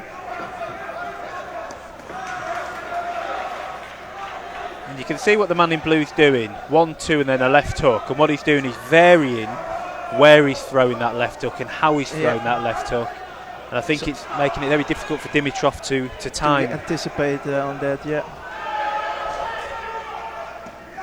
Oh, good one to the body as well.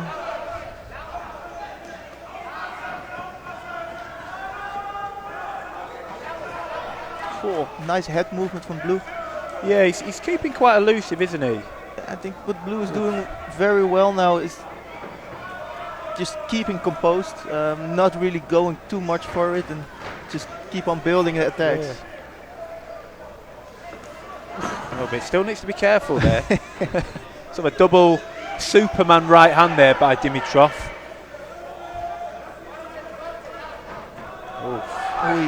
Oof. So I didn't see what happened there because the ref was in the way. Was it a head clash or a I didn't see punch? it as well. It's the second or third time that I can see the man in red really feeling for his eyebrow, so I think he's really afraid of getting a cut. Oh. So, good movement from Blue. Yeah, I was really impressed with Blue again then. I think I'd be surprised if it's not a unanimous again for the whole round. I thought the way he went to the body was super effective. So well, landed some clean punches as well. Absolutely, and like you picked up on, his elusiveness, his ability to move off after the punch was really good as well.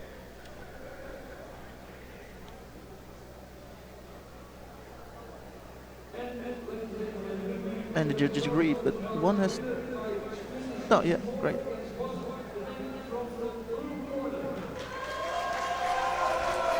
Yeah, so we have a split on the judges' scores, with 4 of them seeing it for the man in blue, 1 of them seeing it for the man in red, and that's a French judge. I don't know what the French judge saw in that.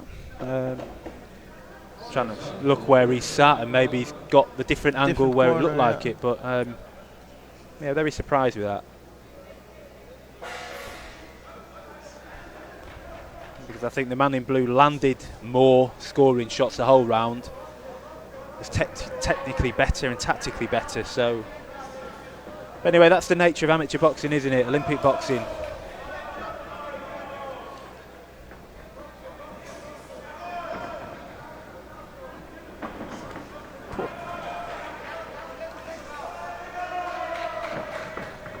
So it's only even on one of the judges' scorecards, with the other 4 2018 up. So the man in red's going to have to do something super special here to get it in his favour.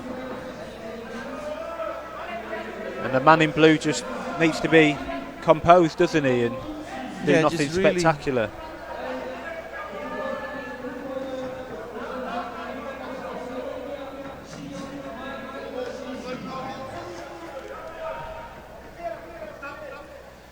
Blue will get warned for the head soon, I think. He's done it a couple of times. I was actually really impressed with the German boxer in blue here. I didn't know much about him before the Eindhoven Box Cup. Good angles, and yeah, like you said, really elusive with the slips and the ducks. I think actually how he's placed his body shots when he's thrown them has been quite impressive as well.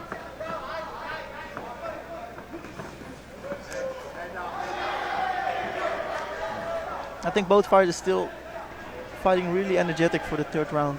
Yeah. The man in red just getting warned there for the forearm use, and I think it was a fair warning. I think he's getting a bit frustrated, isn't he?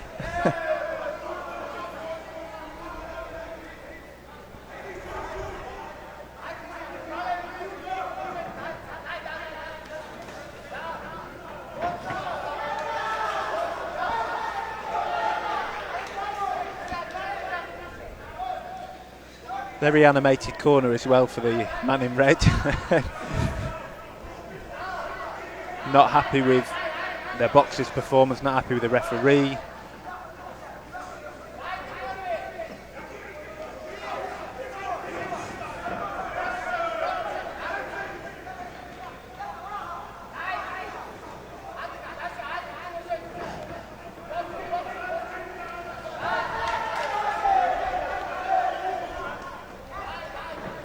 Good work up close there, and again he's going to he needs to be very, very careful because that's the second time he's pushed the forearm into his opponent's face. And yes, I know man in blue's probably holding his forearm, but certainly needs to be careful, the man in red.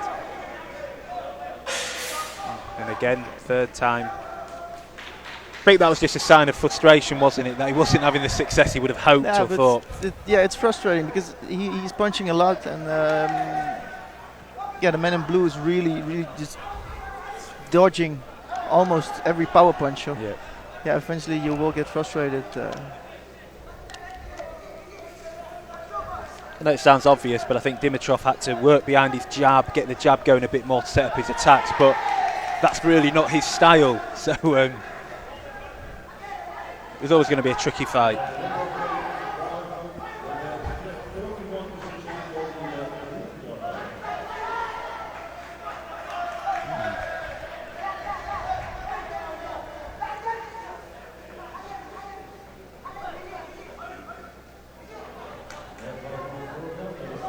So interestingly, two of the judges saw it, the red corner's way in that last round, three certainly the blue.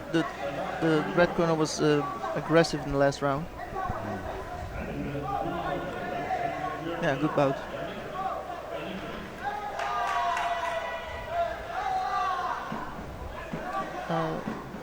I do have to go away for. I have to go away for a bit. To watch the.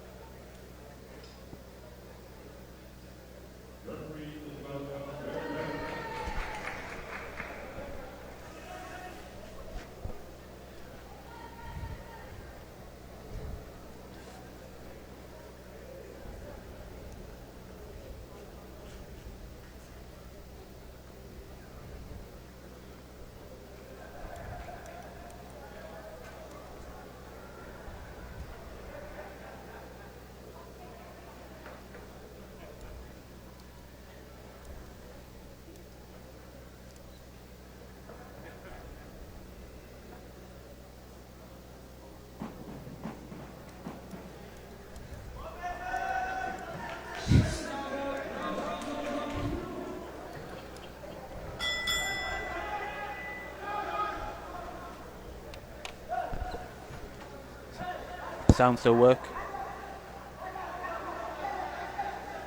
Still work? Good.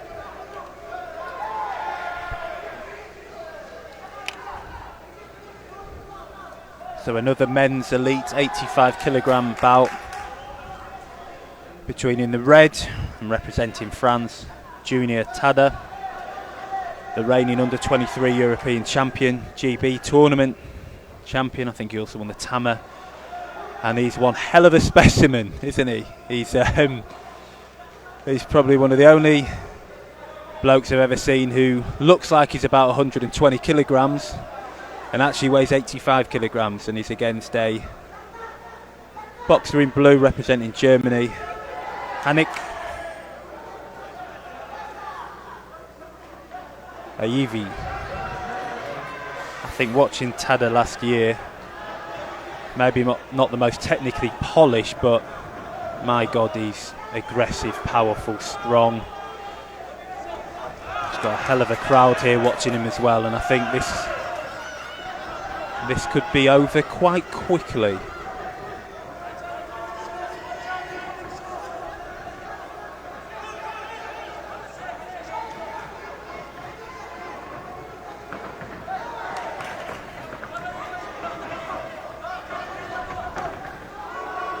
I mean, you can see instantly what the man in blue's trying to do, isn't he? He's trying to work off the back foot avoid the relentless attacks from the man in red. I think the man in red still has to be a bit smart on how he enters. Not rushing in, cutting off the ring. But if I'm honest, that's not really his style. He's just a train of sheer force coming forward.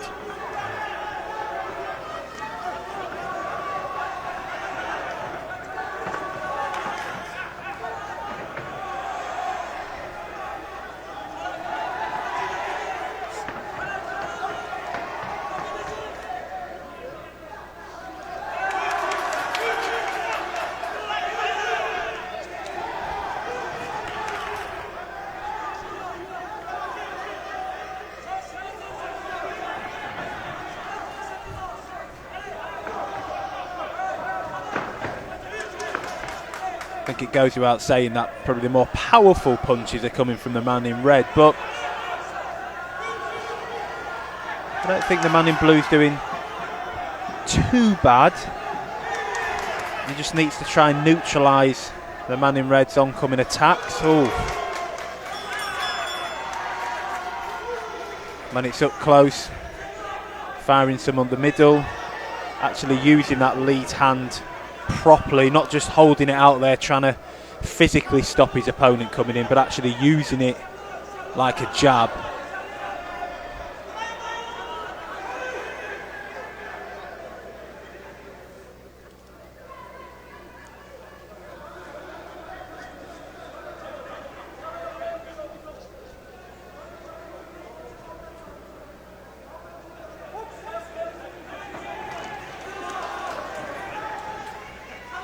I mean, he's some of the crudest entries you'll ever see in boxing. Just literally walks in, well, runs in, doesn't he?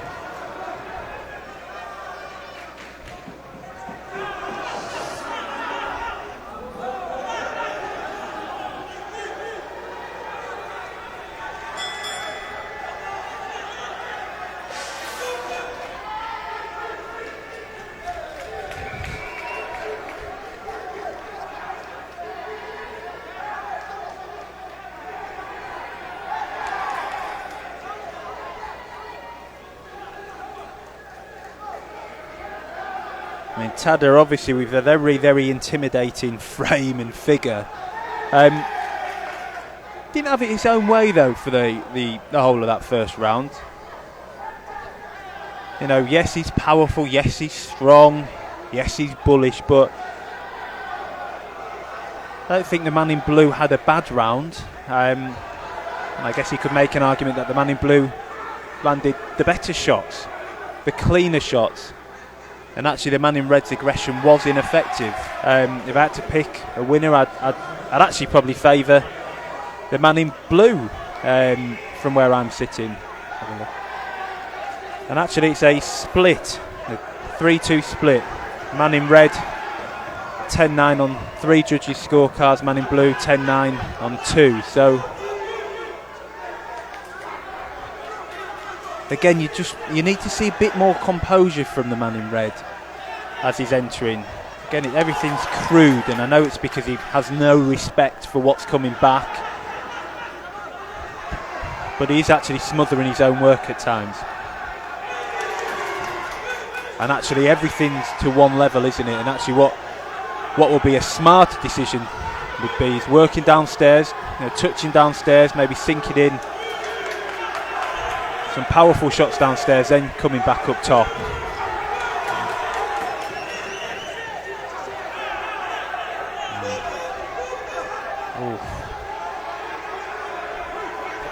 The freight train, isn't he, the man in red? The freight train. 100 mile an hour. Powerful.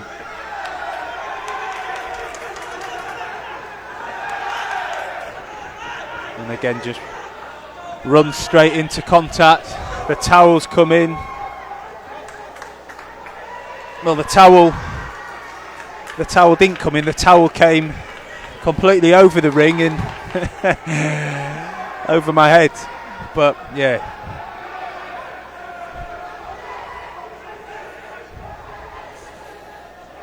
powerful performance from the man in red.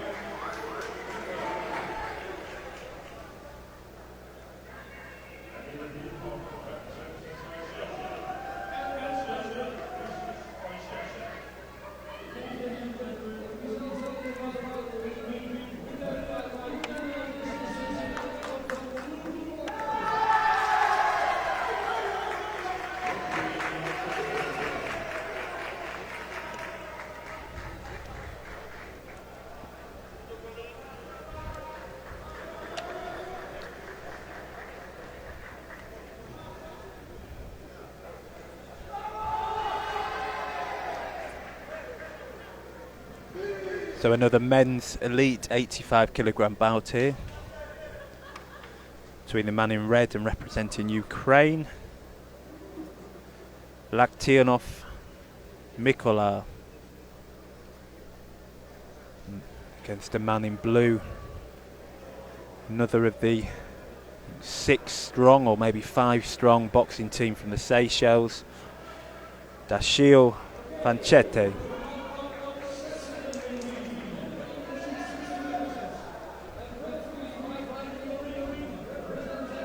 Quite excited to see how the man in red, Mikola, gets on.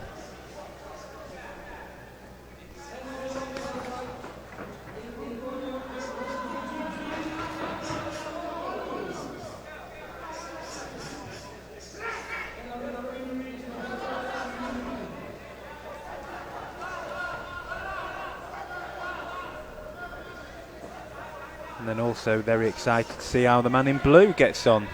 2 boxers I've not watched before, not seen before, not heard of before.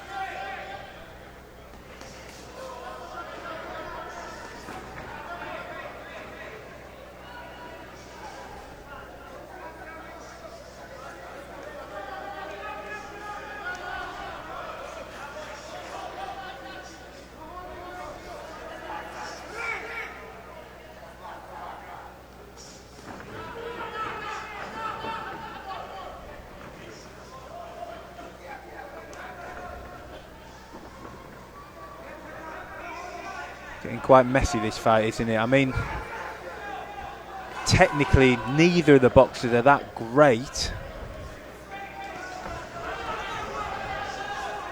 Obviously both quite strong.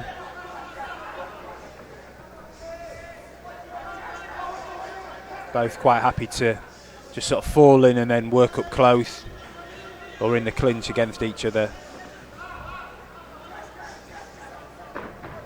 Not really seeing some of the skill that we've seen earlier, sort of using that jabs, lead hands, phases. Is very much sort of swing, come together, try and land more punches than your opponent up close, and then wait for the referee to call break.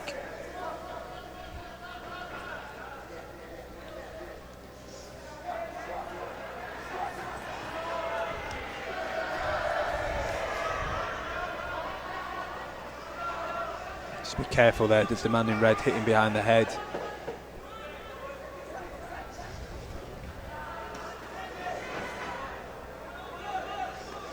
Oof. Man in blue catching the man in red as he stepped in there. Very, very difficult round to judge. Like I said, technically neither were that great at executing their punches or defences. Tactically neither were that great. I think the man in red probably landed more shots, so you'd have to give it to the man in red. Actually, just looking at the judges' scorecards that have come in, they've seen it that way, unanimous to the man in red.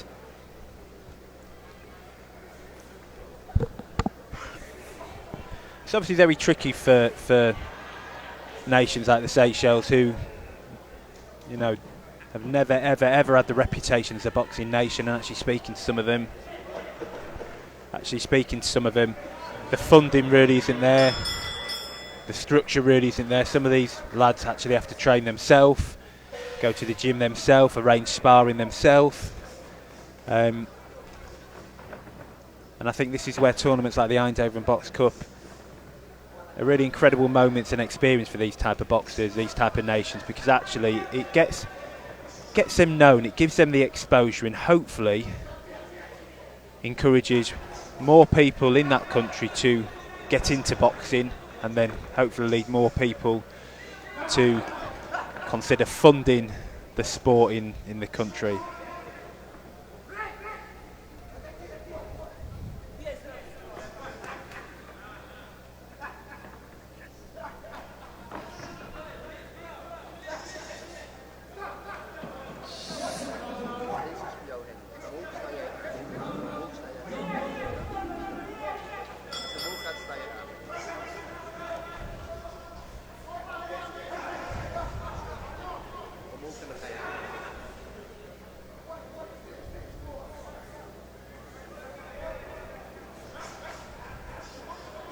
I'm now joined by the most famous man in the whole of Netherlands, well, especially Netherlands boxing, Eindhoven Box Cup.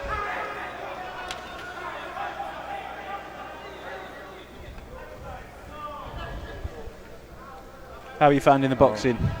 Yeah, I think we have a very good quarter-final sessions, and yeah, I'm very happy that the tournament is bigger and bigger each year. So we are very happy with it, and I think we have to look forward for the semi-finals of tomorrow.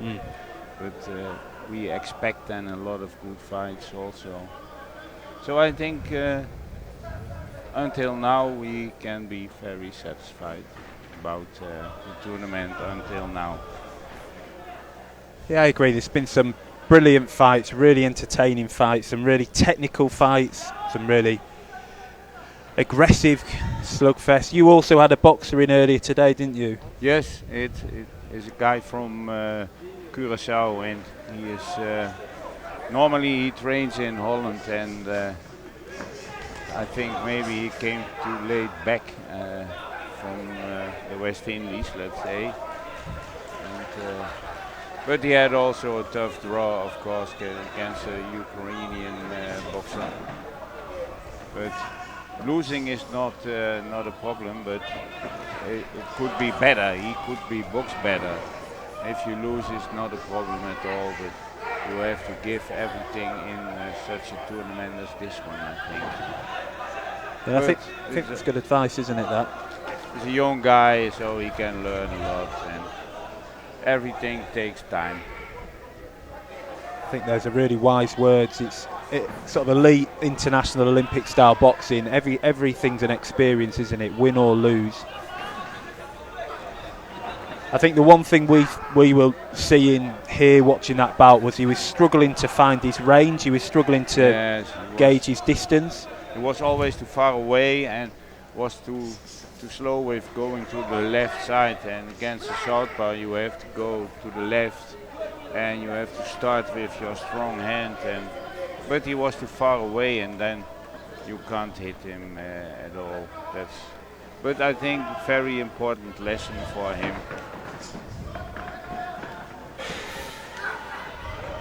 And I thought he had some problems mentally.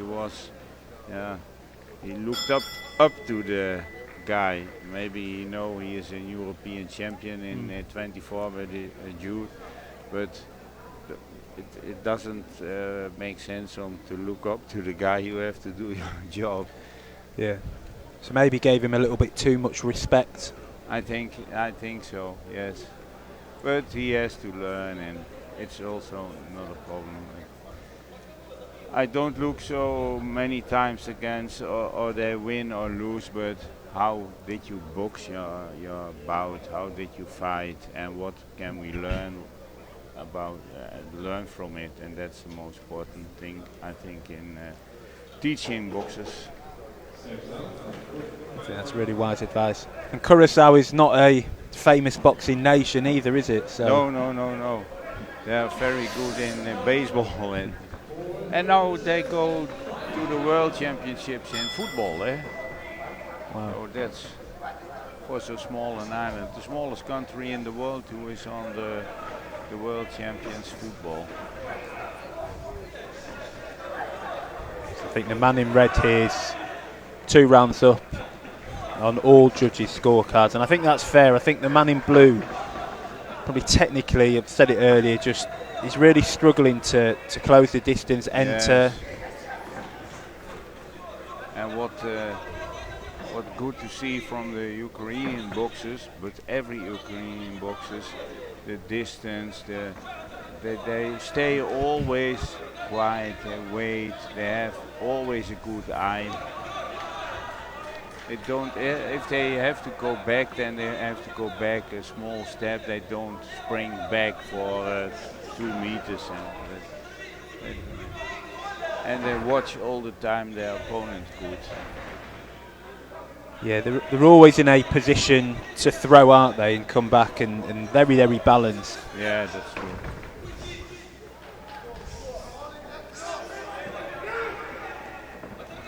And it's very good to see they have a squad with very young boxers, and last year a few of them were also here, and if you see how they get better in 1 year, it's amazing, I think. Yeah, even in this tournament they've had some exciting boxers. You look at Kuzmenko at 65, Yeah. really small, powerful. Vasco. Yeah, a real good team.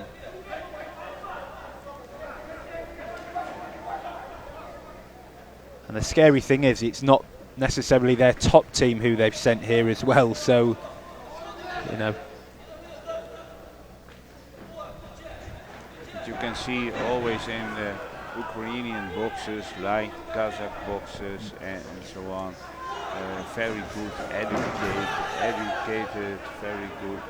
They build them up on the right way. They take their time.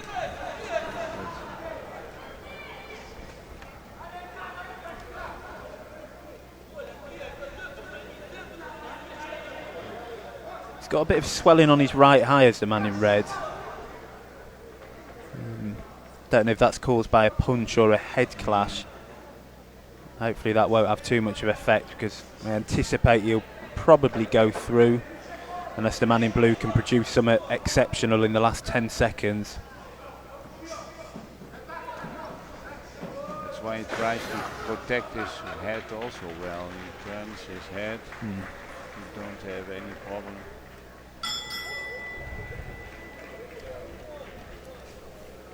I think it's probably going to be a unanimous decision to the man in red. I think so, yes. It should be.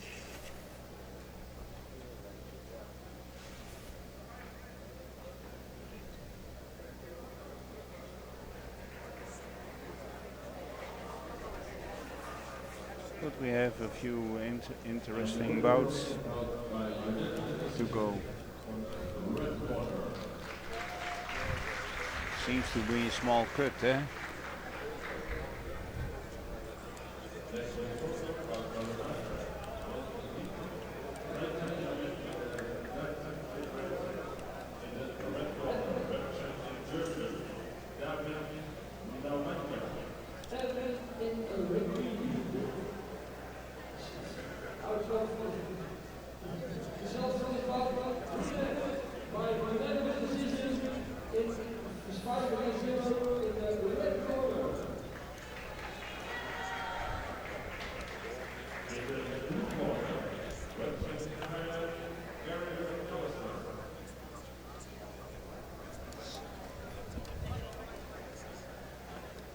So we've now got a contest at 90 kilograms now between Germany's David Nwanya in the red and Ireland's Garin McAllister in the blue.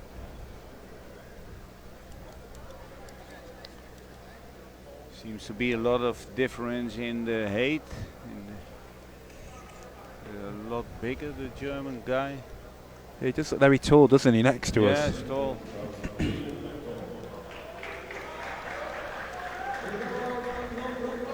Very tall. Germany used the tournament to pick up some talents for the Europeans under 23. That's why they have a lot of boxers over here.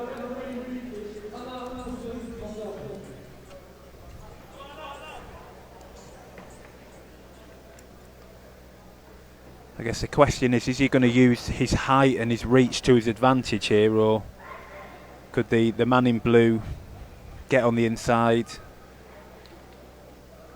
land and then get out? Be interesting to see. And that's what Irish boxers normally very good can. They are very good in make the distance smaller, get into their own distance.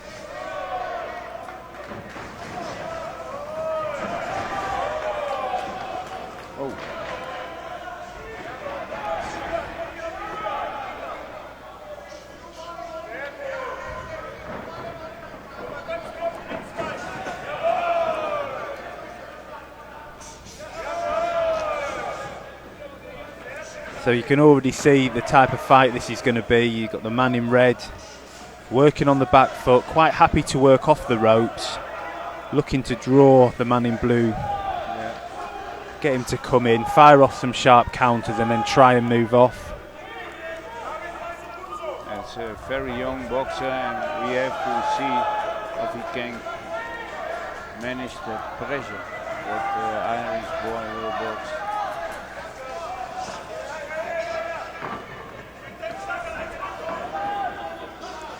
And I think the other element to add here is the man in red constantly switching stances, orthodox and southpaw, and I think I'm guessing as an opponent that's quite difficult then to get in some sort of rhythm. Very difficult to manage that, but it will be a problem to make that, to do that for 9 minutes, because he will give a lot of pressure. That actions like this are for such a young, unexperienced boxer very tough to deal with. Yeah.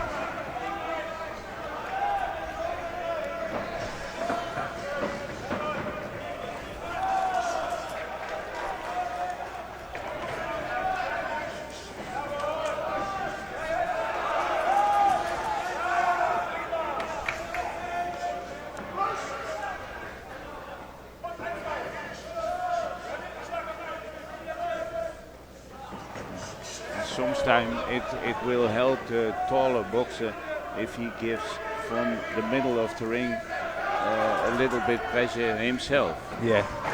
But then in the long distance, of course. Yeah, that's good. Good. Yeah. They've had the confusion of stopping with the other ring. I think you're right though, he was working off the back foot, but actually had a lot of success when he was in the centre of the ring. Yeah. Taking the initiative. And if he takes the initiative in a long distance, then it's very hard for the Irishman to come into his distance. And if you get too much pressure and you run backwards, you can't make that for a very long time. You don't do that for 9 minutes. How would you score that? I think I'd probably score it to the red. I thought the red had the better shots. He was working better off the back foot. Yeah, I think unanimous. Yeah, the judges have seen it as well. Unanimous to the man in red. Annie, if you had boxer in the blue, what sort of advice would you be giving him after that first round? What would you be telling him to? I would say keep on making the pressure, keep on pressure and box forward, but move a little bit more with your head. Make a little bit movements with your upper body, so that the tall guy has to seek for his point to hit him. And if he stands too right, then it's too easy for the long one. And he knows that, you see, the German guy knows that he has to do something now. Yeah.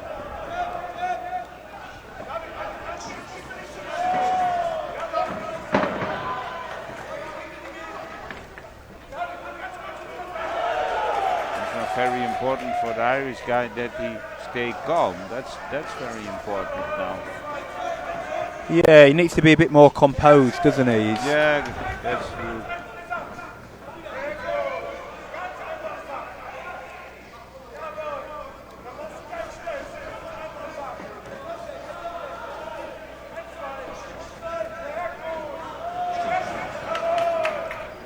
Then he wants to box with his temperament, and you have all the time to watch out that you don't get emotional, of course, in such a fight.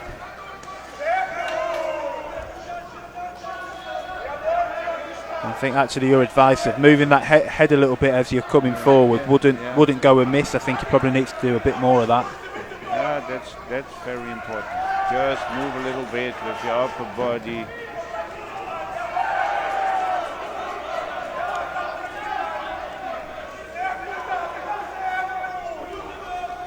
And don't go too close in.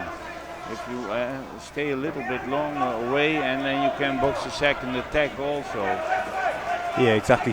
Because he's smothering his work a little bit, isn't he, here? And if you get too close, then the German will pick you, and you can't go then any farther.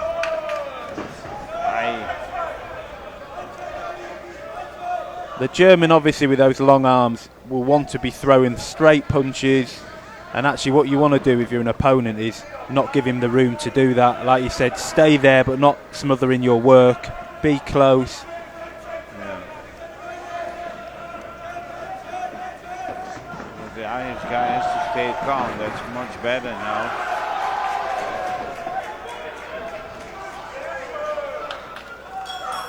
I'd like to see a few more feints from the man in blue. Yeah. As he's stepping in, maybe touching downstairs as well, because I think at the moment he's just sort of there and he's not really doing much, and the man in red's quite happy to fire a shot off and move. And the boy from Germany can see too good when he is coming. Yeah. You have to make a little movement to make a feint and then come. And now it's very clear when he comes. Yeah. And then he will also hold you. If he can't go away, he will hold you, so you can bring your punches then. He's very, very tall for 80. I'd probably, even though the Irishman was trying to bring a bit more, I'd still probably give it to the man in red. I think the judges' scorecards have just come in, and again, unanimous to the man in red. So it's going to have to be a big round, isn't it, from the man in blue? I think so, yes.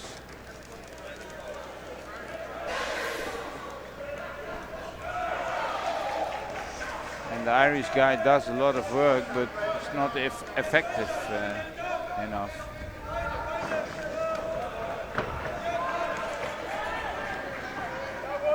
But I think for the German, it's a very young boy, and you can make something about him. It's a talent, I think.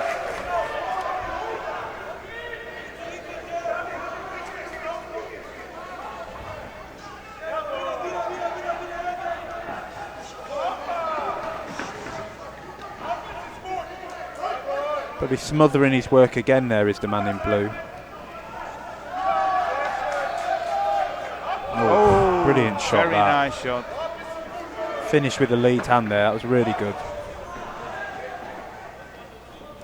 Yes. I think the man in blue really is struggling with the range here and boxing someone as tall as this. And the boy from Germany has now the control. He stays in control and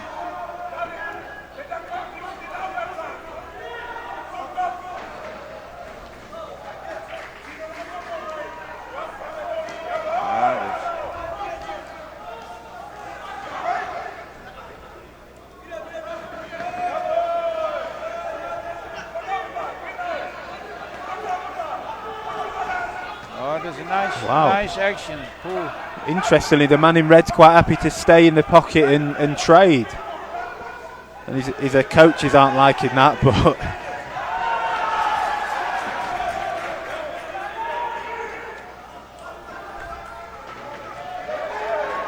He stays calm all the time.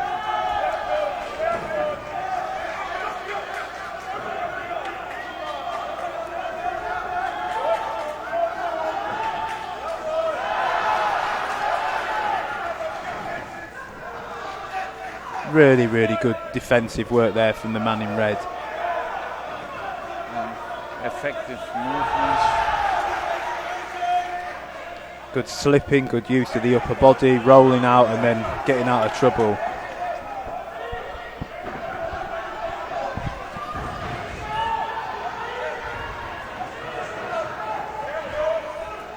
I think he's having a bit too much fun in there now, isn't he? Yeah.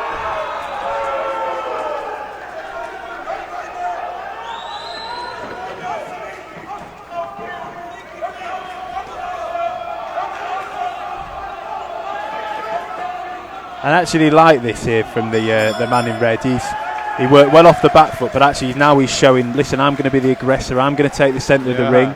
I'm going to box with you now. Yeah, I did a good job. It was impressive, that.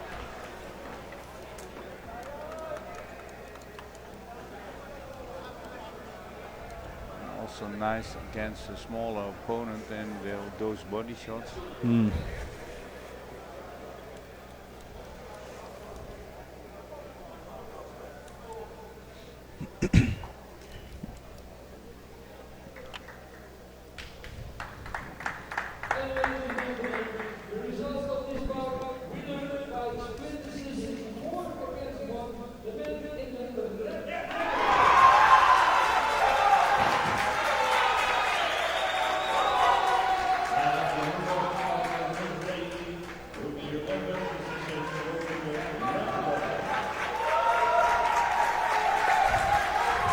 Good performance, that. And he poses for the camera.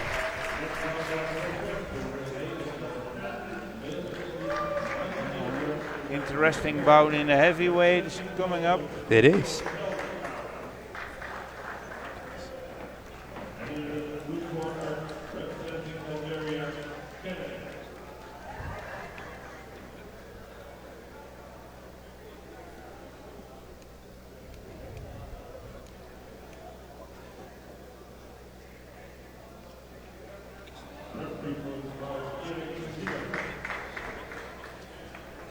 Very experienced Belgian.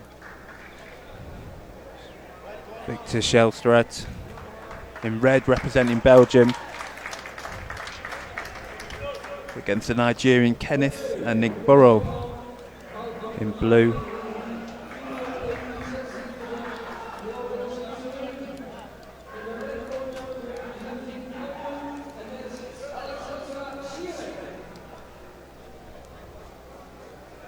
I think you touched on it then, experience, and the man in the red is very, very experienced. Won, I think, a bronze at the World Championships 5 or 6 years back. He's mixed it with the likes of Emmanuel Reyes, Ibek Orelbai, all of the top guys at sort of heavyweight, hasn't he? Yeah, he had a lot of experience, and it's also a very nice guy to work with. Yeah. We did a lot of things together with Belgium when our national coach now, Hubert Vierens, worked with him, and he came to our national sports center very often, and he did a lot of training, for example, with Peter Mullenberg. Oh right, brilliant, yeah. Yeah, so I bet they were some good spars to watch. yeah. It's a nice guy and works hard.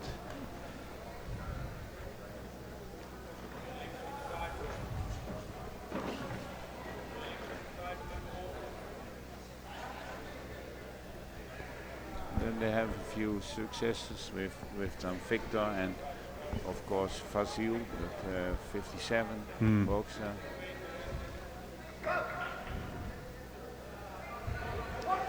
Yeah, a bit of a cagey opener with this from both.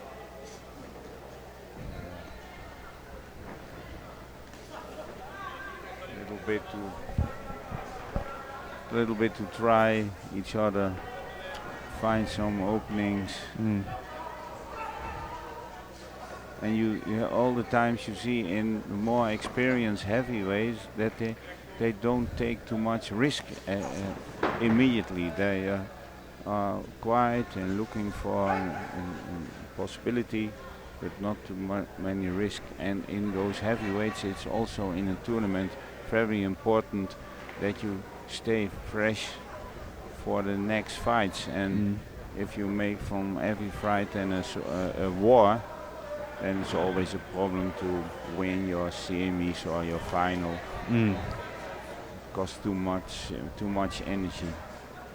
Punches you get cost too much energy.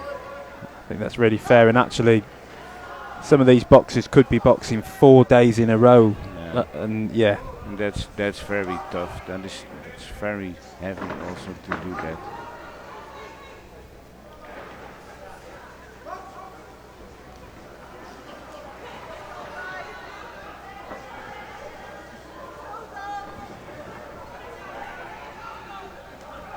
Oei.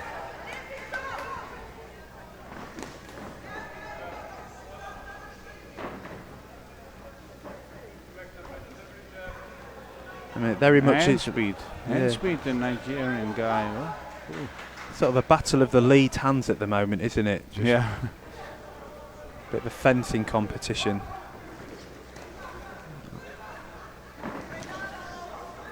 I say that and then they both start throwing backhands and other shots now. I don't think either boxer's landed that much in the first round.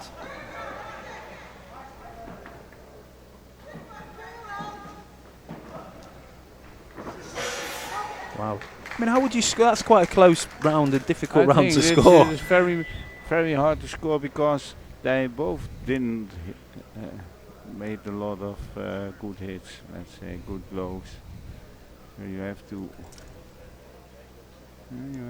wait what they are going to do, but it's a difficult round to score.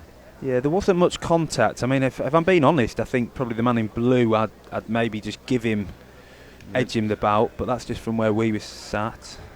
The man in blue had also a few very nice, good jabs.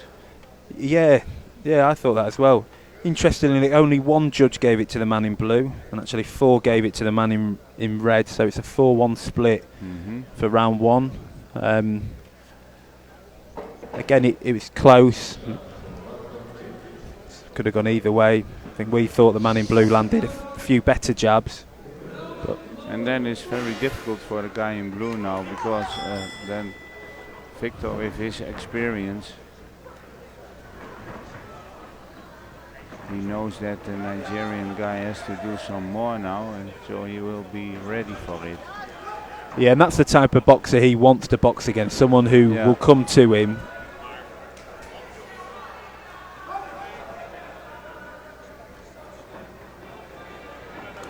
Oh, wow, what a shot. Big shot. Wow. The man in blue's definitely woken up there, hasn't he? He's been kicked up the bum by his coaches, and wow, what a right hand. Yes. Oi.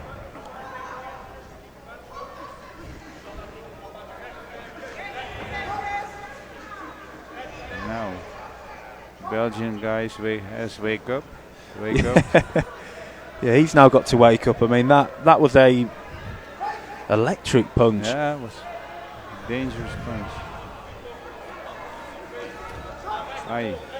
I think the man in blue is going to have to be really careful here. I think he was warned yesterday for his head a few times. I think he's going to get warned a couple of times already here.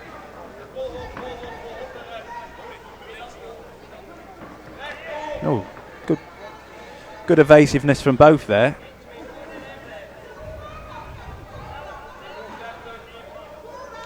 A little bit similar types.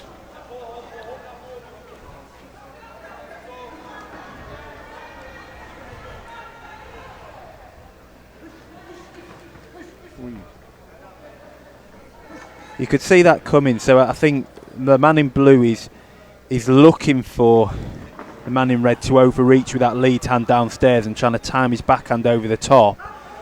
I think the man in red saw that, then countered after.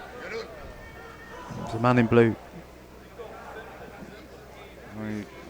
Blue gets a 1 warning, point, then yeah. it's very difficult now It is. to win this fight.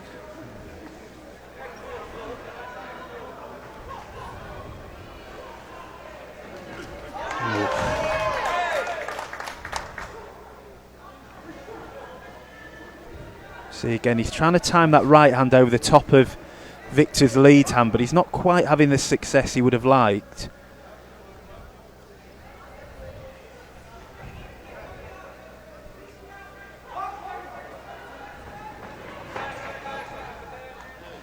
That's clever, isn't it, from the man in red? He just neutralised it completely, just allowed his opponent to come forward and then, all right, I'll clinch. And I think that's where experience shows, and probably the man in blue needs to just use that lead hand a little bit more, feint, whilst keeping a bit of range. He has to prepare his actions, and he has to prepare with his jab to bring that strong right hand, of course. And now for Victor, it's good to see what he wants to do. It's an interesting round again to score, because I think the best punch of that round was definitely from Kenneth, the man in blue, but you could argue that actually the better work overall, the more consistent punches, was from the man in red. Belgian, and then the warning, of course. Yeah, and the judges seen it that way as well. So Unanimous. And the Belgian boxer don't want to take now any risk. He will box out those 3 minutes and prepares for tomorrow.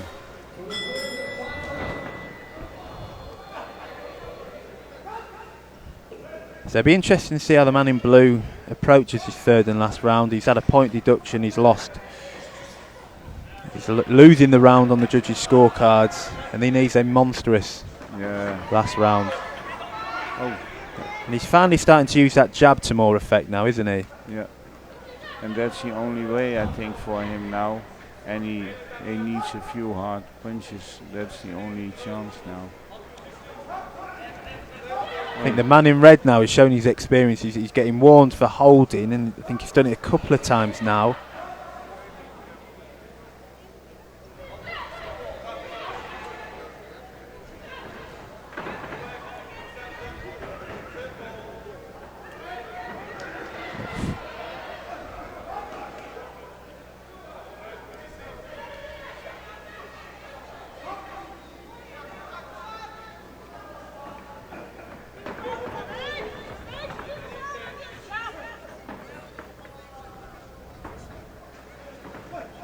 I think this is good from the man in red, because he's not doing anything spectacular. He's just firing out that jab either downstairs or upstairs, and it's forcing the man in blue to constantly have to reset his feet, not allowing him to get in any type of rhythm coming forward. And he don't take any risk. He's crafty, isn't he? And now it's dangerous point now because of the warning. And he goes too much down with his head.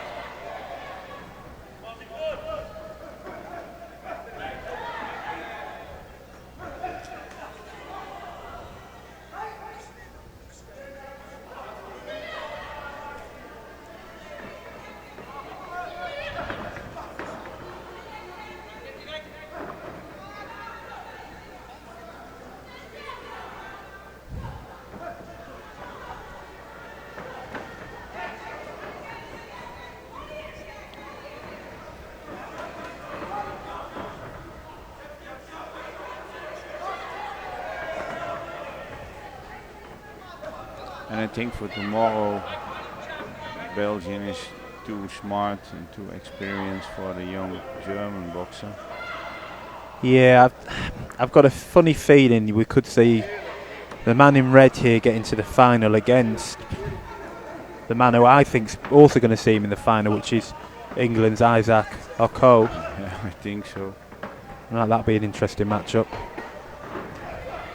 Again, anything can happen in international elite boxing.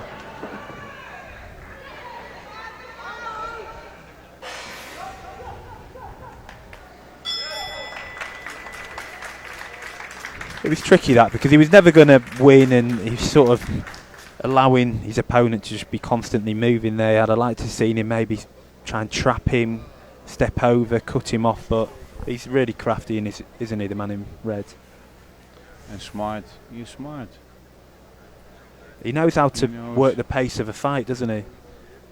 You see in the way he boxed that he knows he has to fight. You have to win a tournament in a few days and not in one fight. So if you stay calm and do what it's enough.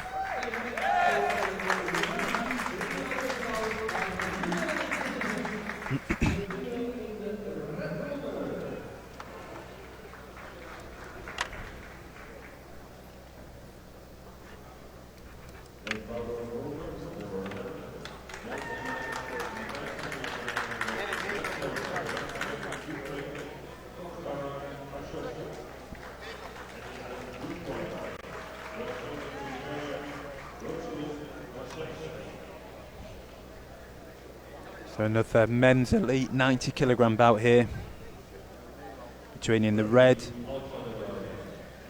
representing Ukraine, Kosharian Ashot, and in the blue, representing Bulgaria, Rosalin Achevsky.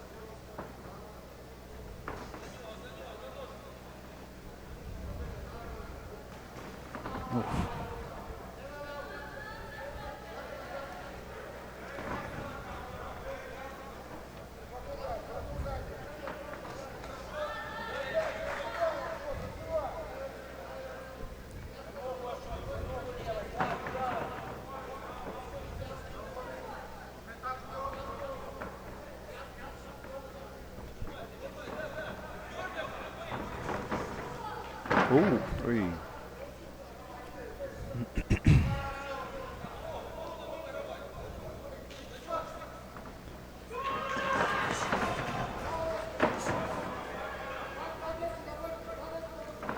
Ooh, wow. Strong. Very strong shot from the southpaw from Bulgaria. Wow, that was explosive, that. And he set it up well. Set up that southpaw backhand really well.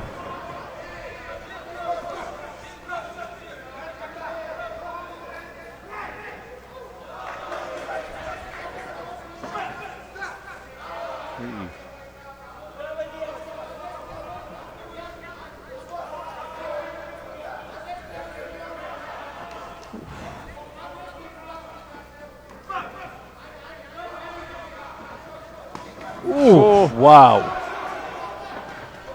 God, he's got some power, hasn't he, in that backhand? Really power. That body shot was very, very good. And I loved how it was body, then head in the same combination. He varied that level, and very, very difficult to defend against when you've got a boxer going to both levels. It's giving him another standing count. And he takes his time, eh? Oh, God. No rush, he waits, look very good to his opponent. I may have spoken too soon. I may have said that it'd be Isaac Okor in the final, but Rosalin Bachevsky for Bulgaria looks pretty damn ferocious, doesn't he? Very strong boy.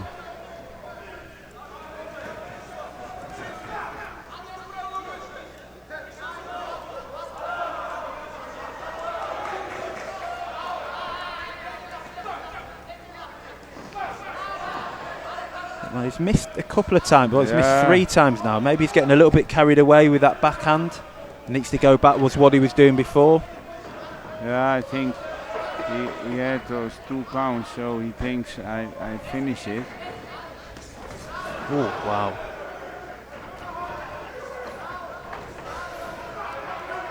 I mean, a standing 8 doesn't automatically mean a 10-8. I mean, he gave him 2 in this round. I would still think it's a 10-8 because he was very, very dominant. Yes.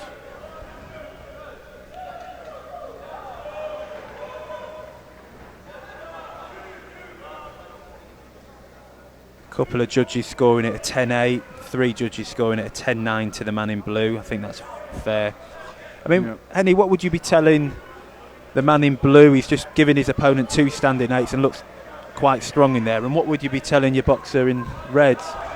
From a boxer in red, I would tell to move better and try to go 2 sides so that he can't, and keep your hands up all the time, because he is very strong, he hits hard. So, and he's a very young guy. I would take very care in the second round. If he gets hit again so hard, I would stop the fight, because they're very young guys, you have to build them up. Yeah. And the man in the blue, if you've just got your boxer given 2 standing counts, looks like he's trying to knock him out. But what would you tell him to stay composed? Would you tell him to go for it? What would you do? Yeah, I would say he has to go for it, but stay calm, box, prepare your actions, use your jab, and then you see the possibility where you can hit him. But don't fight too much, because in such a fight and with a chopper you have all very fast a cut, and then it's also a problem for your next 2 fights. So, and with those 10-8s, and so you can't. Yeah, the blue guy can't lose the fight.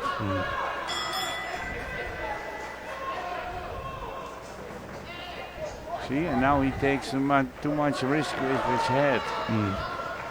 Sort of falling in a little bit. Yeah. Oh, wow. I mean, I don't know if the camera does some of this justice, but there's some heavy, heavy shots going in from both boxers, actually.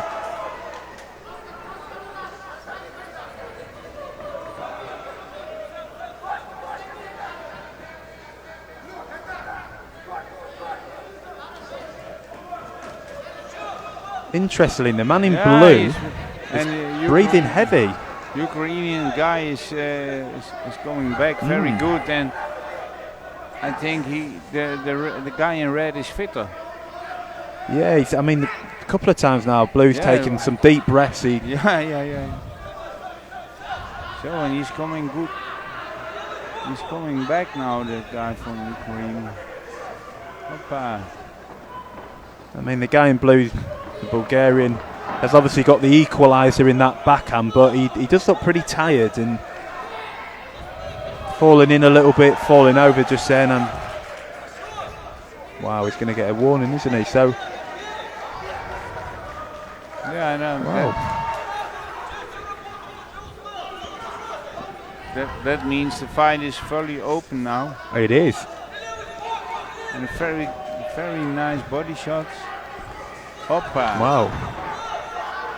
Yeah, some good actions. Oof.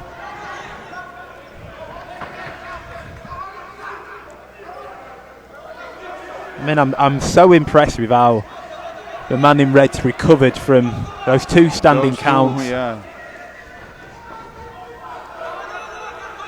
And actually, he looks like the man in charge in the second round. He's winning the exchanges. Yeah, I think so. He won the Second round. Yeah, I'd agree. I think all to play for, isn't it, in the third and final round?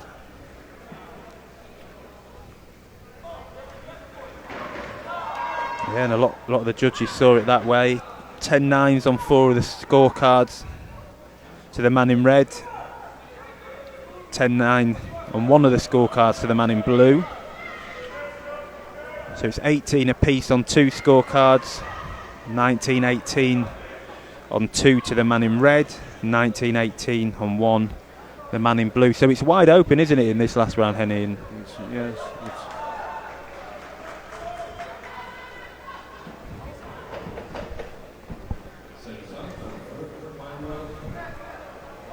And actually, if you go off body language, the Ukrainian corner looks fairly looks confident. very fitter, yes. Yeah, fitter, He confident. believes in it.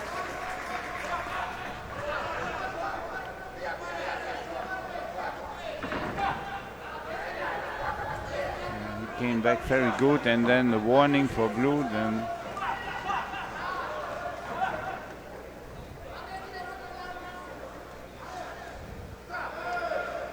You can tell what the man in blue is trying to do. He's just trying to load up on that backhand, and I think he'd be a much more wiser trying to set it up. What he did in the first round, he touched downstairs, then he brought it upstairs. He's not really doing that now. You can see he's just trying to load up on that backhand. accurate test is also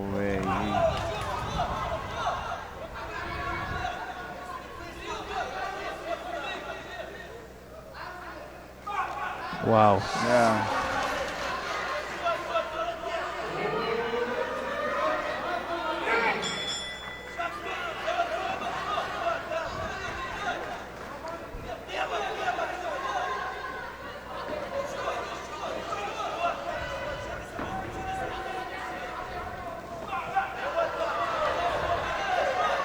Very strong performance to come back in this way after that first round to box your in the winning mood now. I agree. I think he's completely changed the momentum of the fight as the man in red.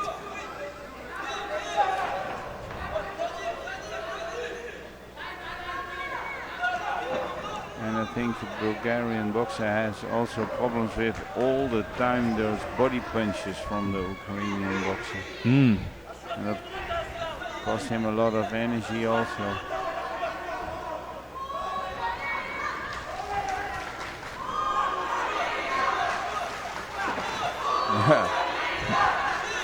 The man in red's got a few chants going in the crowd.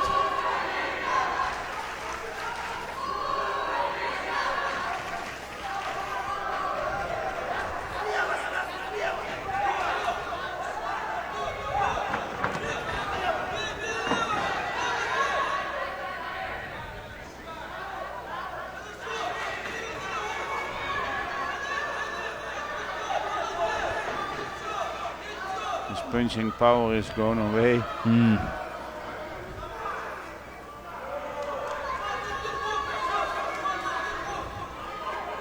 I think the man in red's landed the better shots. I think technically he looks the better boxer now in terms of his form, and tactically he's changed the whole fight, hasn't he? What a brilliant left hook there by him.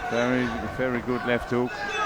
And he's so much fitter than the Bulgarian boxer. Wow, what a turnaround that was. A great turnaround. From what it looked to be, if I'm honest, he looked like he could have been stopped potentially in that first round, to actually winning the second and probably winning the third there, and actually having his opponent in blue hurt a couple of times with some body shots himself. Really, really good work that. Good sign of respect from both at the end as well.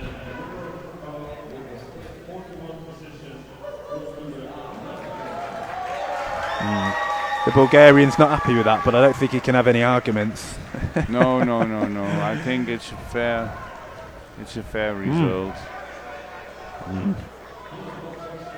He's waving his finger, but I think that was fair, wasn't it? Yeah, I think so, yes.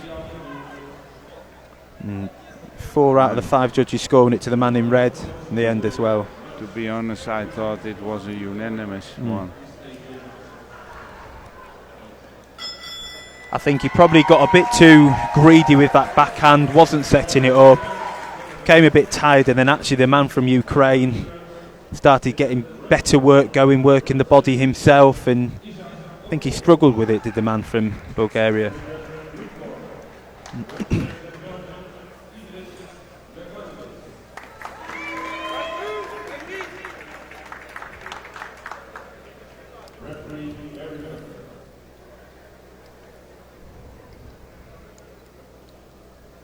It's the last contest of Ring A this evening. In the red corner, Isaac Ako representing England, and in the blue, Idris Ganase representing Belgium, men's 90 kilograms.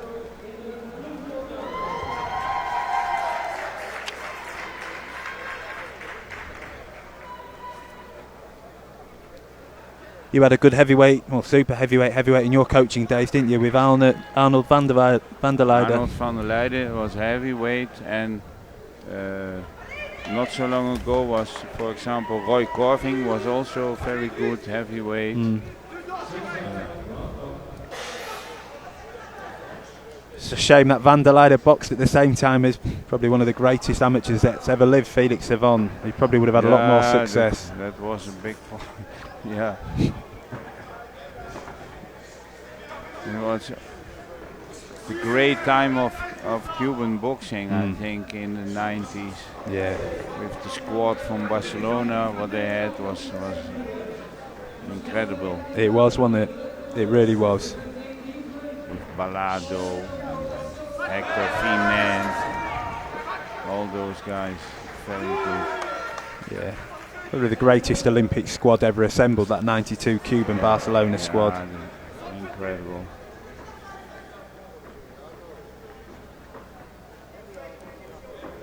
I never saw a super heavyweight who was so fast and smart as Roberto Balado. And he wasn't big either for super heavy. He was 6 foot, 6'1". Yeah.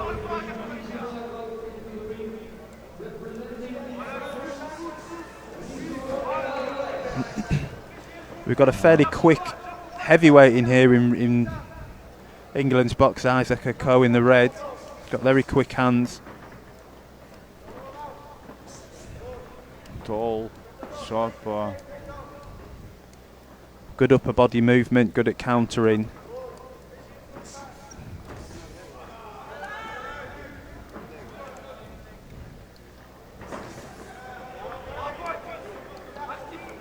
And he managed to control this distance very good.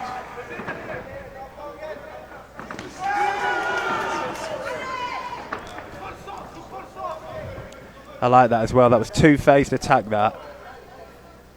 Landed some punches, got a response from his opponent in blue, then went again.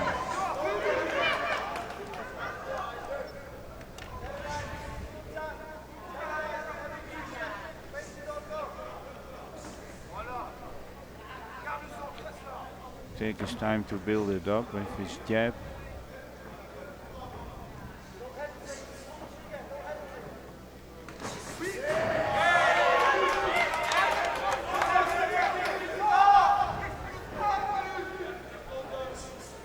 I think the man in blue's waiting just a little bit too long here. He's not doing enough feints. I think he's waiting for the man in red to step in and actually get him to step in, draw him in, trigger him to come in, bait him in, and then you'll have a bit more success. Yes, and on this distance, he has any chance, of course.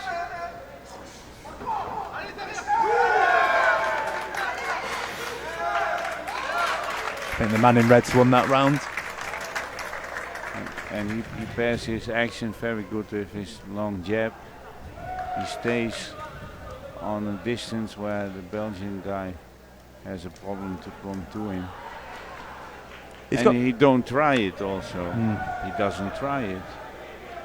Isaac's got really good balance as well with his shots. Yes, he's overreached a couple of times, but actually he brings his feet with him.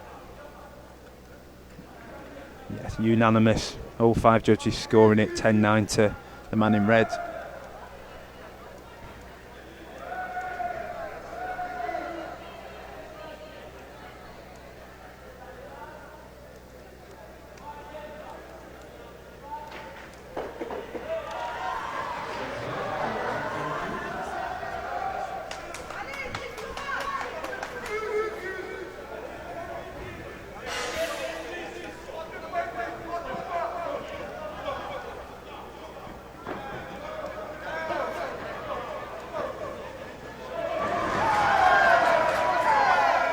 think that's a bit better from the man in blue. He's flicking out that lead hand. Something now, but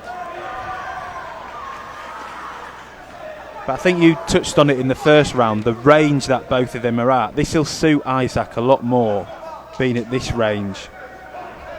see, he stays on his range, and the Belgian guy missed too much, and that's dangerous because of a counter punch, of course.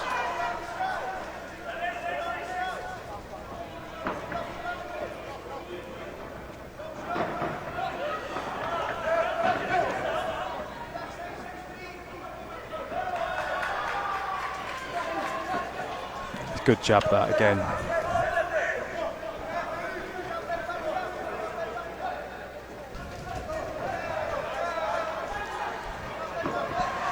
It's really good stuff that from Belgian guy takes a lot of risk with his hands down against some tall opponent. And it's okay if the head movement's there, but when you've not got the head movement,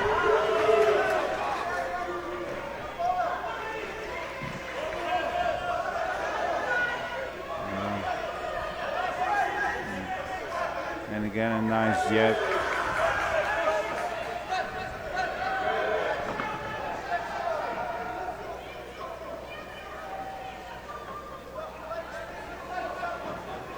That's a good jab there by the man in red.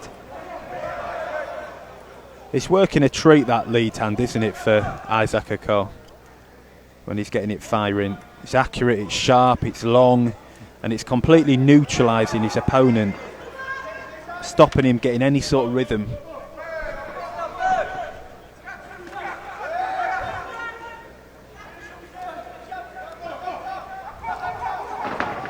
Yeah, he's fast. Very good hand speed for such a heavy guy. He's in complete control here. He's running the pace of the bout.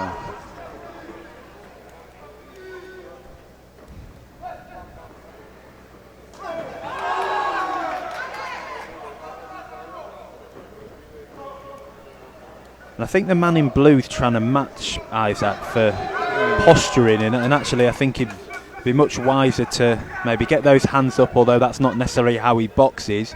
Get those hands up, try and close the distance a little bit more, but I think he's trying to posture with Isaac, and it's brilliant. Isaac's loving it. Very good action. Very good fight. I mean, there's an argument here that could have easily been a 10-8 round, because I thought the man in blue did not really do much, couldn't do much.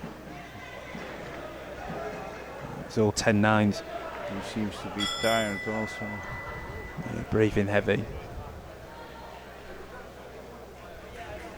He landed a couple of good backhands to the body as well, did the man in red.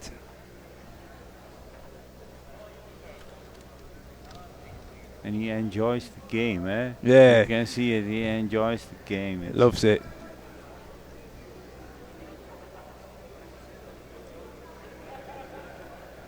He's enjoying himself in there. He really is. Yeah.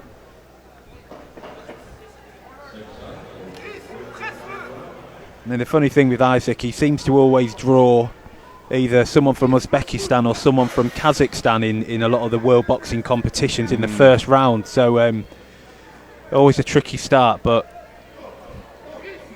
enjoying himself here in his first opening bout.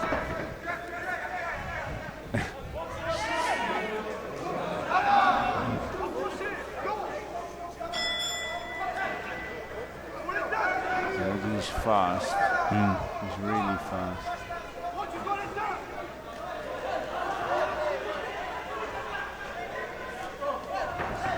No, nice punches on the inside. And they're just not the usual rhythm. Sort of tap, little slip, then he fires that backhand. He's not resetting, he's throwing it as he's slipping. He's very sort of Cuban-esque, or at least of the modern Cubans.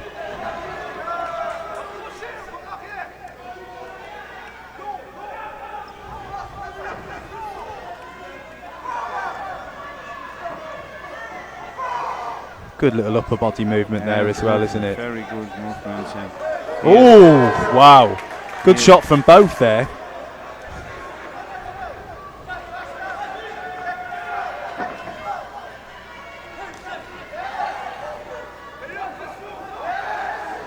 Loving this little tap, step out, come back in, tap again, stepping out and in, tap again. Totally in control. Very good eye.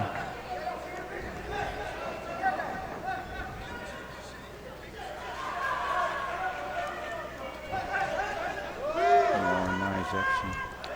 Doesn't want to get complacent there. He got caught with a left hand.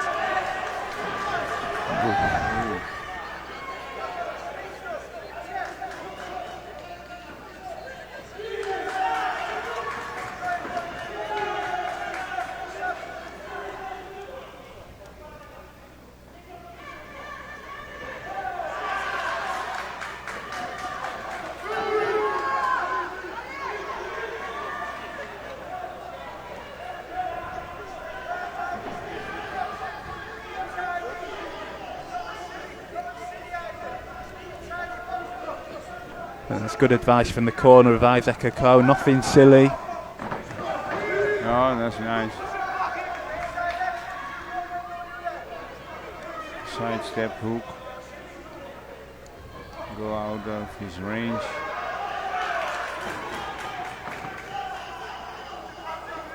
Few nice feints.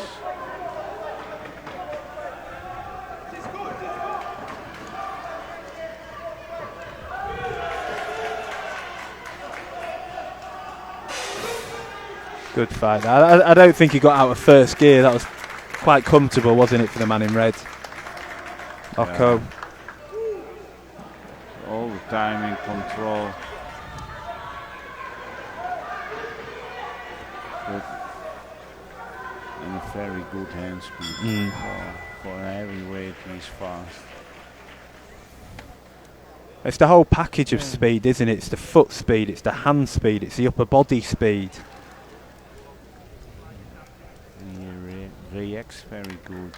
He sees what the opponent wants to do. Make a side step or make a back step in the correct moment. Good win that. Good fight, good win, good performance.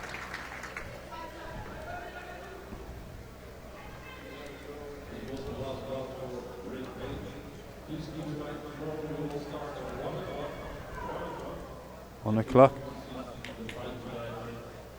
That was the last bout of the evening session. Henny, thank you so much. Been lovely.